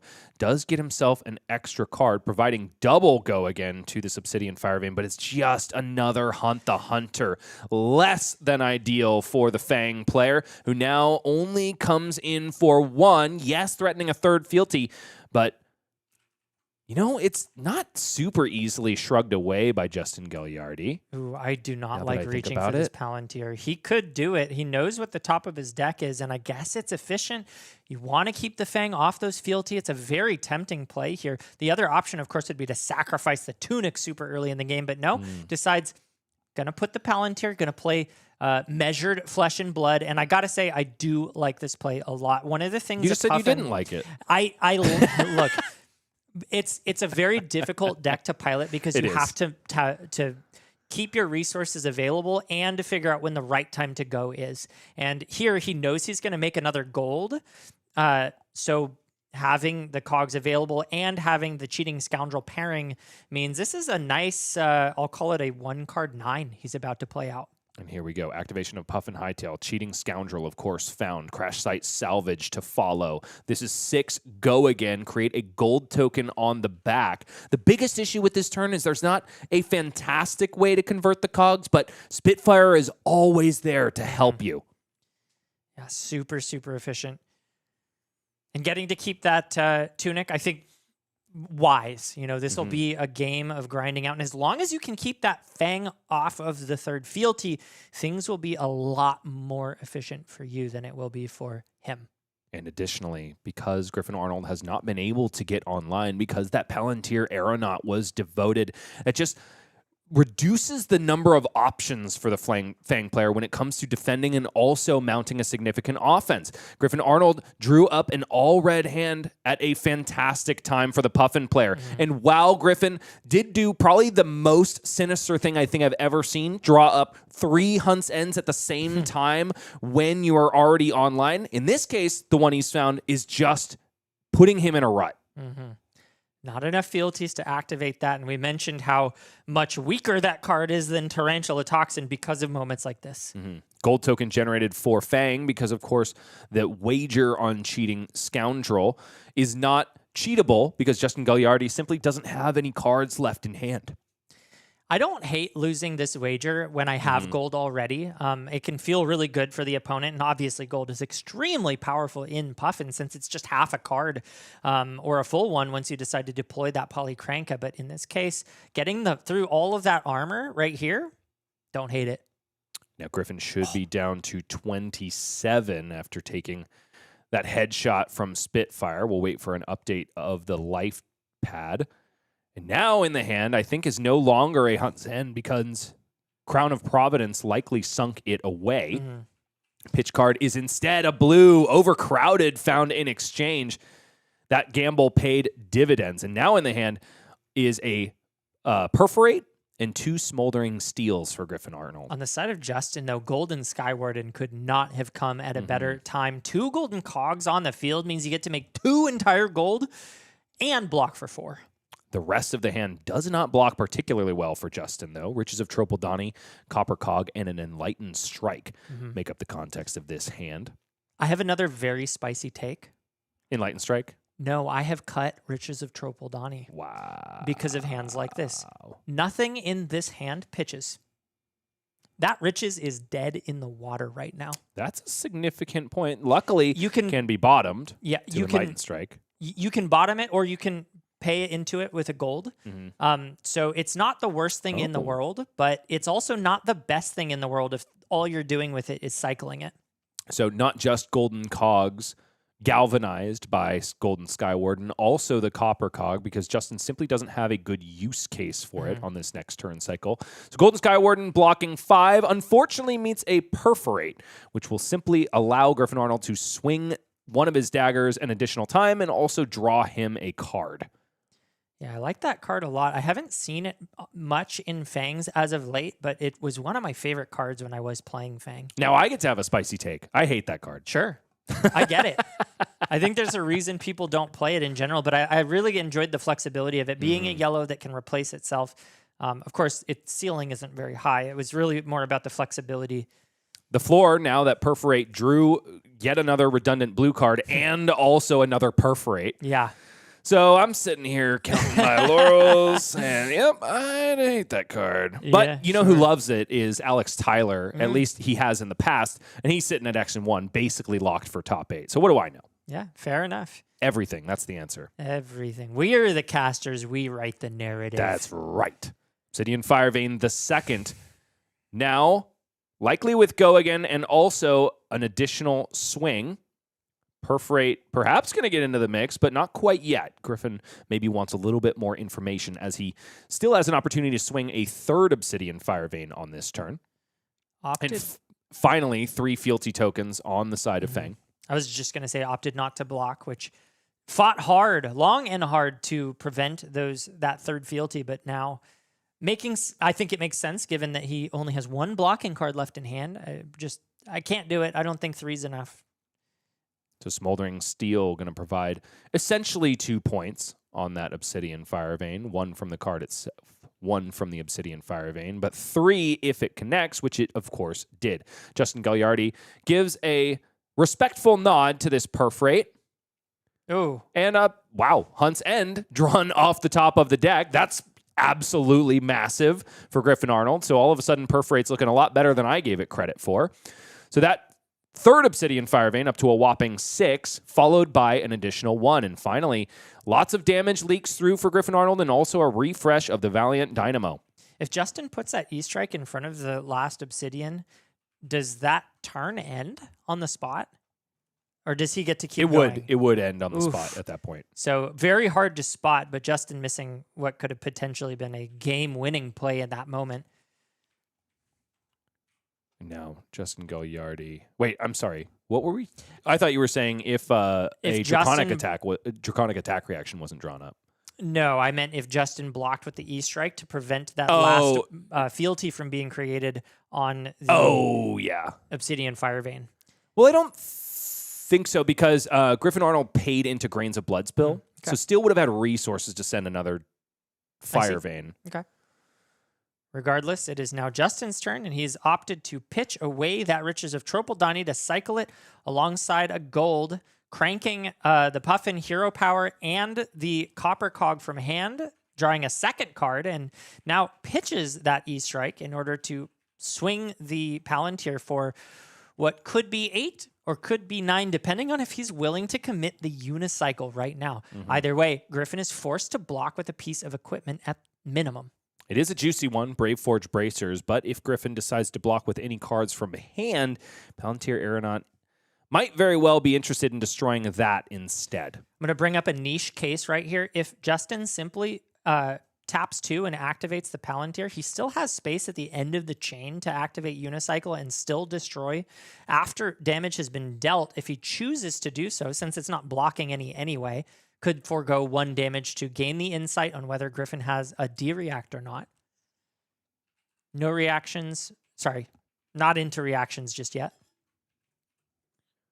No, indeed. Brave Forge Bracer is still on the combat chain, liable to be destroyed, and that wouldn't be nothing in terms of value for Justin Gagliardi. I mean, Brave Forge Bracers is the #1 reason to have yourself a Vigor token this late in the game once 3 fealty tokens have already been established. It's a good piece of equipment. I think if Justin's going to do it, I prefer doing it after damage. Vicar token is there for Griffin Arnold, but of course his daggers are free. There's our life total update. Thanks for being patient on that, folks. And it does look like it's committed. I don't know if it was before or after damage. Either way, destroys the gloves. Bye-bye. And more importantly, brings Palantir Aeronaut all the way up to a whopping 9. Blocked out on 0 should mean that we're down to 18. There we go for Griffin Arnold. So for the first time in a while, Justin Gagliardi pulling ahead, albeit by a little, in this game. Obsidian Fire Vein, the first, with yet another Hunt's End in tow for Griffin Arnold. There's also an Overcrowded. Justin finally has a hand that works with Backspin Thrust as well, and a D-react to boot. So really efficient turn here in terms of both blocks and attacks. He's got to see what Griffin is going to be putting down before Justin decides if he wants to pick it up, though. Hunt's End now played on this first Obsidian Fire Vein, bringing it up to a mauling 6, accepted all the way down to 15 for Justin Gagliardi. Obsidian Fire Vein, the second now for 1, at least for now. Plenty of cards left in tow, and one of them is Long Whisker Loyalty. We're going to see at least, well, not at least, 3 dagger swings on this turn. Justin continues with no blocks. There we go. Long Whisker Loyalty, likely modes chosen, buff, and swing an additional time. In addition to a Draco Fire, this Obsidian Fire Vein has Ultra Go again. And +2 on the next swing. Fate Foreseen now gets in the way, blocking out the entirety of this dagger. I think that was a Shelter from the Storm. On the top of the deck, being thumbed by the Fate Foreseen trigger. If it was a Shelter from the Storm, it is now one that is at the bottom of the deck for Justin Gagliardi, deciding that he needs himself some gas right now. And I think he's got some gas. Sky, blanket on the name. Cogweb I got Zeppelin? this. No, the 0 cost for Tapacog. Sky Skimmer. Sky Skimmer, thank you. Sky Skimmer, I believe, is in Arsenal in the red, which will pair excellently with that Backspin Thrust, as well as the Cogwork Zeppelin in hand and a blue cog. If he wants to pitch that, he can. If he wants to play it out and see what he draws, he can do that alongside the gold in the field. Before Griffin is done, 3 more damage slices through Puffin. Justin Gagliardi now, as quickly as he gained a life advantage, it is lost. 12 plays 18 now, and plenty of defensive options for Griffin Arnold now. I believe 2 Shelter from the Storms in the hand. Finally, Polycranka gets in the mix, drawing out a pummel. That is huge right now. Why is that? It doesn't feel... He's got the Zeppelin in hand. He does have the Zeppelin. He has 1 blue in hand, though, and no online tunic. That's true. He doesn't have the resources. I guess he could... yeah. Could draw off of gold to see if he can find them? That's a risky play. Feels very risky indeed. Could pitch a blue and draw off gold. You're right. Man, if he does that and hits, though... It's huge.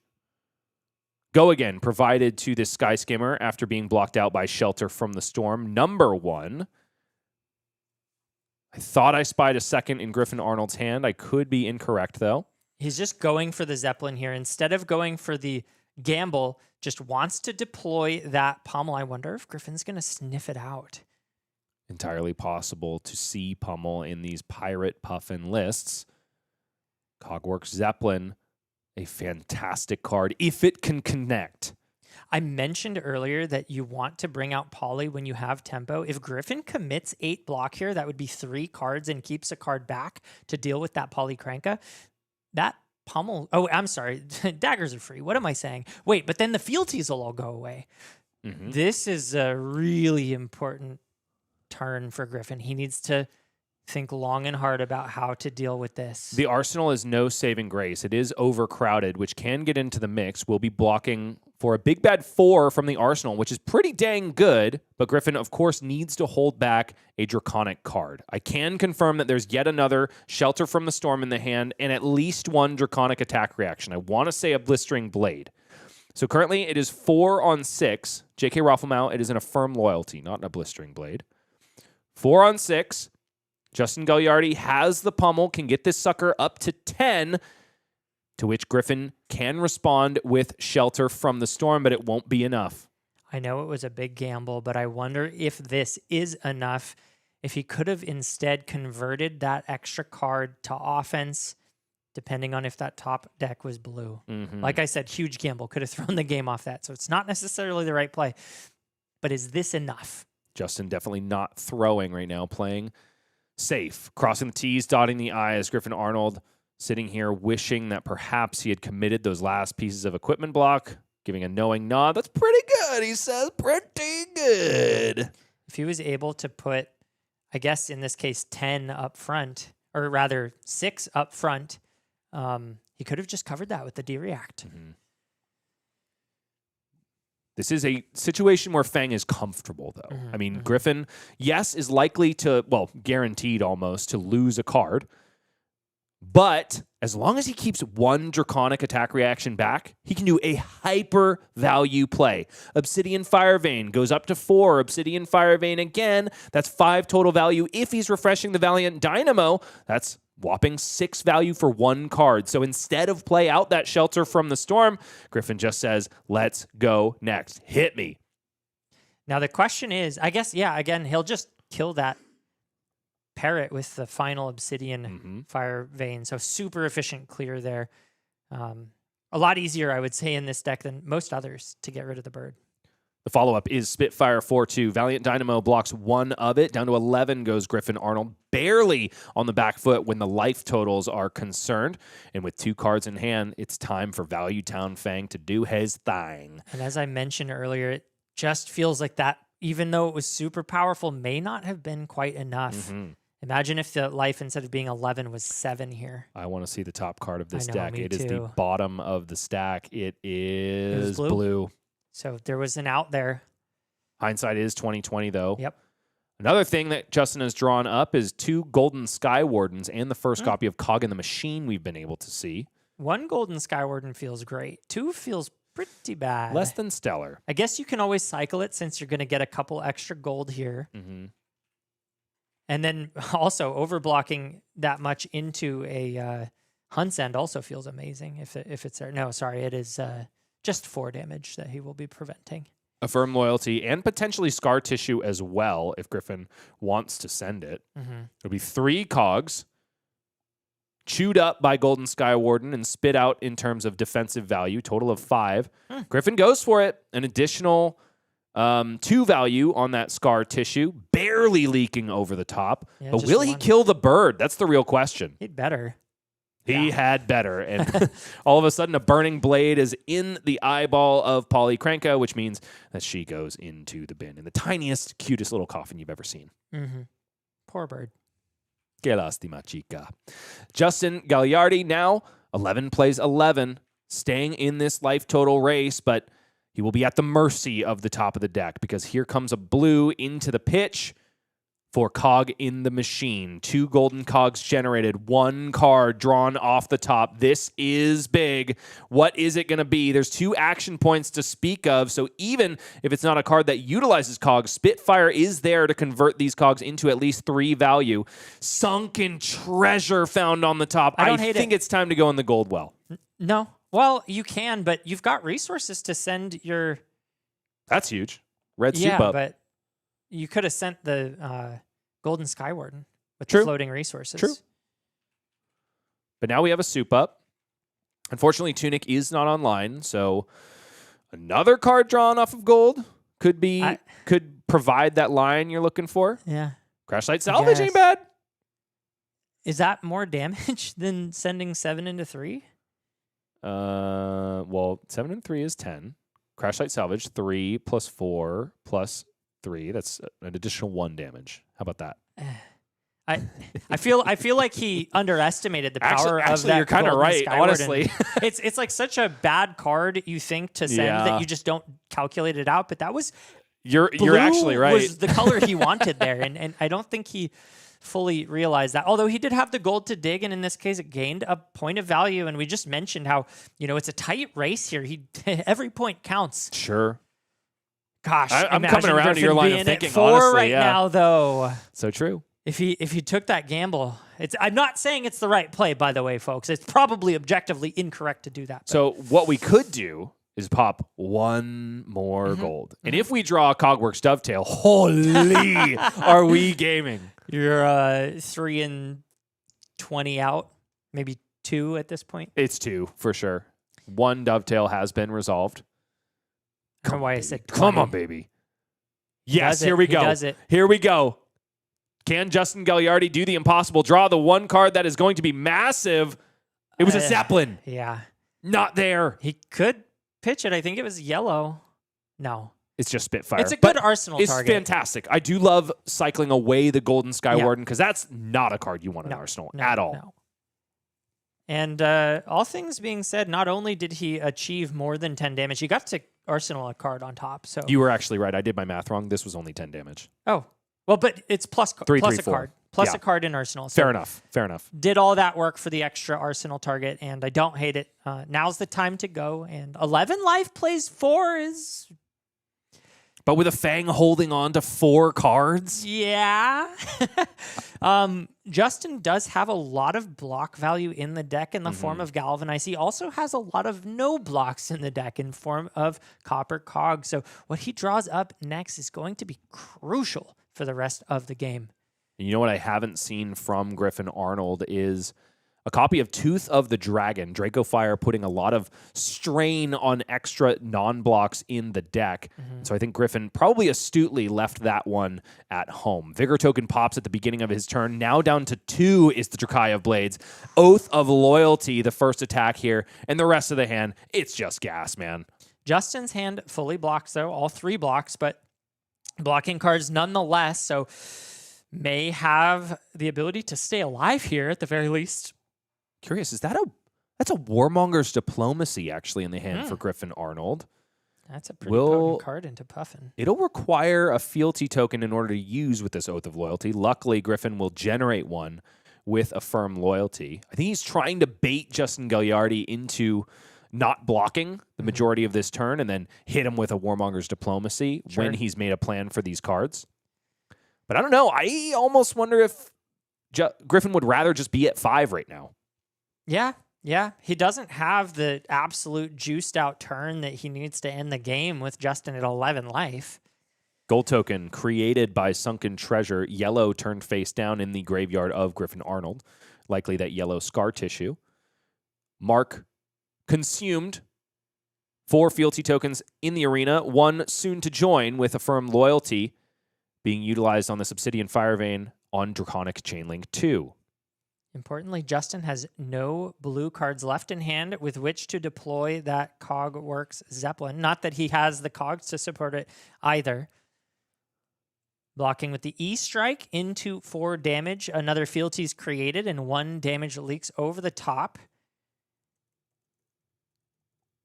An important thing to note, if Griffin does deploy that Warmonger's Diplomacy, which I fully expect, that'll disable the Puffin hero power. So half the value that Puffin suggests each turn is play a card and then activate Spitfire. So, and furthermore, the cog in the machine in the hand for Justin Gagliardi, if he doesn't block with it here, it spells doom. Yeah, and it looks like he may not want to. Their Tunic counter is coming up, and that could be a really nice refresh, efficient turn. Drop a blue, maybe. So I'd be surprised if he. I mean, I sure as shooting wouldn't want to. Is debating right now, and if he's able to potentially sniff this out, debating on putting a card in front here. I mean, 2 cards, you have to be assuming 1 is Hunt's End if you want to make plans for the future. So you got to be thinking, okay, what if this Obsidian Fire Vein is 6? In my mind, staring down a blank 2 cards from Fang, I'm concerned about Hunt's End into a 0 for 4. It is backspin thrust devoted to the combat chain. Unfortunately, Scar Tissue will get over the top. Extra juice from the fealty token that popped. This Obsidian Fire Vein up to a whopping 5. No. Down to 7 goes Justin Gagliardi. Also is marked once again. And here comes the coup de grace, and it won't even be more damage. Warmonger's Diplomacy comes out onto the combat chain. War definitely chosen by Fang. Knowing nod from Justin Gagliardi saying, yeah, it hurts. Yeah, that hurts a lot. Fortunately for him, he still has a play. He can play out that Cogworks Zeppelin. He can't make a cog to pair with it, so it's a really measly 2-card 6. At a spot like this in the game, you really would like to be doing more than that, but it'll demand a card, at least, from Griffin. And that's exactly what Griffin wants to be doing in these endgame turn cycles. Devote 2 cards, send 2 cards. Cannot do that, Justin. Good catch on Griffin's side. That is a non-attack action. And now Justin Gagliardi must only do one thing. Activate Tunic, pitch Cog in the machine to send Cogworks Zeppelin. This one in the red. Just 6 damage. And like you said, Michael, no relevant on hit. Ooh, this is one of the most pitiful Cogworks Zeppelins I've ever seen. Not only coming in for a measly 6, but eating up that oh-so-valuable Tunic counter at this stage in the game. And there's good stuff in the hand for Griffin Arnold. There's a Searing Gaze. There's a Blade Flurry. And yep, down to 1 goes Griffin Arnold with a 3-block, a 2-block, and Valiant Dynamo. That -1 defense counter, I think, is being placed early. Wait, no, I'm incorrect. It had a -1. It had it. So this is still death. Is that not a 3-block at the bottom there? Yeah, but 3 plus 2 is... 3. Oh, no, you're right. You're right. It's 5. Yeah. Always has been. Always will be. Yeah, I like going down to 1 here for Griffin. There's not a lot of shenanigans that Puffin brings compared to other decks. Not without cogs, at least. Does have the gold, so 2 cogs potentially for future turns available sitting there on the board. And one of the things that Puffin can do that's really annoying is block with her whole hand and then just swing Spitfire. It's still incredibly tense for Griffin Arnold, though, going down to 1 against an opponent that has shown they're very, very strong. Is a scary proposition no matter what. Vigor token pops probably for the last time, even though it's been paid forward so many times. Oh, never mind. It's going to be utilized on Fire and Brimstone. This is going to hurt. 1 card devoted to the block for Justin Gagliardi. I like this here, holding back the Fate Foreseen just in case. I like it as well. Hunt's End can't end this man, at least not yet. For Griffin, yep, I love playing Fire and Brimstone first. Never mind. Whoa. It is Searing Gaze. 1 damage will leak over the top. No mark, though, because this is still Draconic Chain Link 1. Down to 6 goes Justin Gagliardi. Mark consumed. Another fealty token left in its wake. Up to 4 now. 1 plays 6 as the second Obsidian Fire Vein of the turn comes out. Fandal Spring Tunic gets in the mix. Will be Fire and Brimstone. Now free, because we're on Draconic Chain Link 2. Will provide +1 to all daggers for the remainder of the turn and allow Griffin to swing an additional time with each one. Griffin's doing a really good job of making this very difficult to block out. This Obsidian Fire Vein now up to 3. 2 damage threatens to leak over the Fandal Spring Tunic. Yeah, and you got to accept it if you're Justin. Mm-hmm. There is bigger and badder things to come. Finally, the Cogwork Zeppelin is in the hand for Justin right when the cogs dry up. Yeah, there is one potential with the gold on the field, and there's also a play where Justin can draw a card and float a resource and play that. So I think that might be the line he's looking for. Just spend everything you've got and try to push over. Obsidian Fire Vein now for 2. Remember, another one can come into play because of this. Griffin will pop a fealty token, provide Blade Flurry, some extra juice. It's up to 5 now. Fate Foreseen finally thrown out of the hand for Justin Gagliardi. 1 damage will leak through. A soup up is revealed on top of the deck. But does Justin like it? It is in the red variety. I think it's pretty good. You can break a gold to draw it and then just go 2-card 9? Well, depending on how he blocks, I think he may just put this dovetail down, pitch the blue to draw it up. He's got 2 gold, right? So he'd have to use both his gold to both get the red soup up and swing Spitfire, but that could demand 3 cards from Griffin. Mm-hmm. Obsidian Fire Vein for 4, the follow-up. 1 from Fire and Brimstone, 1 from the base, and 2 from Blade Flurry.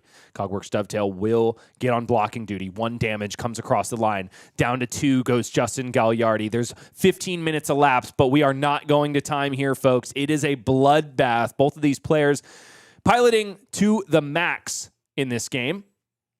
2 gold tokens for Puffin Hightail. Can they buy her a win, though? It'll be an activation of Puffin Hightail first. Gold token on the board. And a blue soup up played out. A little bit more of a conservative line actually makes a lot of sense given the fact that Valiant Dynamos was refreshed. This will demand a card as well as just the same rather as the red version would. And in this case, you get to save a gold for next turn. I am concerned, though, because there are a lot of 2 blocks. As we can see on the combat chain in the Fang deck, there are also a lot of non-blocks. I like pressuring 3 blocks when I can, because what's a 3 block? Hunt's End. Yeah. No, Justin's going to be in a lot of trouble if he doesn't draw up a D-React this turn. I do see a non-blocking card. There are 2 Galvanizes, though. Justin can eke out more defensive value.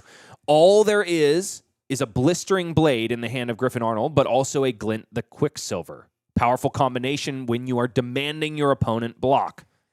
Is a really scary spot to be in for Justin. I think you have to put 4 in front of this and pray. No, he puts 7. That's a lot.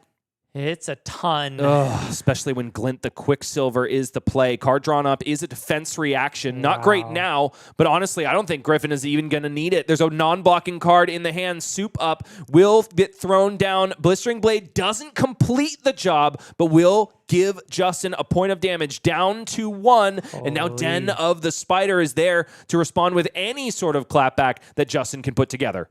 Yeah, and now Justin's out of gold too, so the 0 card plays are off. Oh, well, I guess he can just swing the Spitfire for 2. It's fine. It demands something. Den of the Spider is there in the arsenal, though. Just cash that in. Easy peasy. Ooh, and things are looking scary now for Justin. And now this is when the squirm factor really gets turned up. The screws are being tightened on Justin Gagliardi, but that's what the Cranker is supposed to do, not the Royal Draconic Warrior. Obsidian Fire Vein, the first on this turn, comes for Justin's throat. He does get to breathe a little sigh of relief, though, as he finds the shelter from the storm.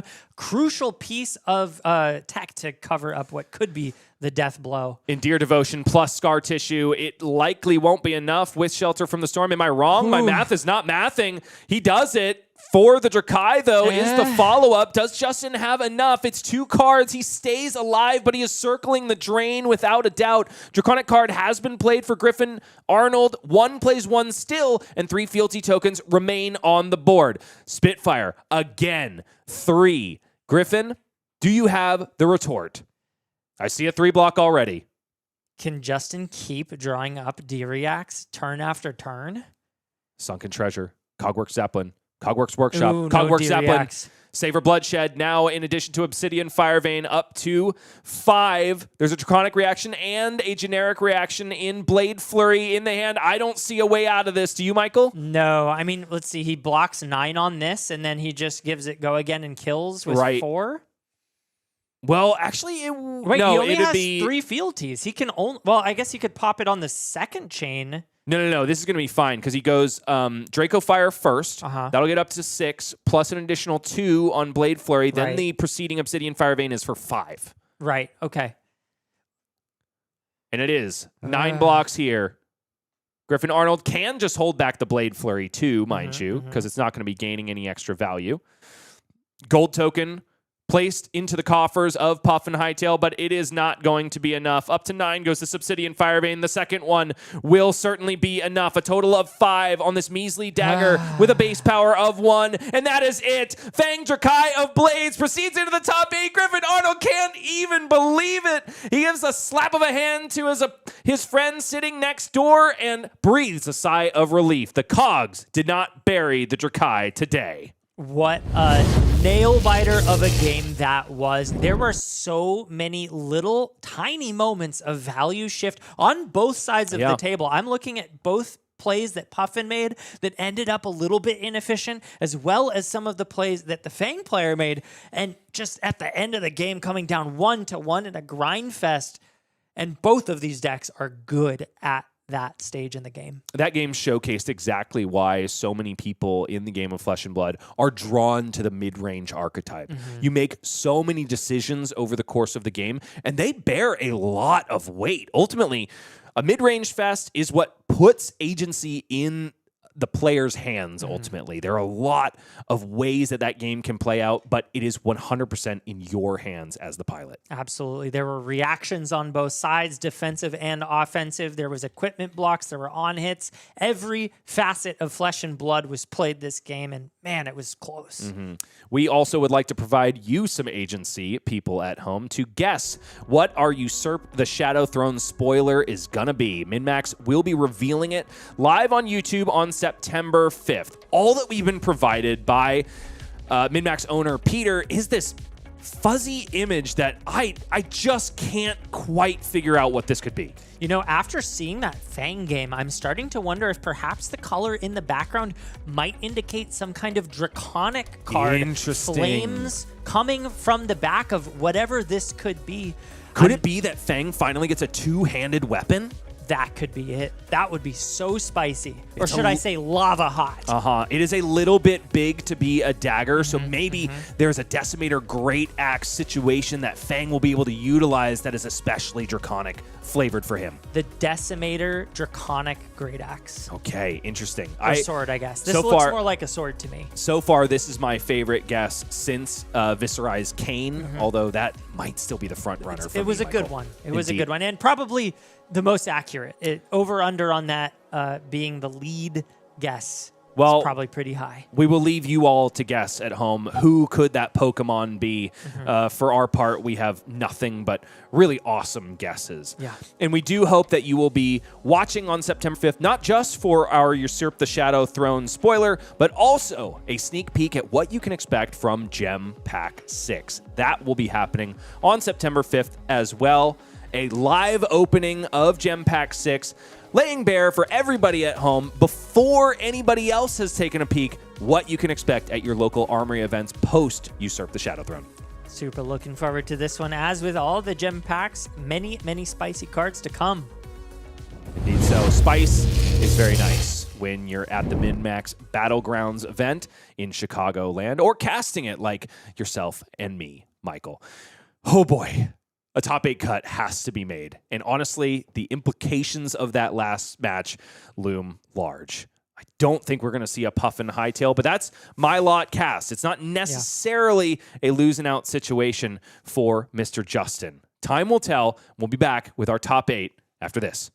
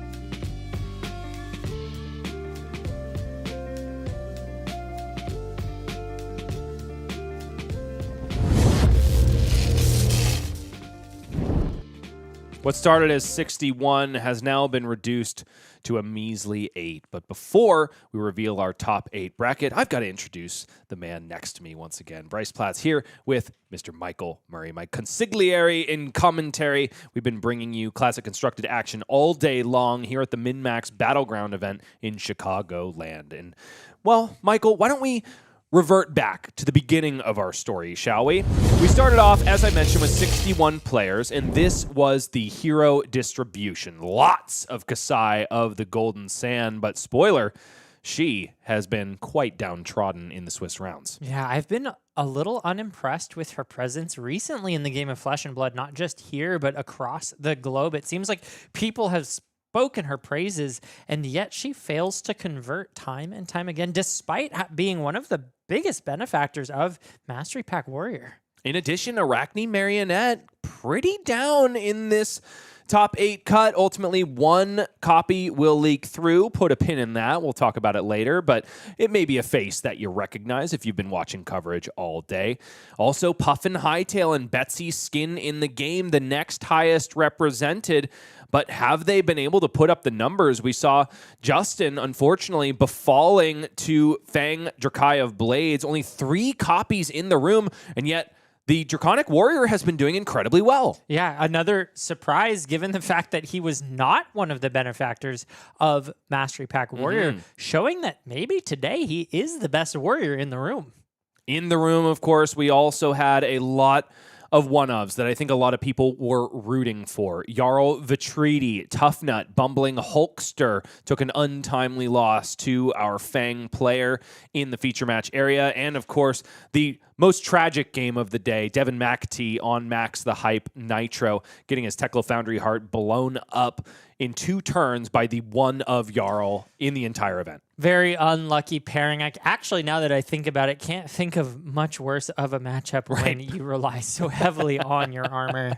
I mean, it invokes the old Jarl and Florian matchup where Florian is just trying to go 1 card 5 in the end game, and when Grasp of the Arknight is gone, that's an entirely different value proposition. But I mean, Max can go so much faster than Jarl, and it's not a given that Frozen to Death is going to come out. I don't think I've ever seen a Mangle destroy a piece of equipment on stream. I'm not even kidding. Like, that's a very rare interaction, and yet it happened immediately. Unlucky breaks for some of the one-ofs in the room. For others, though, as we proceed to our top 8 bracket, you'll see it was somewhat fortuitous. Our Jarl Vitradi player, Hari Ganeshan, who we saw on stream making mincemeat of Max the Hype Nitro, is our 4th seed, does make it in there. Gabriel Barrett, Acilio Constella Intelligence, in addition to another copy in the hands of Yasunari Sakuma. We haven't seen a single Acilio on display today, but they've been there. They've been fighting. So have the Kasais, honestly. But they started feasting on one another. And honestly, the Warriors, the Fangs in the room, Alex Tyler and Griffin Arnold, each have their share of Kasais to mount on their wall now. Yeah, 8 in the room, and it looks like both of them were targeting that hero in particular. Did all the work they could, though, and now all the Kasais have been eliminated. We've also not seen a single copy of Syndra yet today, now going up against our 3rd seed, Alex Tyler. It will be a Draconic and a Royal off in that part of the bracket. Nathan Vargas, the one of Arcane Marionette that could. We saw him take a win earlier on stream today. Now goes smack dab into the Fang that could. Griffin Arnold in our 7th seed. No stranger to the feature match area, has been there twice already. Yeah, really decorated top 8 here. Looking forward to seeing how these games play out. And I did want to mention before we get into it that Gabriel Barrett and Sam Dando, who will be featured on stream, had just played in the final round of Swiss. And that didn't go the way I honestly thought it would have. Gabriel Barrett took it, as you might have guessed, with him having the 1st seed in a little bit of what I would consider an upset. I expect Katsu to be the Acilio killer, given the way that his ability to connect with damage leads to these disgustingly strong combos. I mean, for my part, back when we were playing with pre-ban Acilio, when the Lightning Rod was still the de facto weapon of choice, the hero I probably most didn't want to see was Katsu the Wanderer, seconded by maybe Dash.io. Heroes that can just go so fast, you never get the opportunity to set up a Gone in a Flash combo. Yeah, but we also don't know which version this Acilio is, and there are 3 to choose from. There's a spell version, there's a Gone in a Flash version, and what we've dubbed Counterburn, which is a much more defensively oriented Acilio. And if that is the version that this Acilio player is playing, it might be a bit harder for the Katsu to make connection. Indeed, because what Sam wants to do in this matchup is honestly what he wants to do in any matchup, which is go absolutely ballistic on a combo turn, putting forth a tidal wave of damage that is just too much for the Constella intelligence to overcome. But now we find out. The proof is in the pudding, and we'll see what our Acilio player has cooking for Sam Dando. Sam is aware at this point because they have gone ahead and fought in Swiss. But gosh, both of them look ever so comfortable in the feature match area. We will correct the screen right there. Gabriel Barrett is not, in fact, on Fang Drakai of Blades. That is an Acilio player versus Sam Dando on the Wanderer. But what kind of Acilio? We've been trying to figure it out, Michael, but there's only one way to really understand the old Knocker and Lightning Greaves. Tell me this is Gone to Flash variant. Oh, yeah, but also the Cap of Quick Thinking, a really clutch way to shore up potential hands filled with instants and block those pesky breakpoints. Or these pesky harmonized Kodachi, though. I would often think that Cap of Quick Thinking is mainly there for something like a Syndra or Arachne Marionette matchup, where the connection of those daggers means a lot more. For Sam Dando, it is just a lot of filtering going here. Ancestral Empowerment and then Dishonor in the pitch zone. Just trying to get rid of them and fix this hand where Dando wants it to be. One thing is going incredibly right for him is this early Fluster Fist. Likely going to be deployed, yes, on this combat chain after the harmonized Kodachis, mainly so that it's a viable target for Bonds of Ancestry. Really nice to get that in the graveyard early. But, ooh, Gabriel starting things out with a Sigil of Brilliance is one of the best cards you could possibly see to start the game out. Ain't too bad. Sigil of Brilliance will pop at the beginning of Gabriel's action phase. We'll be able to get an extra card. No response from Sam Dando. Card drawn up. And now it's 5 to retort with. Already Gone in a Flash has been found in the hand. I think I'm starting to understand how Gabriel was able to carry the day in Swiss. Yeah, is he debating just going? It looks like he might just be doing it here, not getting the value out of his Lightning Greaves yet for blocking. But who cares if we're just starting the game off with a 5-card hand Gone in a Flash. You gotta love Sam Dando, though. He is smiling just as much in the most precarious position as he is when he's winning. I see a little bit of pain behind those eyes, though. He cannot be happy about this, especially considering he just lost to Gabriel in the match prior. This has got to feel bad. Could not agree more. Lightning Greaves already being popped. Don't close your eyes, folks. It could be over before it begins. Sigil of Solace heals Gabriel Barrett up to 37. Gone in a Flash, bought back to the hand. Silver lining, if there ever was one, if Sam is able to block out a significant amount of damage, Gabriel will be playing the rest of the game post-combo. Curious. There is a copy of Strike Twice in the hand for Gabriel Barrett. So this is not like the most potent combo turn, honestly. He would much prefer to have something like an Astral Bridge or, heck, even any other instant. This isn't like Acilio of old. You don't need an Arcane spell to reach the ceiling of what the Gone in a Flash combo can be. Constella Uplift, though, going to provide some extra amp. Gone in a Flash for the 3rd time. Gets blocked out by Breeze Rider Boots and Fluster Fist from hand. Sam Dando knows that the only way to have a shot in this game is to block as much as humanly possible here. Constella Contemplation out now. Another 2 arcane damage. Unblockable because Sam Dando simply doesn't have Arcane Barrier, nor does he have a card that he wants to pitch to it, I would imagine. Ponder token generated for Gabriel Barrett. Gone in a Flash, going to clean up this turn cycle. An extra 2 damage leaks over, become the bottle. Strike Twice, destined for the arsenal. I mean, he took 7. That's not the worst thing in the world. We'll have to sort of pass back and give Gabriel another full turn of tempo, but interesting start. Now the Astral Bridge was finally found on top of the deck thanks to the Ponder token popping from Constella Contemplation. Astral Bridge placed into the arsenal, and Sam Dando has to pass priority back over to the Wizard player, who does potentially have something to say right here. Strike Twice is in the hand. If Gabriel can do any amount of arcane damage, perhaps with that shock, second from the left, might be able to put in a lot of work on the opponent's turn. But it's not like he has AB anyway. So it seems like it's the same thing. Why not go for it? Well, oh, I see. Yeah, you could just play it on your turn. Yeah, but We're wizard gaming, man. Yeah. No, it's way cooler to do it this way. But no, priority pass is accepted. Back over to Gabriel's affirmative side of the board. 37 plays 33. Astral Bridge played out of the arsenal. Lightning Press found on the top of the deck. But are there any attacks to even pair with it? I don't think so. Based on the smile, yeah, I don't think so either. Could be an activation of Acilio, but instead, it's just Volzar Meteor Storm, Comet Collision, likely to be followed up with a strike twice. All of a sudden, all physical into all arcane. An additional 3 from this strike twice brings Sam Dando down to a measly 21. There was another strike twice. Oof. Card making its namesake known. All of a sudden, that yellow consigned to Cosmos in the pitch zone, making a lot more sense. Sam Dando bleeding all over the arena, down to a measly 21. He's got a great start. If this is combo, and he really, when you look at him, he wants this to be combo. It so bad. Drum roll, please. Kisses it. Ugh. Does find a combo card. That is Tigrine Reflex. Will be playable. Just an additional 3, technically 4 value now that Ancestral Harmony has been played.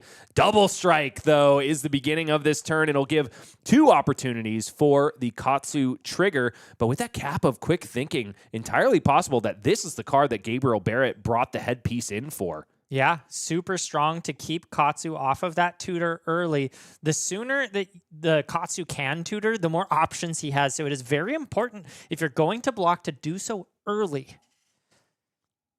Double Strike doesn't represent a whole lot. Ultimately, even after it is attacked with and it's banished and playable again, it's only 2 damage. In a red, that is below the rate of blocking with it. The reason that ninjas run this card is because they have some ulterior motive to hitting.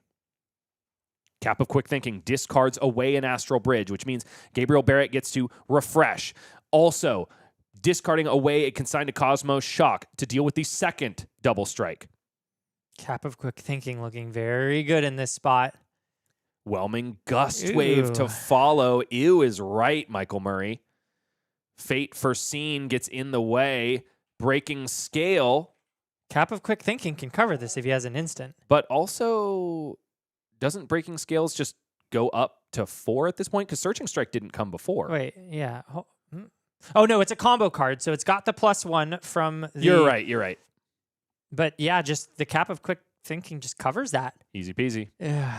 And yeah, that's the power of Cap of Quick Thinking. Mm-hmm. Against both Breaking Scales and the super low to the ground 1 power attacks, Sam Dando just got absolutely shut down. Exactly. And if this, Sigil of Brilliance is revealed to Entwine Lightning, meets a Flick Flack in the arena, 37 plays 19. This is definitely Gabriel's game to win at this point. But he's got to put it together. Scar for a Scar is the follow-up. Very much does not have go again against Sam Dando. 1 damage will leak through over the Tigrine Reflex.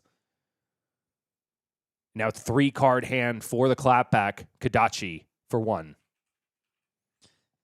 Sam still has a decent amount of life to work with. I wouldn't expect the Acilio to clump up as bad as last turn. I know it was a bunch of Arcane and it felt really good, but it wasn't the highest value offensive play in the world. Was just ultimately true damage, which you have to say something for in the game of Flesh and Blood. Players just making sure that life totals are updated properly. It is 35 to Sam Dando's 19. It's definitely not out. Katsu is one of those heroes that you can't really count out unless they're dead, much like Prism, Sculptor of Arclight, and also Advent of Thrones. Become the bottle? Blocked out by Gone in a Flash. Arsenal established for Sam Dando, which, if I remember right, was a Bonds of Ancestry left in the hand. So the nuclear reactor combo turn could potentially still be to come, especially because yet another copy of Ancestral Harmony is in the hand, and Breeze Rider boots have yet to be utilized. Not only that, but I think I saw a Surging Strike with the cross wrap still on the table. Sigil of Brilliance popped at the beginning of the action phase of Gabriel Barrett, which makes available the activation of Volzar Meteor Storm, it will be a Constella uplift, gaining the amp from Volzar Meteor Storm. 2 arcane damage finds home. Sam Dando now down to 17. The follow-up is Second Strike for Go Again. Accepted immediately. Sam likes what he sees. He ain't blocking unless Gabriel makes him. And here we go. Comet Collision, not something he can block anyway. Down to 8. This is getting very scary indeed for Mr. Dando, but also trembling in his boots should be Gabriel Barrett. Mm-hmm. Ancestral Harmony finds an Ancestral Harmony that needed to hit. Yeah. Harmonized Kodachi, paid for by a blue Flusterfist. 1 Go Again. I don't think it's going to get any respect. Gabriel provides none. Down to 33 after the second Harmonized Kodachi. The follow-up is Tempest Palm Gustwave. Gains Go Again because it is played to Chainlink 3 or higher, so it's 5. 1 damage leaks over the top of Fate Foreseen. The follow-up is potentially Bonds of Ancestry. Sam needs a miracle here. Bonds of Ancestry will crash in for 5. It gets a chagrined look from Gabriel Barrett, but is it even going to be enough damage to make this Acilio flinch? Yeah, he still has 3 cards in hand. 4. So plenty to work with on offense. Sam's sitting at a measly 8 and no Arcane Barrier. So there's a Flusterfist that we know about. There are no Bonds of Ancestry, so it can't be a double Bonds turn.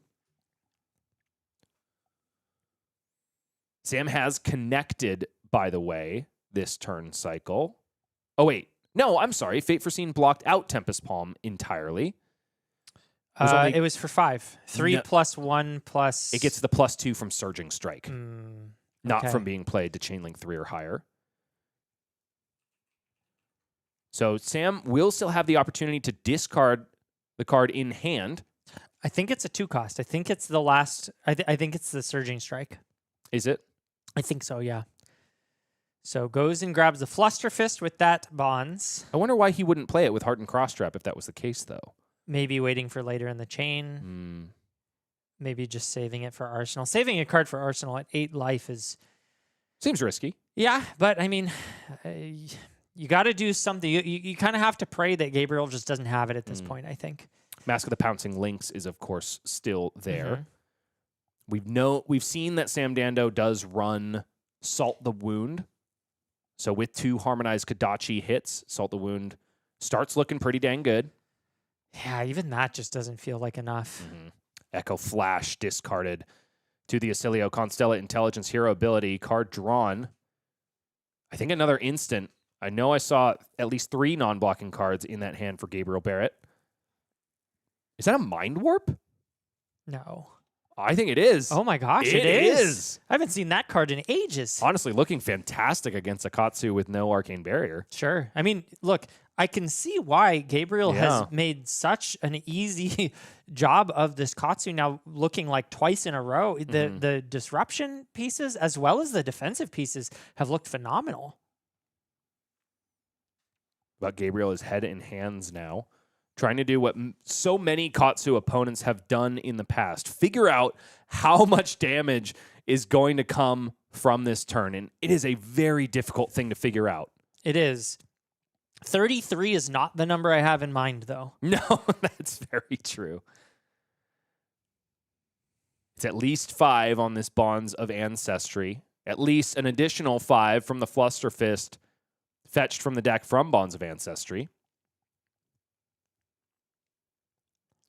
Gabriel is squirming. Yeah, giving a ton of respect to this. He just does not want to let the Katsu hit if he can help it.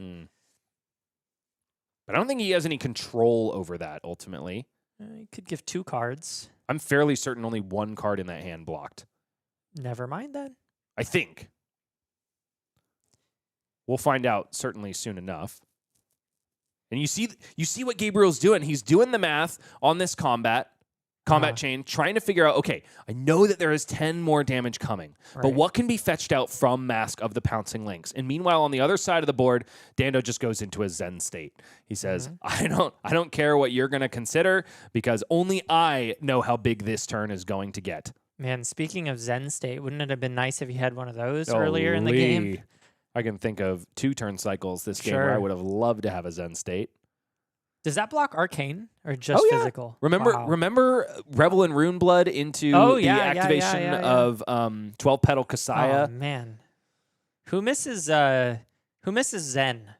Not this guy. Z's in the chat. Z's for Zen in the chat if you missed that.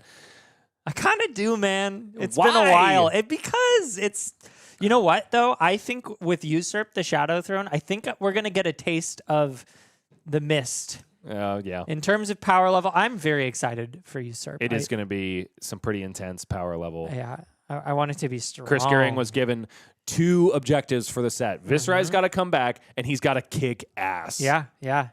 So far, looking good with the spoilers we have seen. Oh, no. I'm starting to see the Z's Let's pop go. up in chat. Get out of Chat here, with guys. the Z's. Yeah, man. Dude, a lot of people really liked Zen. I know he was OP, but he did some fun stuff, man. The Mystic Ninja. 5 damage accepted by Gabriel Barrett.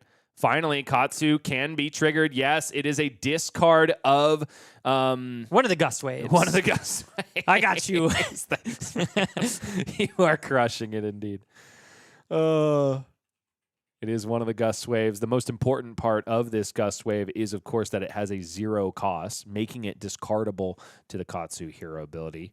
But Dando takes a second. It's the second count the Dandu graveyard. you've dropped today. I know. I don't know why I'm wanting to call him Dandu.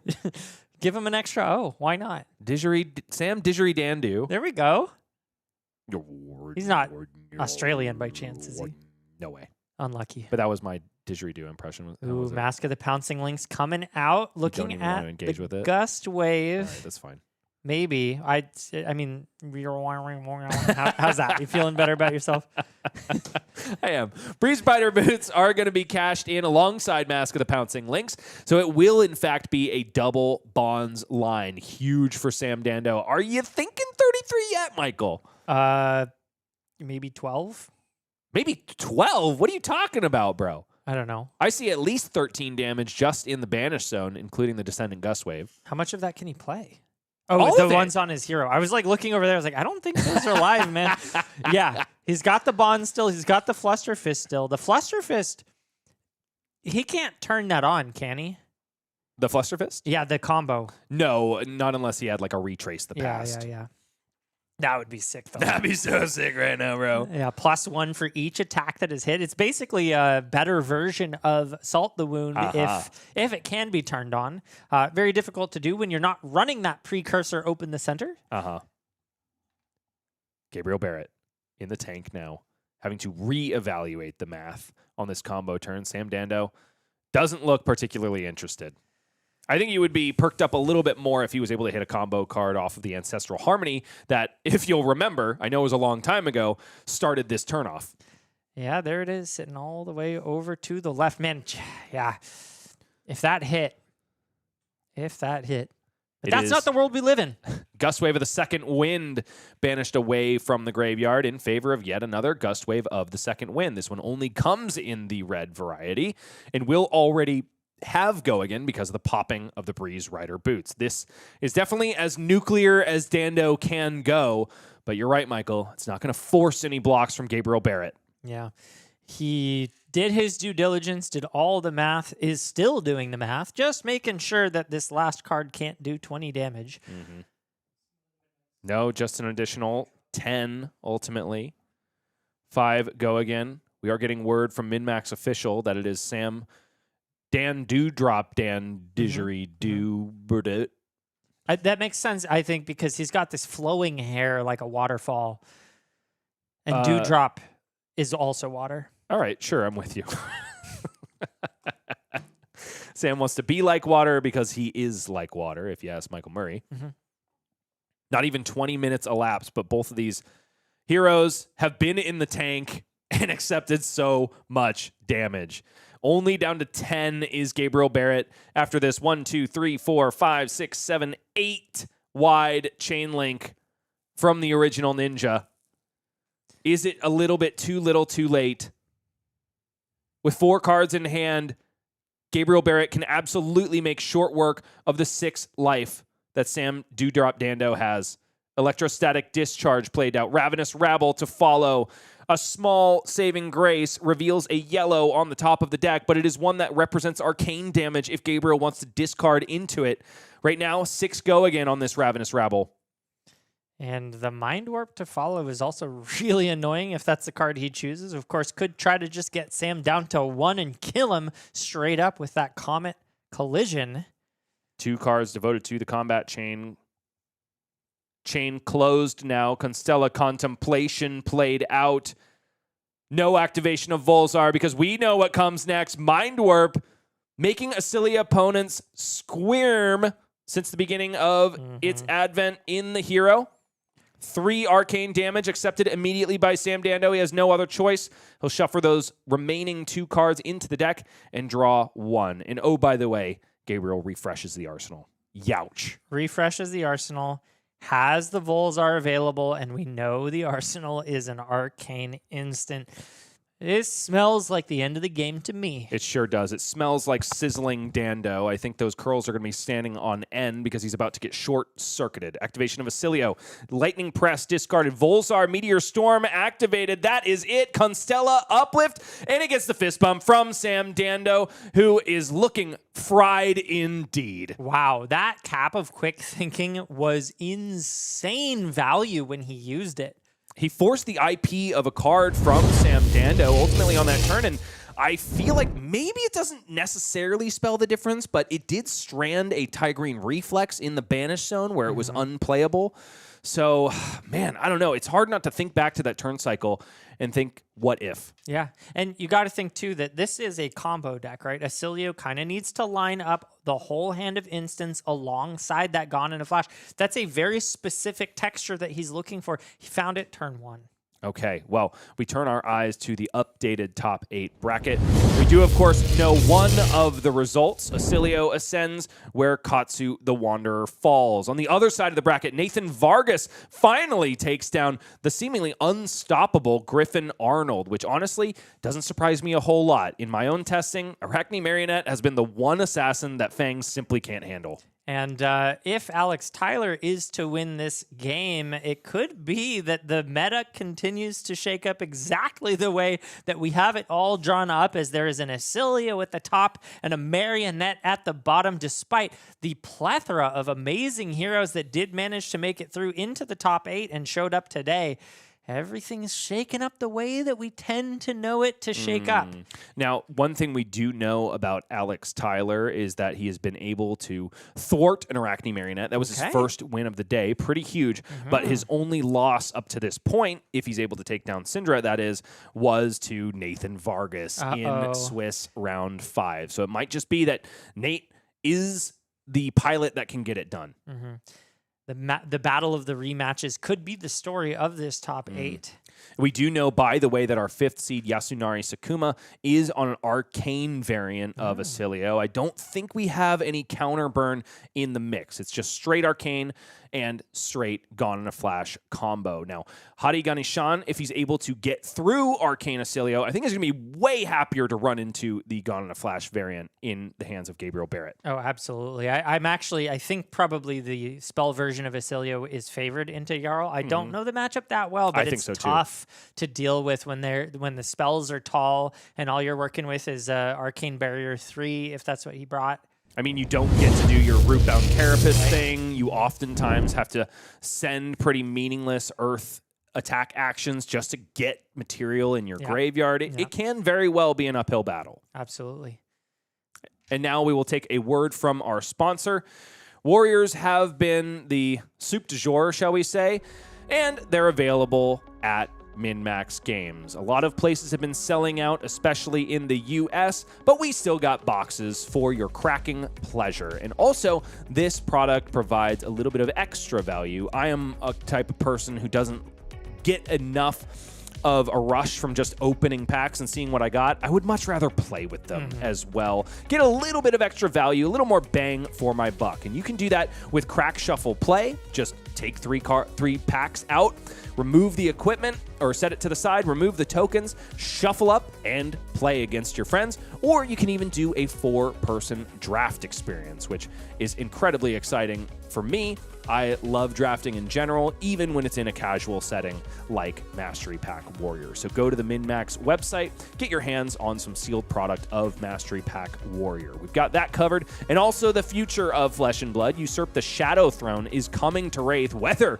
you like it or not. Viserai is back, and he's better than ever. Our pre-release event will be happening on September 18th, so stay tuned for that. But also, pre-orders are available on the MinMax website. Get your hands on the product technically before the product even comes out. When it's in stores in September 25th, make sure that you get your hands on one, maybe 17 of these boxes, because they are going to be flying off the shelves potentially faster than Mastery Pack Warrior. Yeah, no, this is definitely one of the most hyped sets we've seen in years. Super looking forward to it. Looking forward to the power level that it brings, and of course the amazing art style and play styles that we are yet to fully unfold. Okay, and we will be going to a break. We are getting results streaming in from our other top 8 tables, and so I won't waste any more time, because before you know it, we're going to be back with yet another game of Flesh and Blood, but it will be the penultimate one of the day. Semifinals coming up in just a moment.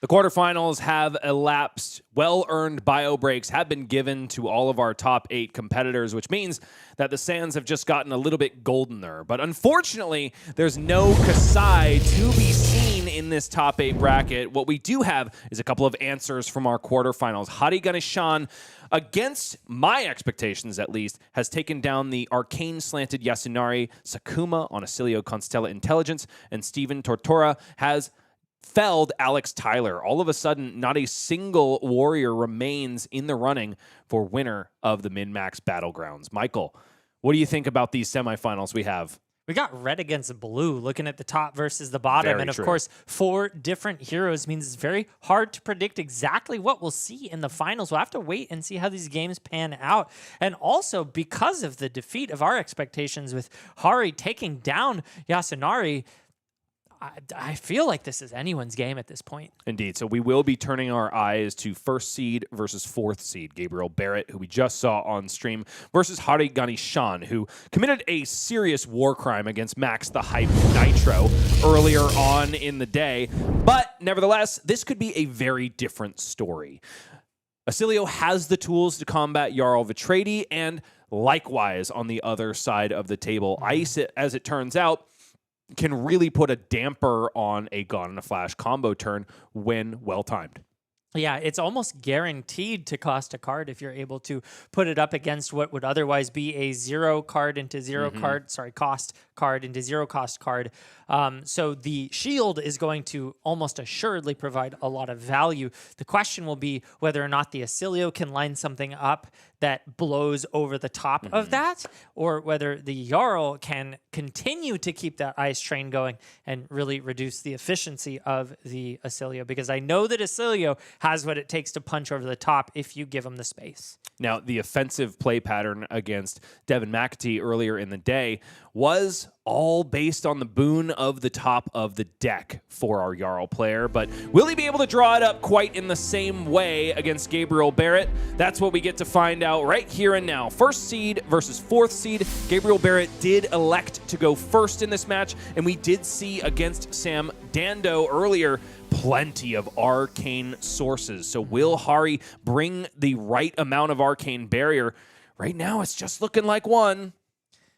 Yeah, just one is, I suppose, not a big surprise given the fact that this is a Gone in a Flash version. Sure. But as you mentioned, it seems to me like the number of arcane spells that these combo variants have been running has just gone up and up over time. Agreed. The power of this ability to punch over the blocking cards is incredible. We saw the sheer power of them in the deck of Felipe Lima Cardoso in Pro Tour Las Vegas, and you can see why it is putting pain to Guardians and other classes alike. All of a sudden, Hadi Ganeshan trying to make the correct decision in terms of his equipment presentation is letting a lot of damage come through, ultimately 4 on that turn 0, and you can see how much it frustrates him. It's a shake of the head going into his first turn of the game, and I believe Gabriel was able to establish a meteoric impact in the arsenal. An important difference here, he's brought the Titan's Fist, which pairs a lot better with cards like that Terra Sunder, if that's the direction he wants to go this turn. Doesn't really have the resources to establish that right now. Energy Potion found immediately for Gabriel Barrett. That is a huge benefit to him that an Energy Potion in the deck is coming this early when he doesn't need to be blocking.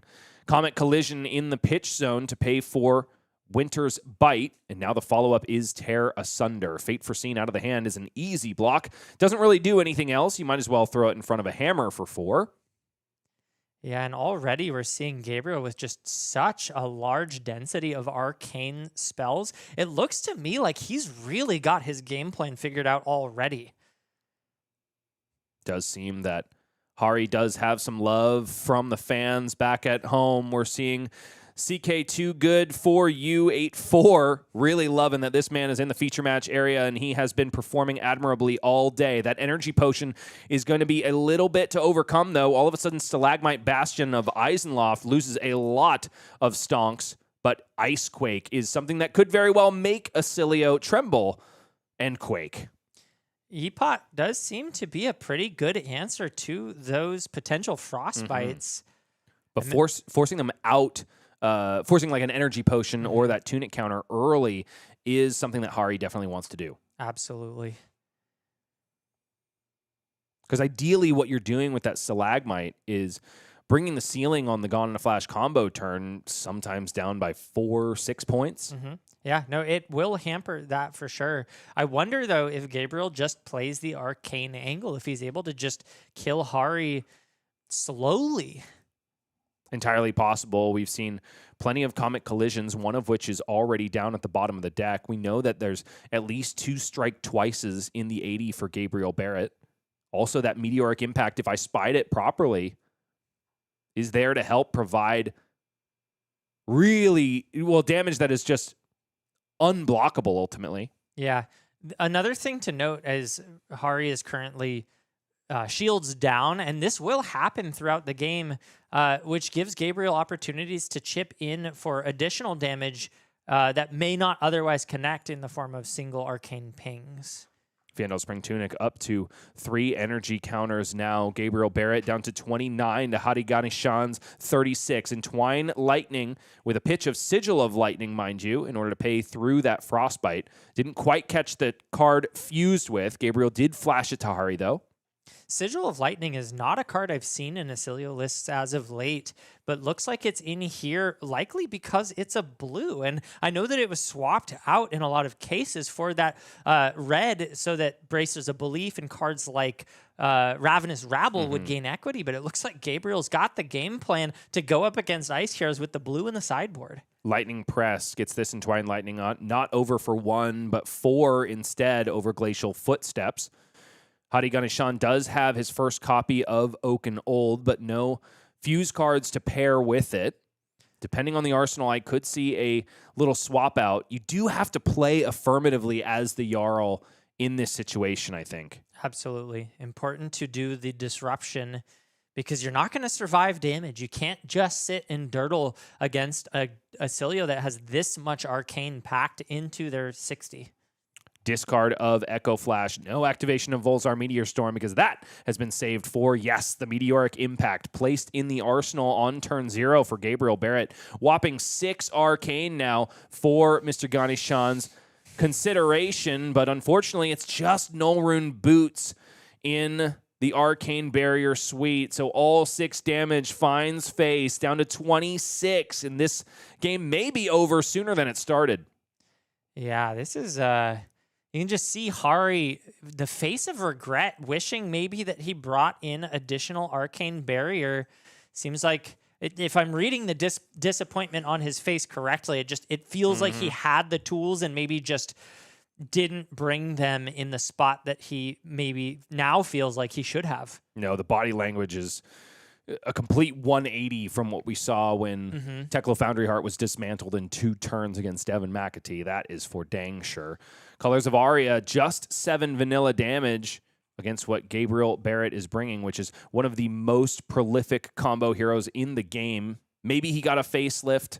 Maybe he got a downgrade by some people's estimation in this new Omens of the Third Age meta, but he is still one of the best decks in the room, without a doubt. Absolutely. And I got to give praise to Gabriel for not only piecing together what I'm going to call a very unique take on the combo version of Acilio, but also his masterful piloting. Every game I've seen him play so far, I guess 1.5 at this point, has been, he looks like a really strong player. Now he's Gazing the Ages. Likely not a card in the 80, but definitely advice for any Wizard player that is going to try to take down a tournament. Now, how well does the hand cooperate? There is Constella Contemplation. There's that Mind Warp. Not going to do... Well, actually, it's still pretty bad against Arcane Barrier 1. Yeah, AB1, you just say, okay, fine, here's the card. I was going to bottom it anyway. So it doesn't have as big of a disruptive effect as you might otherwise want. Could always, yes, just get a easy block 3 out of it. And it's a full cover-up. Fate Foreseen, I believe, finds a second strike on top of the deck. Gabriel says, hold on, don't clean up yet. I need to resolve this opt. And a card like Second Strike, if that is what it is on the top of the deck, is not something that's particularly great against Jarl, especially when you're holding on to a Gone in a Flash and an Astral Bridge. Well, Second Strike is... Oh, sorry, Second Strike. I was thinking Strike Twice. Yeah. Strike Twice would be sick. Yeah. Second Strike, not as useful. So Gabriel in the tank about how to convert the rest of this hand, because if he activates Acilio, gets rid of, say, that Astral Bridge in favor of the Second Strike, he still doesn't have the action points to deploy everything. There is an Arsenal angle with the Gone in a Flash, but not a super efficient play to precede it. Second Strike will go to the bottom of the deck. I think Gabriel is hopeful to be able to hit on the top of the deck when it comes to instants. But no, it's just a pass. Gone in a Flash established in the arsenal. Can Gabriel find 2 additional instants? We'll have to wait until next turn cycle to find out. But there's something that could hurt. Channel Lake Frigid is in the hand. I'm not seeing an ice card though, Michael. Hari's going to skirt around it by pitching into Imposing Visage with his current Channel Lake Frigid will find yet another one, get it on the board, gets a grimace from Gabriel Barrett because he does not want to play a combo turn through that Ice Aura. Much needed disruption at this point in the game, and the life totals are still very close. Hari has taken a beating, but Gabriel has also taken his fair share of damage, not wanting to block anything that doesn't disrupt. And Hadi Ganeshan must know that a Gone in a Flash combo is locked and loaded. There's very few reasons for an Acilio in its current iteration to just go ahead, pocket a card, and keep 2 in the hand, and that is likely foretelling an Astral Bridge in Hadi Ganeshan's future. Titan's Fist now crashing in for 4. Looks like it might get a little bit of respect from Gabriel Barrett. Yeah, I really like this play from Hari. Just taking the tempo back in his favor, likely going to lead to a very inefficient turn on the side of Gabriel. I will note that he has that energy potion to insulate from something just like this, but even to crack the E-Pot, you have to pitch a card. Even to activate your Fiendal Spring Tunic, you would have to pitch a card as well, going net neutral on resources. Yeah, but once those get popped, the rest of the turn gets unlocked. Channel Lake Frigid flows into the next turn.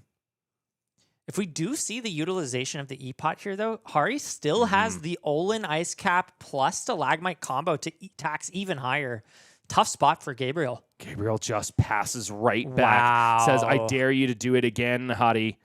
There is a Mangle in the hand in addition to an Ice Quake, but that's an all-red hand. Oh, no.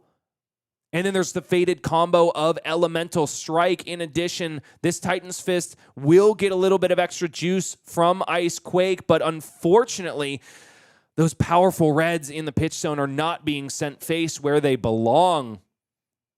Really rough draw for Hari. Right when he got the full tempo and had the opportunity to lock Gabriel out of the game, this is still an okay play. I mean, it's middling. Not a lot of damage, some disruption. That ice or that frostbite matters a whole lot here.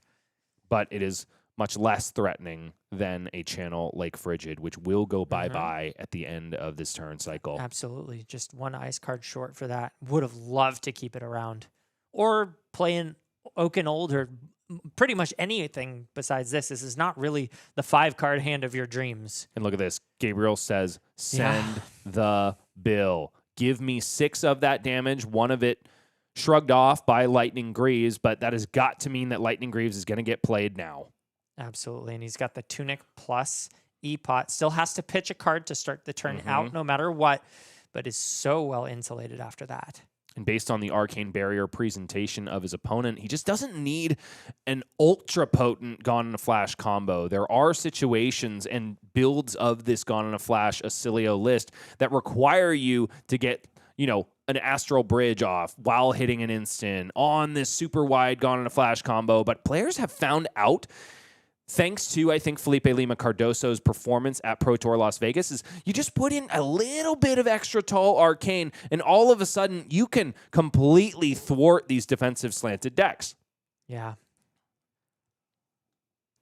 Electrostatic Discharge fetches back the first copy of Gone in a Flash, and it's laid right back on the table again. Now 7. No go again on its face, but instants have something to say about that. We do know that an Astral Bridge has been held in reserve. Will the top of the deck cooperate? Gabriel still has the opportunity to activate Bracers of Belief to confirm that an instant is there.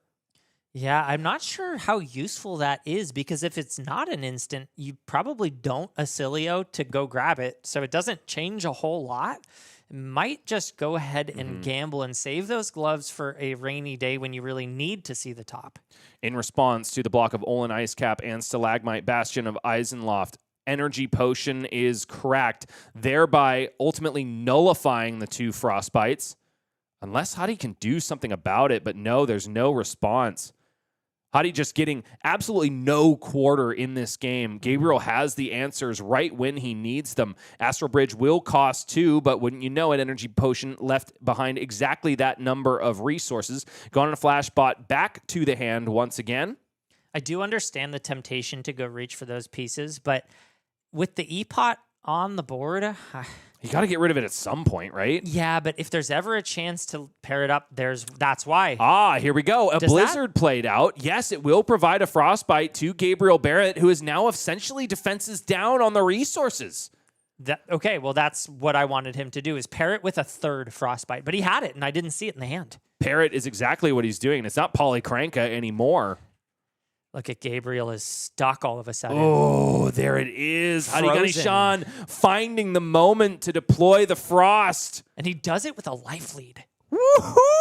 All of a sudden, we have a game on our hands, folks. You can see the veins popping out of the forehead of Gabriel Barrett. Woo! I had it. I got the turn 2 E-Pot. This was supposed to be my moment. And if Hari is able to keep these last 2 cards in hand, Gabriel just broke boots. All of a sudden, those frostbites have a zone to go into. So all of a sudden, colors of Aria, even just an Ice Quake or a Winter's Bite being played out seemingly somewhat innocuously. Can I just clarify something with you? Does Blizzard also remove the go again from the instant, or is this just for the frostbite? I believe it's just an attack. Yes, target attack loses and can't gain. So there won't be a chance, a need for Gabriel to pay any extra resources in order to get go again on Astral Bridge. The issue, though, is now he has no way to play his Gone in a Flash. Yeah, just absolutely shut down. Hari timed that perfectly. It is all over, ultimately. Gabriel can activate Volzar Meteor Storm, but yes, he has to pitch Gone in a Flash in order to do so. Technically had the opportunity to do it before the frostbite resolved, but I think correctly identifying that it is better for him to get a random ponder off the top into his arsenal rather than Gone in a Flash in a post-combo world. And look at this. Life totals equal after the combo, and Hari has a really nice follow-up. Card drawn, I want to say a Shelter from the Storm and placed into the arsenal off of the ponder draw from Constella Contemplation. It's back over to Hadi. 22 plays 21. An Elemental Strike will banish an Earth card from the hand, so we'll get extra juice. +2 on this one to a whopping 7. I did mistake that for a Colors of Aria. I thought a Frostbite was coming in addition, but Hari no, wishes, just honestly. 7. The nice thing about this Elemental Strike play is all of a sudden, with the amount of material in the graveyard for Hari, 1 Rootbound Carapace will bring him completely online. That's a good point. Or heck, even a Felling of the Crown, getting rid of 3 Earth cards. And you got to be happy seeing defensive posturing as Hari. You know, it's not all bad for Gabriel because, of course, he's got his opponent around the half-life mark, and he's got plenty of tall Arcane still to use. Ravenous Rabble will come in, though. Only 3 go again because Consigned to Cosmos Shock is the card revealed on top. Meets an Autumn's Touch in the arena. In the hand for Hadi, finally a decomposed card with a relevant effect. Plow Under is there, unlike the Felling of the Crown that had to get on defensive duty during the combo Gone in a Flash turn. Plow Under, particularly easy to skirt for Acilio if that is an instant in the arsenal. May not be. It was yet another early pass for Gabriel Barrett. Gabriel immediately shrugs off the possibility of responding, and there it is. 3 Earth cards put in the banished zone, and all of a sudden Plow Under will not only get rid of the arsenal of Gabriel Barrett, but also be juiced all the way up to 6 points of damage. I'm kind of liking this spot for Hari. I am too. But, you know, the big Arcane is coming back around again. Comet Storm Shock is there. And now that we know there are meteoric impacts, we know that there are comet collisions, we know that there are strike twices, Hari's got to be considering the sheer amount of arcane damage that will be sent his way if this game goes long enough. Absolutely. And it's going to be up to him to continue the disruption chain. I'm looking for cards like Oaken Old, cards like the one right there. The one right there. What's that one, Michael? Oh, gosh. Why do you do this to me? It's upside down. I can't read upside down. We'll wait and find out. I got this. Come on, brain. This is embarrassing. Well, it is Ravenous Rabble. Surely you know that one. The top card of the deck will be flipped once again. Astral Bridge this time revealed. So this Ravenous Rabble comes in for 4. I believe it's the 3rd Ravenous Rabble, but the first one to actually get its maximum value. Rootbound Carapace is Ravenous, and it is meeting Ravenous Rabble in the arena. 4-on-4. Happy for Hadi, and he's got a redundant form of Rootbound Carapace in the hand. If there's another breakpoint to come, it will be stuffed. It's an activation of Volzar Meteor Storm because this turn is just going to finish up with a Comet Storm Shock. 6 arcane damage for your consideration, Hadi Ganeshan. He can only block a single point of it, but is it even reasonable to when it requires an entire card? Can he even convert the entirety of the hand unless he uses a card here? Yeah, he's got that one red Rootbound Carapace that he could just trade for 1 life right here. Decides not to. Down 6 life. Was there an Oakenold placed in that arsenal? I'm starting to think there was. He had to pitch one away on that all-red hand. If there is an Oakenold there, it is fusible at this point. He has a yellow and a tunic counter. Exactly right. We wait with bated breath. It's not getting snapped off. I kind of don't think it's there. No. Can be yet another plow under. Mm-hmm. Of course, Hadi would have to give up his own arsenal while disrupting Barrett's. And there it is. Frozen to Death will pay for this plow under. No Decompose is the choice, though? No Decompose is the choice for Hadi Ganeshan. Gabriel Barrett can't even believe it himself. He was ready to put that card onto the bottom of the deck, but instead, it's just a deploy of Fate Foreseen, shoring up the majority of that damage. 2 will leak over. Down to 16 goes Gabriel. These players meet each other at life parity once again. That Arsenal card for Hadi must be valuable. It must be. I cannot imagine. I mean, unless if it's a D-React, he would have just bottomed it. And if it was Channel Lake Frigid, he had the ice card to just pay into it. Yeah, what could it be? I still can't remember the name of that card. I don't even know which one you were going for. The Earth one that decomposes for 8 and Felling of the Crown? Thank you. That was in the hand? It was it. No, I was saying. What was I saying? I don't know. It was years ago at this point. It was in the Banished Zone upside down, and I had a reason to say. Oh, it was. I was saying that we're looking for Oakenolds. We're looking for. Oh, Fellings of the Crown. Fellings of the Crown. I see. Well, yes. Astral Bridge is now out in the arena. I know you know the name of that one, and it finds a Consigned to Cosmos Shock, thereby allowing Hari some extra value by pitching a blue into the pitch zone, even though he only has AB1. He knows that he's going to get more value down the line from that card, so might as well get ahead of it.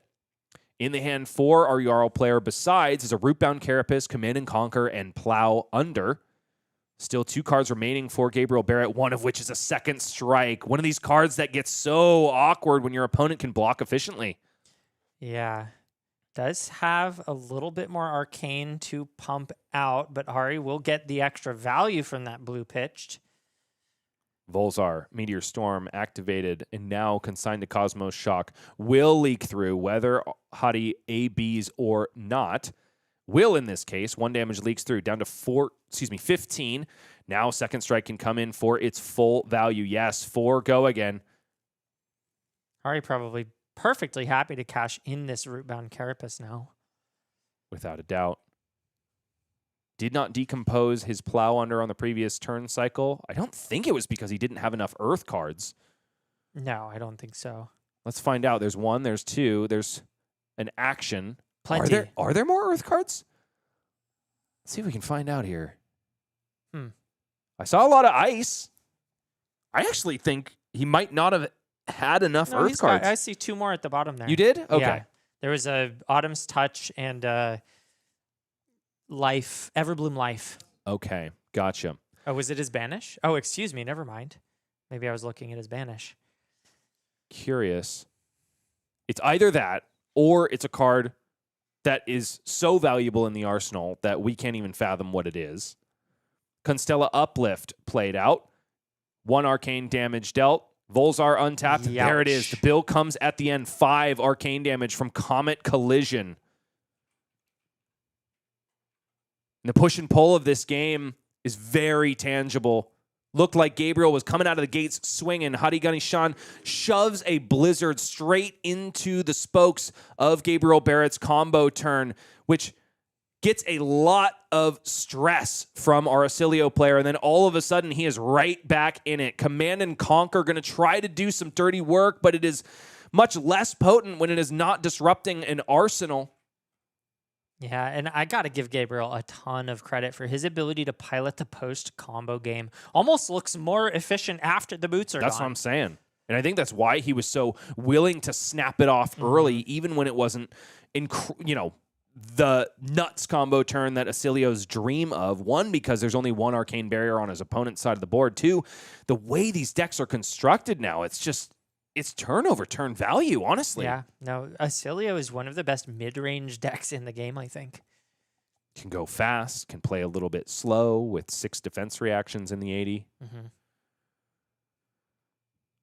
But this Command and Conquer is not even making the opponent flinch. Gabriel taking a second to count the deck. I don't think we're particularly close to fatigue. Can't quite see the cards. But yeah, that deck is still thicker than the graveyard. Yeah, at least 30 cards, you'd have to imagine. It is still very early in the deck damage race, and I think Hadi Ganeshan knows it. It's an Acilio activation. Gabriel likely getting rid of one of the lightning presses in hand. I don't think I saw another attack to combine with it. Consternation is real. Yes, 2 lightning presses. A Sigil of Brilliance. Interesting. Whoa. It's a discard of Sigil of Brilliance, perhaps trying to find an attack. Ooh. Damned if you do, damned if you don't. Gabriel gives the eyebrows, which if you're watching an Acilio player closely and you see that, you know they just drew the same card that they discarded. Yep. Just cashing in for what he can. I mean, the upside here, of course, is that Sigil of Brilliance can still cycle as well as the other Lightning Press in hand. Total of 6 damage should be connecting here in just a moment. Ponder token will be generated by this Constella Contemplation. There's our life total update. Down to 10 goes Gabriel Barrett. But it's definitely Hadi who is in the hot seat. Back over to the Acilio turn, but not before a Sigil of Brilliance is established. Gabriel Barrett is going to go fishing for some extra juice. Will he be able to find... I don't think he'll get the last Comet Collision. That is still close to the bottom of the deck. He's really looking for an attack. Honestly. There it is. Entwine Lightning. Alongside 2 Lightning Presses. Gabriel still seems to not like it, though. No, you know what? That feels like a bluff to me, because he's not going to fuse it. So he's signaling that his hand is horrible. And I like that. We'll see if Hari buys it. Perhaps Gabriel Barrett is a poker player. There are the 2 lightning presses. Gives a knowing nod from Hadi Ganeshan. But there's the Pulse of Eisenloft. Will establish a Frostbite token. Not going to be particularly relevant here. The Sink Below is there to back it up as well. Yeah, has exactly what he needs to cover this up. Pain and suffering for the Acilio player, but he's been giving it back in droves to our Guardian. Really timely D-reacts there from Hari. 8 plays 10 now. What can this Guardian put together? All I'm seeing is 2 blues. It's Autumn's Touch alongside Fruits of the Forest. This Titan's Fist will crash in for 4, and I tend to think that Hadi is just going to discard that Fruits for 2 value. Healing in this spot isn't the worst thing in the world. It's not the highest value play, but when you're up against arcane damage that is effectively unpreventable, those 2 points of life can go a long way. There it is. Echo Flash buys a tunic counter. Hadi takes 1 of that 2 damage and should still be going up to 9 before this turn cycle is over. Card drawn for Gabriel Barrett. Entwine Lightning, Gone in a Flash, Electrostatic Discharge. One I couldn't quite see. I think it was... Did you say Entwine Lightning? I did. Okay. Then I don't know. It's a discard of Fruits of the Forest. Up to 9 goes Hadi Ganeshan. Almost 30 minutes elapsed, but we are careening toward the end of this game. Our semifinal match here at the MinMaxGames Battleground event in August. There's a Flash Bolt in the hand for Gabriel Barrett. Oof. Entwine Lightning. Fused with... Gone in a Flash. Looks like it. 4 go again. And yet another felling of the crown in the hand for Hadi Ganeshan. Has not been able to resolve a single copy of that card this game. He just hasn't had the space. There's a Crumble to Eternity, but no Oaken Old. And now Stalagmite is there. Yes, it will block 3, but in response, there's a Fiendel Spring Tunic counter. That Frostbite ain't going to do much. Down to 8 goes Jarl Vitriti. Barely ahead of Asilio's 6. But after this turn is over with that Flashbolt in tow, I'm really worried for the Ice Guardian. Flittering Charge out on the combat chain now. Likely just a play of Electrostatic Discharge into Gone in a Flash for 7. Fearsome amounts of damage. Hari wants to keep 2 cards if at all possible. It'll be an easy 4-card 15 for Gabriel Barrett. Imposing Visage. Stands guard. 1 damage. Gabriel slowing his roll, allowing himself to go to the damage step before playing out this Electrostatic Discharge. Just playing as cleanly as humanly possible. And Gone in a Flash 4-7 is the finish. Threatening lethal for the first time. Is a very risky play. But it would allow Hari to keep that felling. Mm-hmm.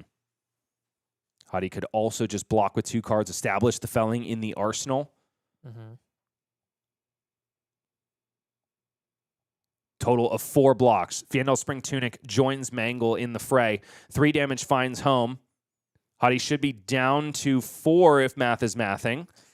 4 feels a lot safer than 3. It's not out of the weeds, but definitely within reach. Especially when your opponent's holding on to a flash bolt and you're about to pitch out. Yep. Is there another source of arcane damage? I see a Constella uplift. This game could very well be over before the decompose trigger even happens.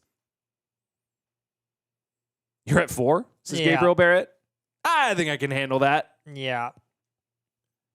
The response, it's happening. It's an activation of Asilio. Constella uplift discarded away, though. The hand now, Echo Flash. It's an activation of Volzar. There it is, Flashbolt, 4 arcane damage, and that is it. Hadi Ganeshan's dreams are dashed against the shores of the Constella Intelligence. Just like Sam Dando before him, Gabriel Barrett burns through Guardian and Ninja alike and just leaves singed corpses in his wake. Man, Gabriel has impressed me today. Yeah, without a doubt. This is a very clean Asilio player. While this Gone in a Flash build is a fairly known quantity at this point, a lot of people understand the way the 80 is constructed. There's still just these flex points that you can duck into and out of. A little bit more tall arcane there, a disruptive effect like Mind Warp here, and you can buy so much equity into a wide field that might be expecting you to be on something else. Yeah, this feels like a new archetype. It's a hybrid combo arcane build. Huge kind of stuff. Best of both worlds. Yeah, Gabriel looking fierce, but who will he be competing with?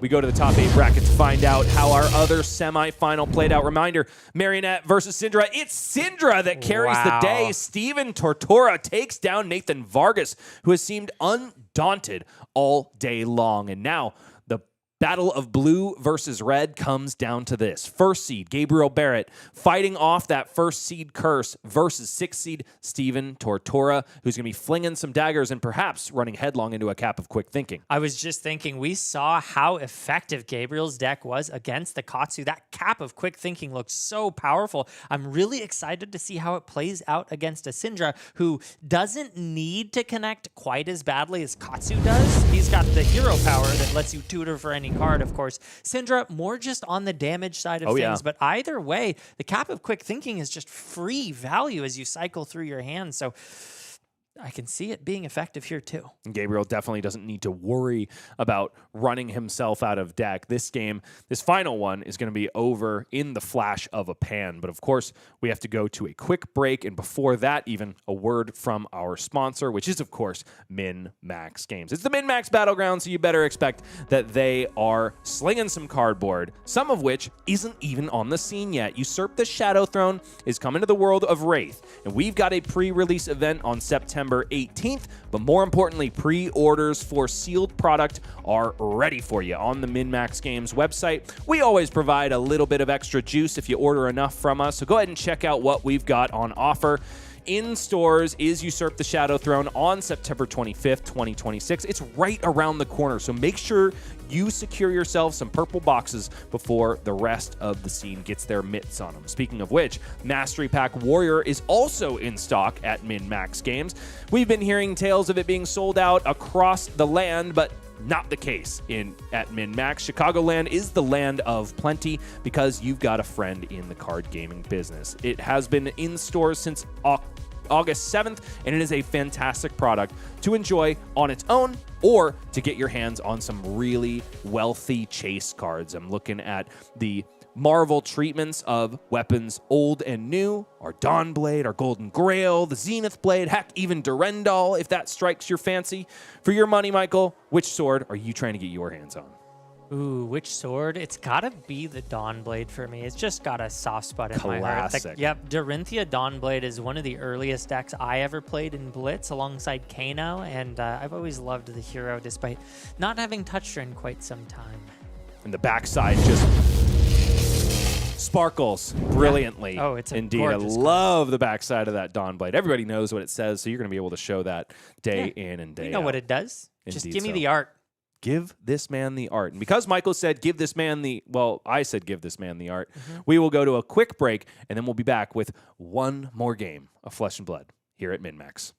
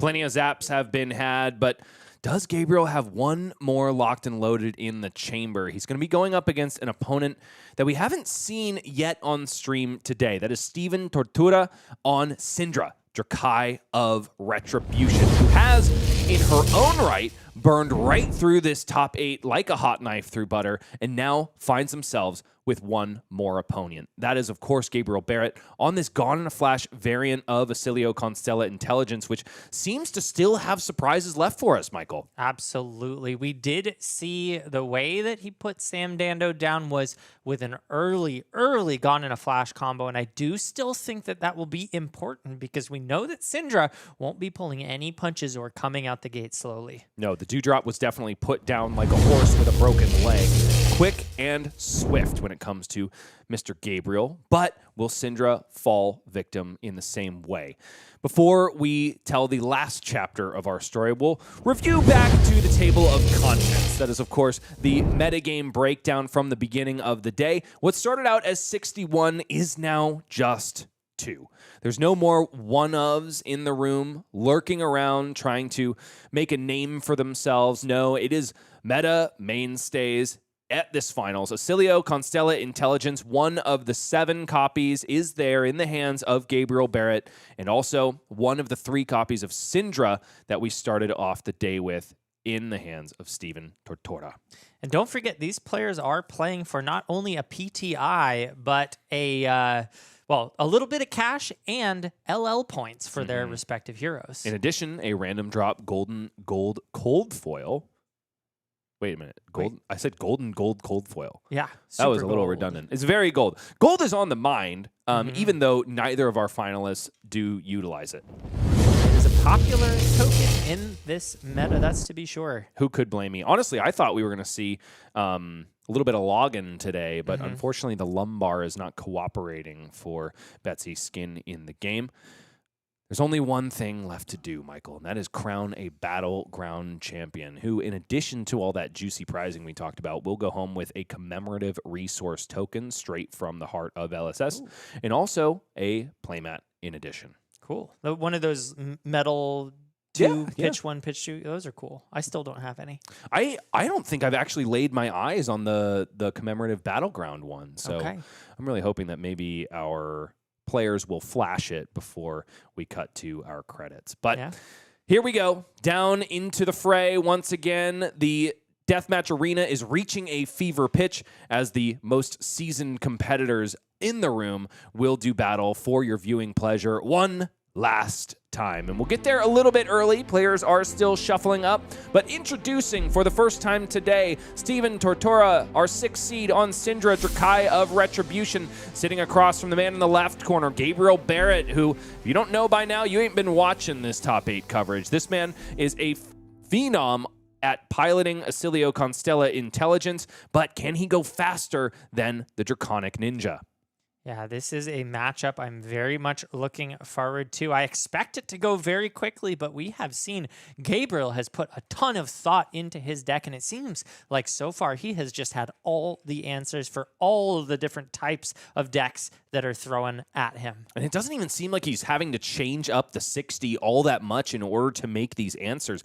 I got to say, the cap of quick thinking against Sam Dando, I was skeptical about it until I saw that double strike drop into the arena, and all of a sudden, so much equity was gained by Gabriel on that turn cycle. Yeah, not only did he stop the double strike, but he also stopped the breaking scales. It looked so good. Breaking scales when Dando really needed that whelming gust wave to connect, not even for the draw a card clause that card can utilize, but just for go again so that, oh my goodness, he could use that card, Tigrine Reflex, that he banished from Ancestral Harmony. Yeah, absolutely stuffed, and Gabriel showing us how to play Acilio on the defensive side of the game.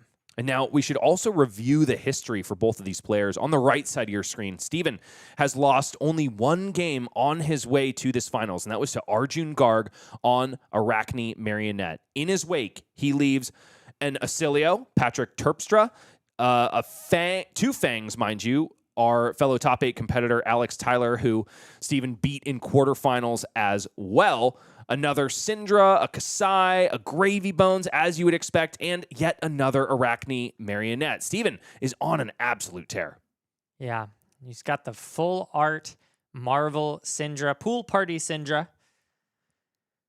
Those brought out, of course, in Singapore. And on the left side of your screen, Gabriel Barrett lost not a single game today. And so it's not just the first seed curse he is combating, also the undefeated curse, which usually befalls the players in the top 8. I mean, like Shomi Yamamura isn't even insulated from that kind of bad juju.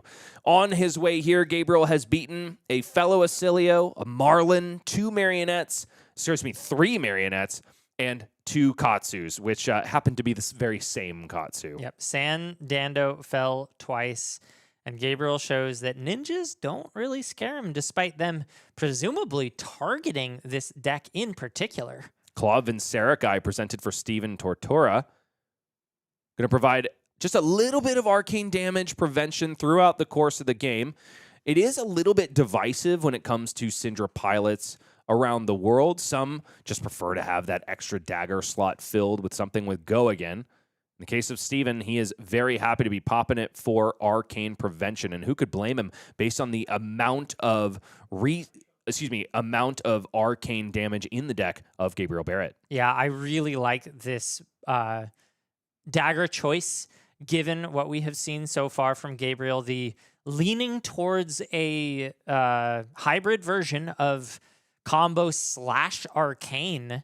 Still leaning into the Lightning Greaves for the combo, but just bringing more arcane spells than I think I've seen yet on stream. And yes, Cap of Quick Thinking is there. Gloves of Astral Sanctuary as well to provide extra insulation from normally unpreventable damage. Things like Flick Knives, like, of course, Throw Dagger, etc. Even an Ancestral Empowerment can be completely stuffed by the likes of Cap of Quick Thinking in a pinch. Yeah, no, super, super useful card. Looking forward to seeing how it's utilized here. And going to wait for our players to get things rolling. Okay, fantastic. You're not stalling at all, are you? Stalling for what?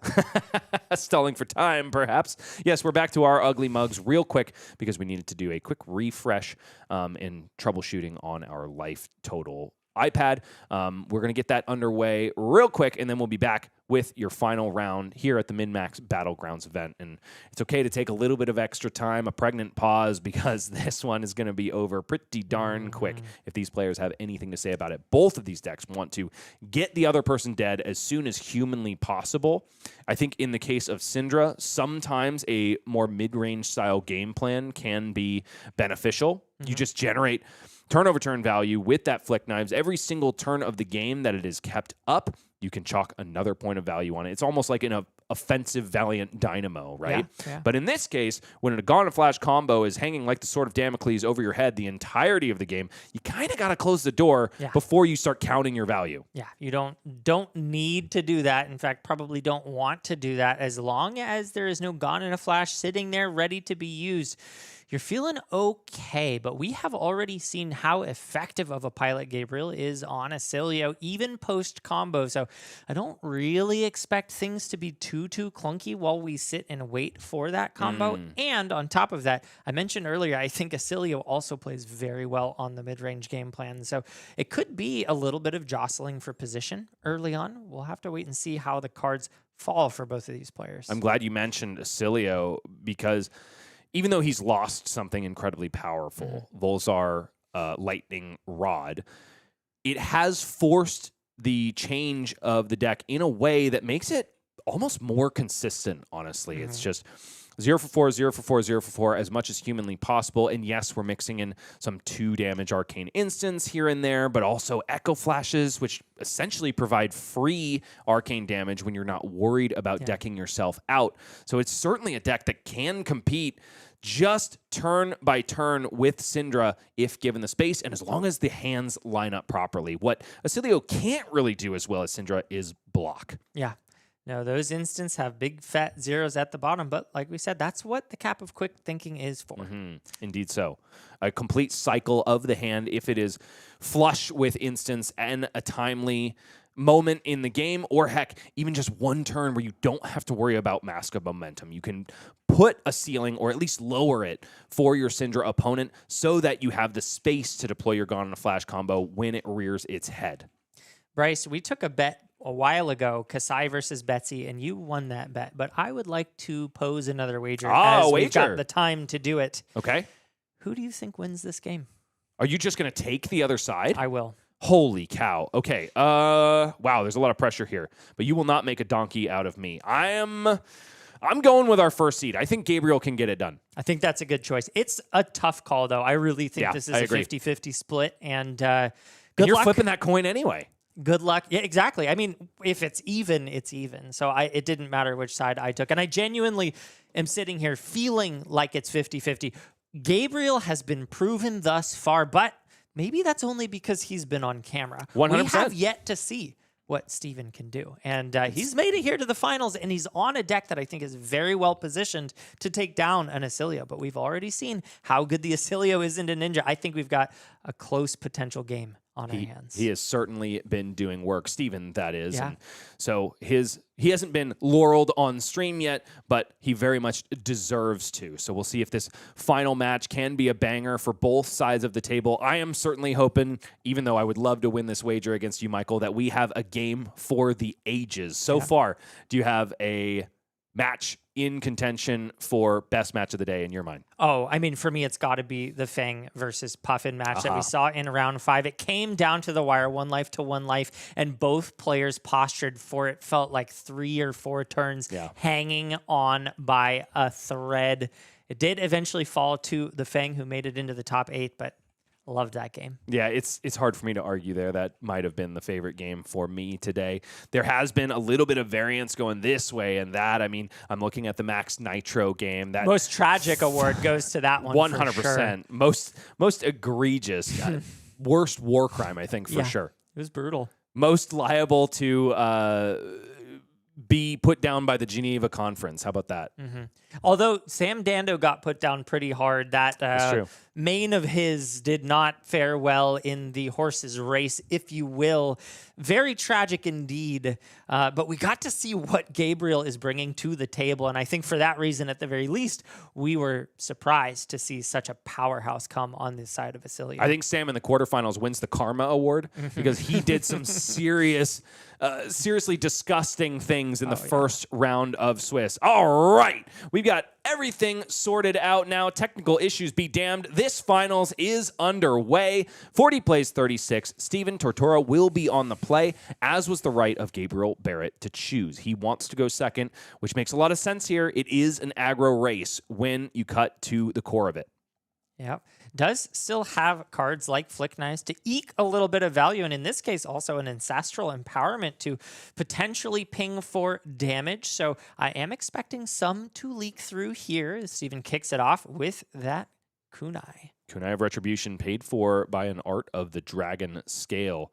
A card that makes Acilio players, since the beginning, tremble in their Lightning Greaves. Exactly the card that Art of the Dragon wants to come for. One go again on this Kunai of Retribution, likely to be accepted by Gabriel Barrett, I would think. I would think so too.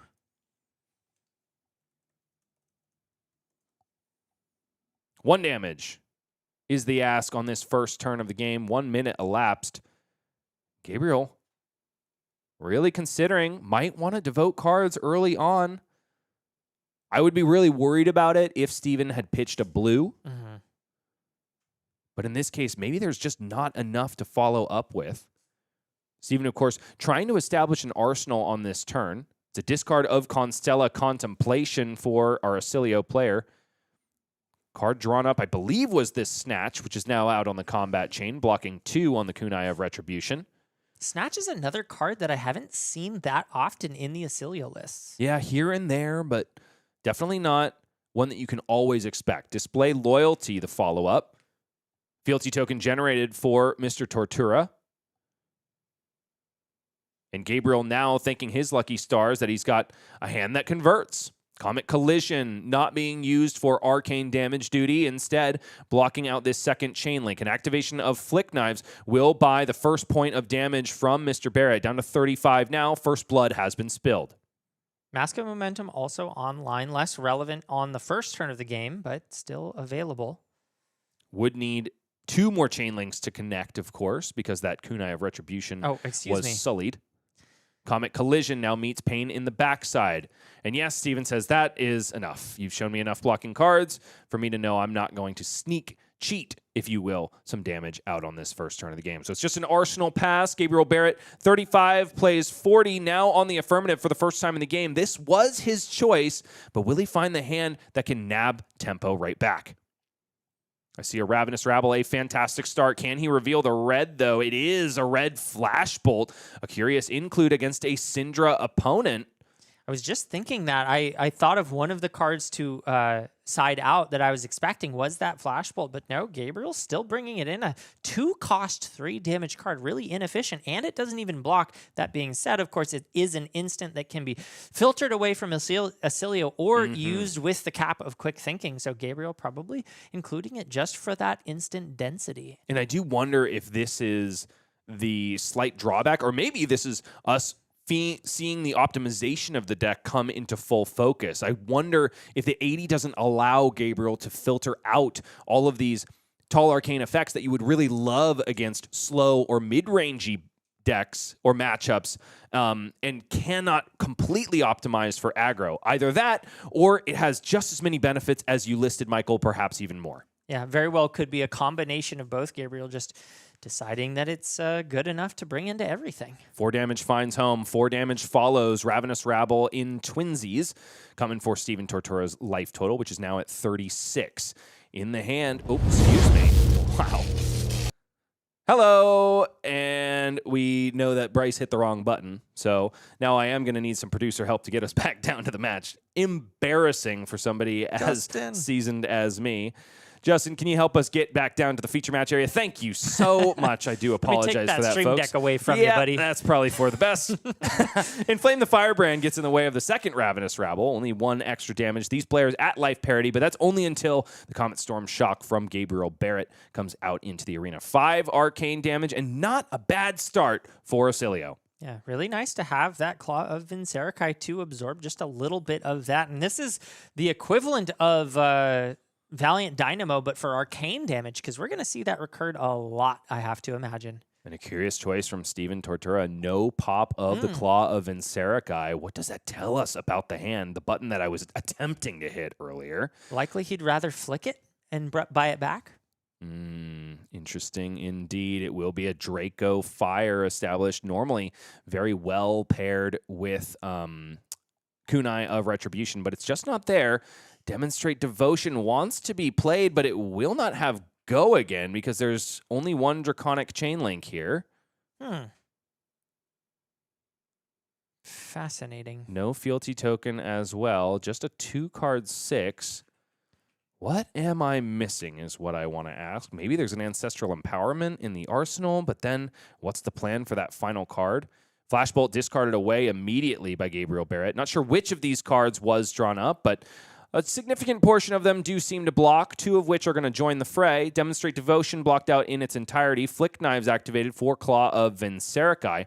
Perhaps it is just going to be a pitch of this final card in order to get both daggers back where they belong? Yeah, if it's a blue, I can see a world in which that's the play, but not the efficient aggression that you expect from a Syndra. A resource generated by Blood-Splattered Vest, and yeah, daggers just bought back. Honestly, a very middling turn from our Syndra player. Yeah, is a red enough? A red is enough because there's 1 Draconic Chain Link, that's 1. Blood-Splattered Vest generated a resource, and then, of course, the red to join.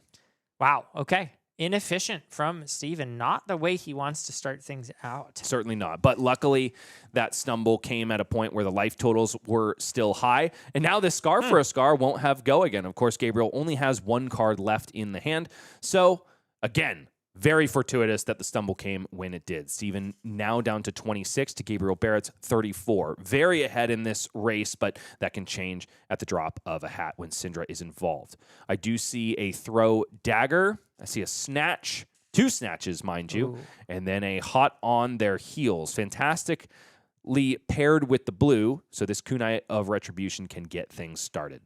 This is one of those spots where maybe Steven wishes he had a second Kunai to extend the chain here. Exactly right, Michael. A fealty token is there, can make one of these snatches draconic and thereby a viable target for Dragon Scalar Flight Path. Cap of Quick Thinking activated here. Echo Flash discarded away. Still a 1 arcane damage rider. While Gabriel tries to refresh the hand and also shore up some damage. Likely this is the moment where Gabriel just does not want to deal with Mask of Momentum. Claw of Vincerakai will be utilized for its Spell Void 1 keyword. Echo Flash deals no damage. Then hot on their heels follows Kunai of Retribution. 3 go again. Mark you on hit. Flick Knife still there to be activated, so Steven will be able to buy both of these daggers back as long as he's able to get... Honestly, doesn't even need another Draconic Chain Link because he's got 2 resources in the pitch thanks to Throw Dagger. Curious to see if Cap of Quick Thinking gets deployed here despite not preventing the on-hit. Will require a 3-block as well. The brow is furrowed for Gabriel Barrett. He's trying to figure out what exactly this turn is going to be. It always throws a wrench into your thought processes when your opponent is forced to do something like Draco Fire, Demonstrate Devotion, buy my daggers back for 2 resources. Yeah, Steven definitely playing off axis from what I'm used to seeing from Syndra's. Nevertheless, still looks comfortable in the feature match area. One of the things about piloting these sometimes hyper-efficient aggro decks is you have to be comfortable with the situations where the top of the deck isn't being cooperative. Absolutely. One of the things that I notice when I watch really good players in the game of Flesh and Blood is often I have no idea what they're doing. They play the game in such a way that it almost looks bad, and yet it turns out really, really well. Always something you love to hear from your analyst.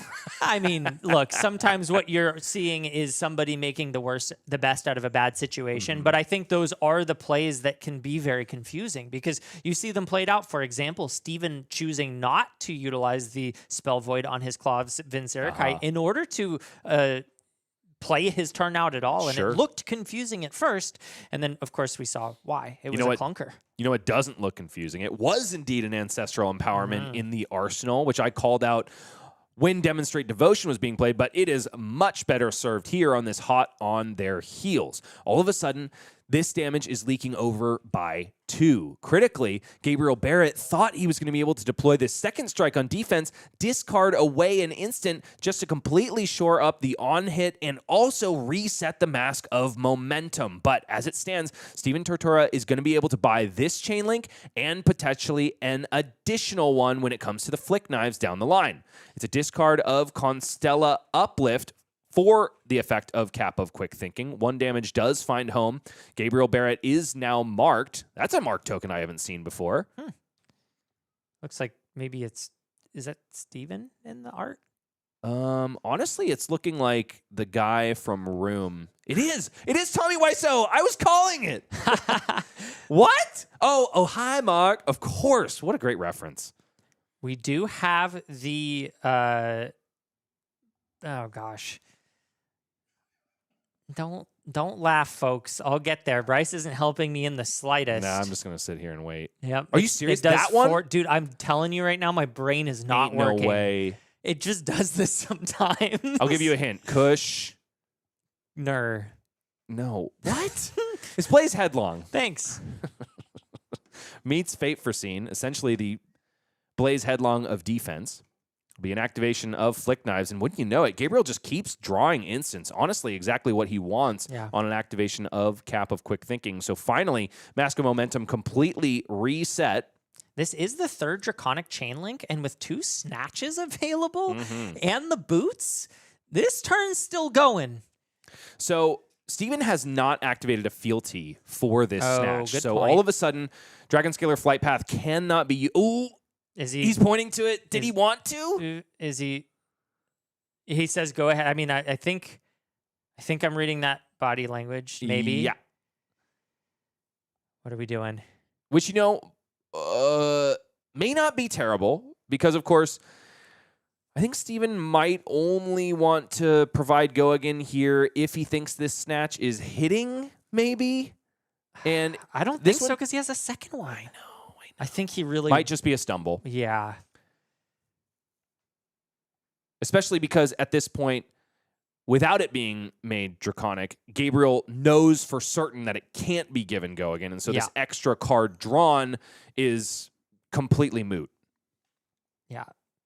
That feels unfortunate if Steven was intending to continue that chain. It was an Ignite drawn up, so very well could have been more damage on this turn cycle. Unfortunately for Steven, a small blunder there will be an attempt to buy the daggers back. Which Steven forgot to do, but still is playing properly. Even so, he still had 2 floating, so after the combat chain is closed, it can just throw an additional red into the pitch zone to pay the full 3. I wonder if he did that on purpose. It's entirely possible. Wanted to get that snatch out of the way and find himself a starter, but Ignite is there in the arsenal already. You hate to see these small blunders when it comes down to such a high-stakes game of Flesh and Blood. Nevertheless, Steven seems to have a solid hand locked and loaded. Entwine Lightning is the entirety of the retort for Gabriel Barrett because he did do a lot of blocking on that previous turn cycle. Ancestral Empowerment is there. Lava Burst is there. We know the starter is there. Display Loyalty as well. This is the Syndra turn your mother told you about. And most importantly, that Cap of Quick Thinking is gone. Bye, bye, bye. Ignite Now for 2 go again will provide a 1 resource cost reduction to the next Draconic card played or activated. Activated the linchpin in this card's text because, of course, that can be sent into a kunai of retribution. Yep, really efficient way to use that. Gabriel still has the 1 block on his boots available, and I do expect that to come out here. Gabriel is definitely just buying time until that Gone in a Flash combo can be found. Is it in the hand yet, though? I see Consigned to Cosmos Shock, Astral Bridge, Flittering Charge, and a mystery card on the right side. Perhaps a Sigil of Lightning? That would surprise me to see against a Syndra at that point. Block of Lightning Greaves on this Kunai of Retribution. Sage choice, but a Flick Knives might keep Mask of Momentum alive. Claw of Vinserakai comes flying across the table. Gloves of Astral Sanctuary are there, though. If bought, could mean that Steven can just huck every single one of these 4 cards remaining in the hand and still threaten Mask of Momentum. Yeah, it's a tough spot for Gabriel. Definitely tempting, but as you mentioned, you can just kind of restart the combat chain from scratch and go for the Mask of Momentum again. But Gabriel says, now's the time to do it. And there it goes. Activation of Gloves of Astral Sanctuary. In response, it's a throw dagger on Claw of Vinserakai. Wow. No Flick Knives activation. This is even going to keep the chain link alive and also provide Steven more gas in the hand. That's why this card, even though it's a measly 1 damage printed on a blue, is so important to the Syndra playstyle. That was a cool play by Steven. Looks like we're getting a judge call just to verify that this is how the interaction works. Of course, we know that the stack played out like this. It'll be a Flick Knives activation. In response, Gloves of Astral Sanctuary. In response to that, Steven Tortura plays out Throw Dagger. And I think the question for Gabriel to figure out is that dagger still there, or was flicking it as part of the price of Flick Knives? I do think this is going to go Steven's way, though. I do, too. I'm pretty sure it just puts the flick on the stack as an ability, and then it needs to resolve in order to destroy the dagger, in which case you could then further respond with another flick effect.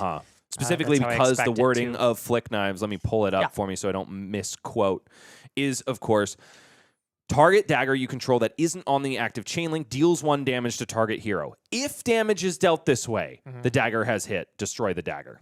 Yep. And so it looks like we are resolving things in that order. So it is 19 plays 26. Throw dagger is in the graveyard. Does he have an extra card, though? Yes, I do see 4 cards in the hand. What did he draw? So that is all above board. It's whatever... Oh, it's a Hot on Their Heels. I think that's the card he's about to throw. Or sorry, the Burning Blade Dance. That was the drawn card because I knew about Affirm Loyalty and I knew about Ancestral Empowerment and Lava Burst. Burning Blade Dance meets Consigned to Cosmos Shock, and it is about to get ugly. Ancestral Empowerment could go over the top, but the thing about it is Gloves of Astral Sanctuary is still waiting there. Did not prevent any damage because Throw Dagger got rid of Claw of Vinserakai before Flick Knives did. So it was a cute play, but ultimately Gabriel got what he wanted. And in some cases, on a later chain link, I almost wonder if Steven should have just let it go through and continued again on the 3rd link. Instead, he has to start over fresh from the 4th. Well, you know, it's not all bad. Display Loyalty here will get rid of the prevention effect of Gloves of Astral Sanctuary. Leak 2 damage through. The follow-up can be Lava Burst, but Ancestral Empowerment cannot be played on this attack. Yeah. So Steven likely just saving it for the next turn cycle where he can hopefully leak through the Mask of Momentum trigger that he's been chasing all game long. Gabriel's making his Acilio deck look like an Oldham deck with the way that he can cover up breakpoints. Nathan Burns, 8284 in chat, says, Stone Cold Steven, take it down, brother. Honestly, Steven seems like a pretty sweet guy up until this point. He's been staring daggers at Gabriel, and that's not just because he's playing Syndra. Literally staring daggers and flicking them as well. 19 plays 19 now when all is said and done on that turn cycle. Of course, Kunai of Retribution parked in the graveyard because Claw of Vinserakai was the dagger flicked. Flittering Charge now is the retort from Gabriel Barrett, who still has ultimately a 3-card hand, 4 if you count the arsenal, even after blunting a significant amount of that damage. Gabriel's defense in this deck has just been a treat to watch. Electrostatic Discharge played in the damage step. Flittering Charge the second played out onto the combat chain. 4 into 7 now. 19 plays 15. Looks like we have a quick interaction with our judging staff. Not 100% sure what is it about. But we'll take this time to give a glance at the hand of Steven Tortura. Ronin Renegade, the classic Draconic head jab cosplayer and starter for both Fi and Syndra. Can't quite make out the other cards. Firm Loyalty, perhaps, on the second from the right. Gabriel looking a little befuddled for some reason. Mm-hmm. Dragon Scalar Flight Path gets in front of the Flittering Charge for 7. Finally, that foot piece is going to be cashed in on this next turn, and not a second too late, because Steven is all the way down to a precarious 9. Outside of kill shock range, ultimately, for Gabriel, though. 9 is 10 less than 19, and a precarious spot to be in against an Arcane list. Ancestral Empowerment in the arsenal. Ravenous Rabble and Ronin Renegade in the hand. Plenty of fealty to boot. One of them will make this Ravenous Rabble Draconic. Ancestral Empowerment is going to draw yet another Ancestral Empowerment. That's a pretty good card to draw into, comboing off. Breakpoint City is where Steven Tortura wants to be. Demonstrate Devotion is also there. If he's able to generate a free resource off of Blood Splattered Vest with a Flick Knives activation, this turn is gonna go wide. Yeah, this is looking terrifying. Down to 15 goes Gabriel Barrett. Will he ever get his opportunity for a Gone in a Flash combo? Ravenous Rabble the second comes in. This one not made Draconic. 4 go again, though. And in the hand, it is no blocks. But a rethink real quick for Gabriel Barrett. He's got to consider everything. The way that he emotes his calculations is fascinating. He really sits and thinks and shows it when he's in the tank. He reminds me, for example, of an Alexander Vore, the gentleman that popularized the counterburn strategy with Plutonic Starplate and Third Eye of the Sphinx by making top 8 at Pro Tour Las Vegas. He's a guy that loves to chat with his opponents. He gets in the weeds with it. He tells them the play lines he's thinking about. I think just because sometimes for these players, myself included, speaking out loud helps me get to the right answer. Yeah.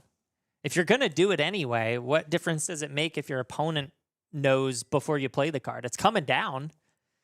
I think a lot of people do get in the weeds trying to figure out the way to withhold information as much as possible. Honestly, Steven seems like that kind of a gentleman to me, especially now that I know that some of his friends call him Stone Cold. Cool, calm, and collected is Steven, just playing the cards out that he has dealt and looking pretty darn good in this spot. Still has a little bit of a life deficit, but he has all the tempo and the cards he could possibly ask for in this moment. And wow, look at this. A deluge of love for Steve coming up in chat. Gotta love to see that. Apparently just qualified for something called the North Star Invitational. We know a little bit of something about invitationals, so we know how categorical that can be for players' competitive careers in this game. Down to 11 goes Gabriel Barrett. All of the damage from both of these Ravenous Rabbles have come to bear. Now it's just Demonstrate Devotion and Ronin Renegade. Ronin Renegade will go first. I love this play because it is presenting potentially not a break point, maybe enticing, yes, Gabriel Barrett to block with this Comet Collision. Ancestral Empowerment is there, but first, Flick Knives. Claw of Vincerikai will connect, but no reactions from Gabriel Barrett. Now down to a measly 10. Activation, second trigger, I should say, of Blood Splattered Vest. 1 resource left behind. Perfect for this Demonstrate Devotion, crashing in for 4 and leaving a fealty token in its wake. If this asks for 2 cards and Gabriel's willing to part with them, though, the ability to trigger that Mask of Momentum may be shunted. Fate Foreseen jumps into the mix, but we know there's an Ancestral Empowerment in the arsenal and one on top of the deck. Can Gabriel prevent an additional 2 damage on this turn? There's a Sigil of Solace in hand. That is not going to stop the on-hit. Gabriel confirming that first Ravenous Rabble was made Draconic. This brings us to 3 Draconic Chainlinks. Ancestral Empowerment, the first. Will Gabriel let it resolve? He should know that there's an Ancestral Empowerment on top of the deck as well. Yeah. There seems to be a response. Whoa. Gabriel's thumbing a card. Probably in a Acilio cycle, just hoping to maybe find a D-Reactor, something that can respond to this. Because there's a Lightning Press. It's an activation of Volzar, also an Astral Bridge. Huh. Nothing in response yet from Steven Tortura. That should be 2 arcane damage. He likely knows what is on top of the deck because of that Fate Foreseen. Astral Bridge will still deal 2 points of arcane damage regardless because Lightning Press has entered the graveyard. So Starfall keyword is active both for the arcane damage rider of Astral Bridge and Volzar Meteor Storm. This is a tense moment. Really tense, Michael. Because, of course, ultimately, Steven is very much relying on the top of the deck. I have seen random Syndra draws that amount to almost nothing. Yeah. After this Ancestral Empowerment resolves, the second, that is, if he plays it out, or after this Mask of Momentum resolves, there's a very good chance that this continues in blood, or, and he buys back the daggers here in response. And there it is, probably just trying to protect, insulate himself a little bit from this arcane damage, which will be 2. Clawvin Sarakai goes straight back to the graveyard, blocking 1 of that 2. Down to 8 goes Steven Tortura.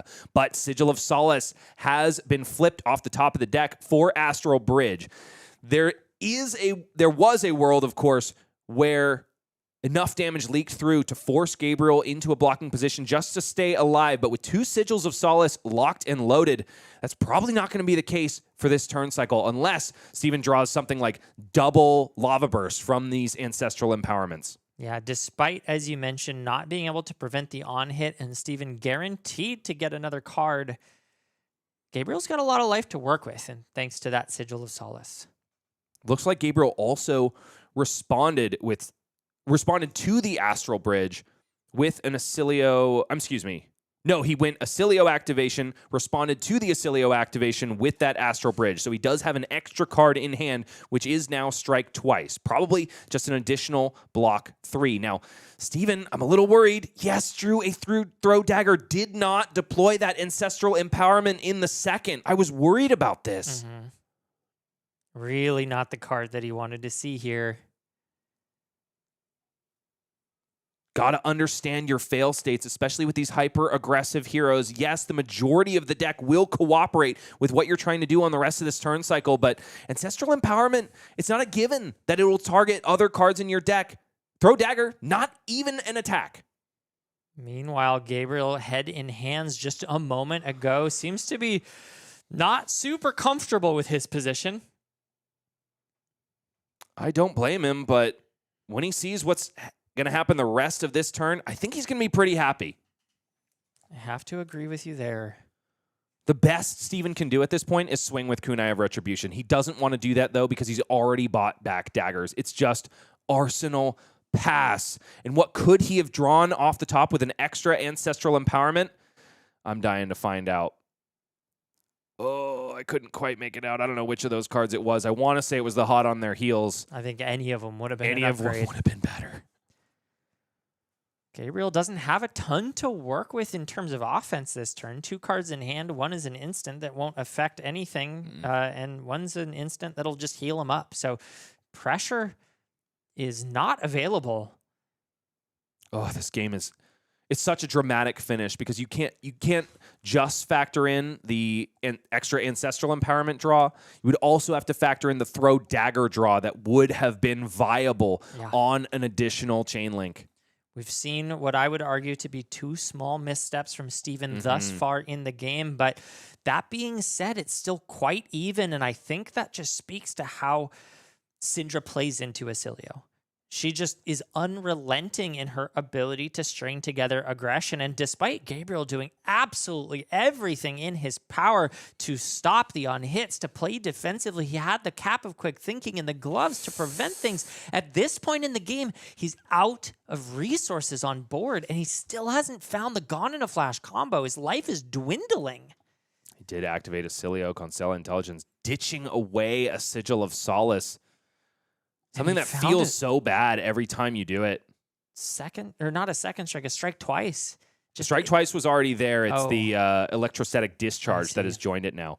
What I do like about this play is now he can pitch away the electrostatic discharge, send strike twice for 4 arcane damage. Excuse me, only 3 arcane damage because, of course, he already activated Volzar Meteor Storm. Yeah, you might like that, but Gabriel sure doesn't. Gabriel's not happy. Stuck right now, trying to think his way out of this.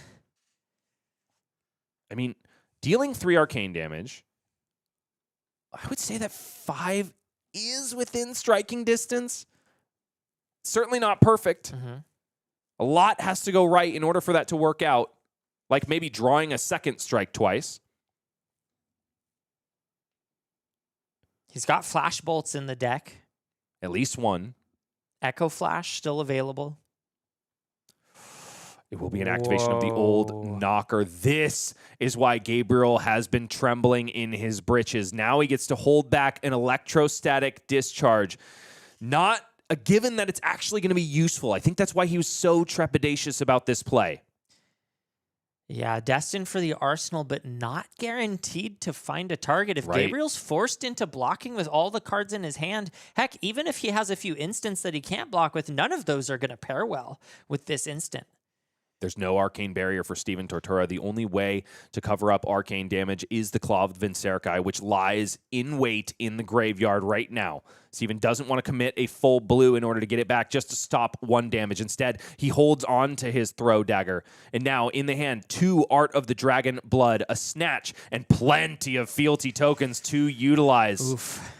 The hand for Gabriel. Does it have arcane damage? We're going to have to find out in a little bit. Art of the Dragon Blood, give and go again, and providing a discount to all draconic attacks to come after, at least for 3 chain links.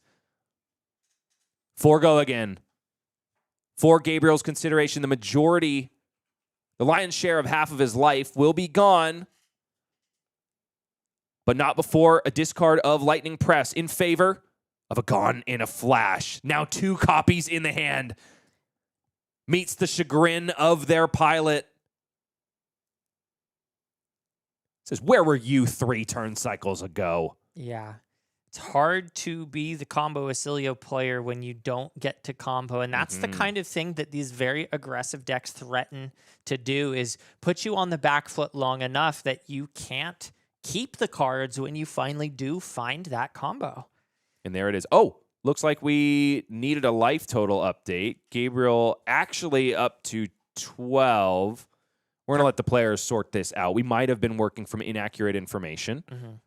Perhaps played the Sigil of Solace that we thought he Acilio'd away. Right. Or how did the electrostatic discharge get there, though? That would be my question. Yeah. We let the players sort it out. They know more about the game state than we do, ultimately, and it's their job to keep it in check. Art of the Dragon Blood followed up by Hot on Their Heels. 3 go again, yet another head jab cosplayer. This one gains go again now that there is another Draconic Chain Link. Made possible by the fealty token Gone in a Flash. Will meet Ancestral Empowerment. There's plenty of combat tricks for this ninja. Card will be drawn, buff will be given, but only if Gabriel gives the go-ahead. Has a Shelter from the Storm to discard if he wants to. But a Flick Knives activation in response could make it hurt just as much. Should cover both, right? No, because in response. we're in reactions at this point. Just like that previous interaction. Gabriel, surely aware of that possibility here. Card will be drawn by Steven Tortura. And now, with so many Ancestral Empowerments and Throw Daggers utilized, yes, we finally find a Draconic card with Go Again. Ignite joins the hand of Snatch and Throw Dagger. If it is the case, though, that Gabriel responds with this Shelter, similar to the last interaction, it would remain floating, which is nice for breakpoints in the following chain link. So might be still worth consideration. But gosh, Gabriel has just been between a rock and a hard place for the last 4 turns in a row, it feels. This man is in a vice grip with a guillotine hanging over it. And also, I don't know, he's getting water tortured at the same time. This has been a very difficult matchup to navigate on the Acilio side. Gabriel is doing his absolute best, though. Down to 7 now to Steven Tortura's 5. Once again, he is Mach. And the follow-up now likely to be Ignite. Dragonscaler Flight Path still lying in wait. Snatch so likely to get go again. Ignite now on the combat chain. Mask of Momentum draw hangs in the balance. There's a throw dagger. There's still a Flick Knives activation for Steven. Gabriel furiously slamming his card on the table, thinking with violence. But not reckless abandon. This man is... If Steven's cold and calculated, I would dare say Gabriel is as well. No, he's horrifying. He is so locked in right now. He's just trying to find his out like... another name I forgot. Like a squirrel finding a nut? What are you looking for? That was the million possibilities, and there's one in which we survive. Doctor Strange, thanks. Oh, I didn't see it. Have you not seen? Okay. Literally none. That's fine. There's plenty of time to talk about blockbusters later, Michael. The fate of the universe hangs in the balance here. The boon to Gabriel is that he's been given blocking cards when he needs them. What he hasn't been given, an opportunity to do what the deck wants to do, a Gone in a Flash combo. Gone in a Flash now jumps in front of Ignite, inviting Steven to play out that throw dagger. You know he wants to. But a Flick Knives activation here first is the way to play around Shelter from the Storm. I mean, you could sort of do it either way, right? No, because you want the draw. Oh, the throw dagger needs to connect in order to... And he just sends the kunai. Exactly. This one likely to connect. Once again, Gabriel in the thought blender. Making a brain cell smoothie. But who's going to get to drink it? Right now, it's looking like his opponent. In response to the kunai of activation... Kunai of Retribution being activated is a Shelter from the Storm discard. 3 floating in terms of prevention left in its place. Steven has no opportunity to utilize the throw dagger now, and for the remainder of the turn, will not be able to get it through. Activation of Fealty, making this snatch draconic. So important so that Dragonscaler Flight Path can provide go again. 4. Now on the combat chain. Is there a 3 block even left for Gabriel Barrett at this point? I think it's an instant. I think so too, Michael. The fate of Gabriel's universe hangs in the balance. It's a difference between a commemorative battleground coin, a gold cold foil, and a PTI. It's a lot on the table. And it is Constella Contemplation. Not enough. No blocks. No reactions. Only 1 damage prevention from Shelter from the Storm to deal with this snatch. It will be an activation of Flick Knives first. Kunai of Retribution will eat 1 of those 2 remaining points of damage on Shelter from the Storm. Snatch now going to leak through by 3. Gabriel Barrett down to 4. The top card of the deck needs to cooperate right here and now. Steven Tortura, because Dragonscaler Flight Path is an instant speed ability, has the opportunity to look at the card first. Also a fealty token left in the place of Snatch. Burning Blade Dance is the find. This is going to be enough damage to shore it all up. Dragonscaler Flight Path cashed in. Snatch, give and go again. 3 go again once again with the threat of more if it connects, which we know it will. Steven Tortura in reactions can buy back his daggers and provide an on-hit to this Burning Blade Dance. He does so now. No cost to do so. Gabriel Barrett stares down the barrel of defeat. Oh, and also there's a throw dagger, mind you. Will be flicking across. The instant is laid bare. In finally, the undefeated curse comes for Gabriel Barrett. Steven Tortora carries the day, and Brian Hoffman from the Smashing Good team runs into the arena to congratulate him in his moment of victory. A fantastic finale to what has been a fantastic day of Flesh and Blood. Did we say this was going to be a quick one at the start of this match? Sure that did. was a slog. Not a bad one, but man, these players were fighting tooth and nail the entire way. And in the very end, Steven able to get there. I want to call back to something you said, Michael. Sometimes the best thing you can see from a Flesh and Blood player is a play line that makes you go, huh? Yeah. There were a couple moments where I thought I was witnessing Steven stumble, but ultimately piloted to maximum effect and does carry the day in the end. The man who has qualified for his local invitational is also now your MinMax Battlegrounds champion. I think an outsider from Michigan that nobody in Chicagoland saw coming. Yeah. And absolutely saving all of his pieces till the last moment. We made a couple of calls and reads which Steven disagreed with earlier in the game, and here he used those very pieces to seal the game up. Well, and kudos to you, Steven, for not just proving us wrong, but perhaps the matchup matrix as well. I do think that is Acilio's game to win if the Gone in a Flash combo lines up as it were, though. It was all Steven all day long, even through some middling turns in the early game. The mid game starts cooperating, but the end game finished with a bang, and it was all Syndra. So a couple of LL points will be joining the Draconic Ninja for this Battlegrounds event, who very well might eclipse Fi in the race and beat him out to the Hallowed Halls. Wow. They are pretty close, aren't they? Incredibly close. Do we know how many are up for offer for this event? Not off the top of my head. It Sure. is definitely less than 50, though. That's reserved for calling level events, and this is just one tier below. But we take a look at our final top 8 bracket. All of the questions have been answered at this point. Lots of love for Steve pouring through in chat. Be sure to give some love to him in Discord or text message if you have the ability to do so. Congratulations to our 6th seed who carries the day on Syndra Drakai of Retribution. And, of course, to Gabriel Barrett, who has been such a fantastic player in the feature match area,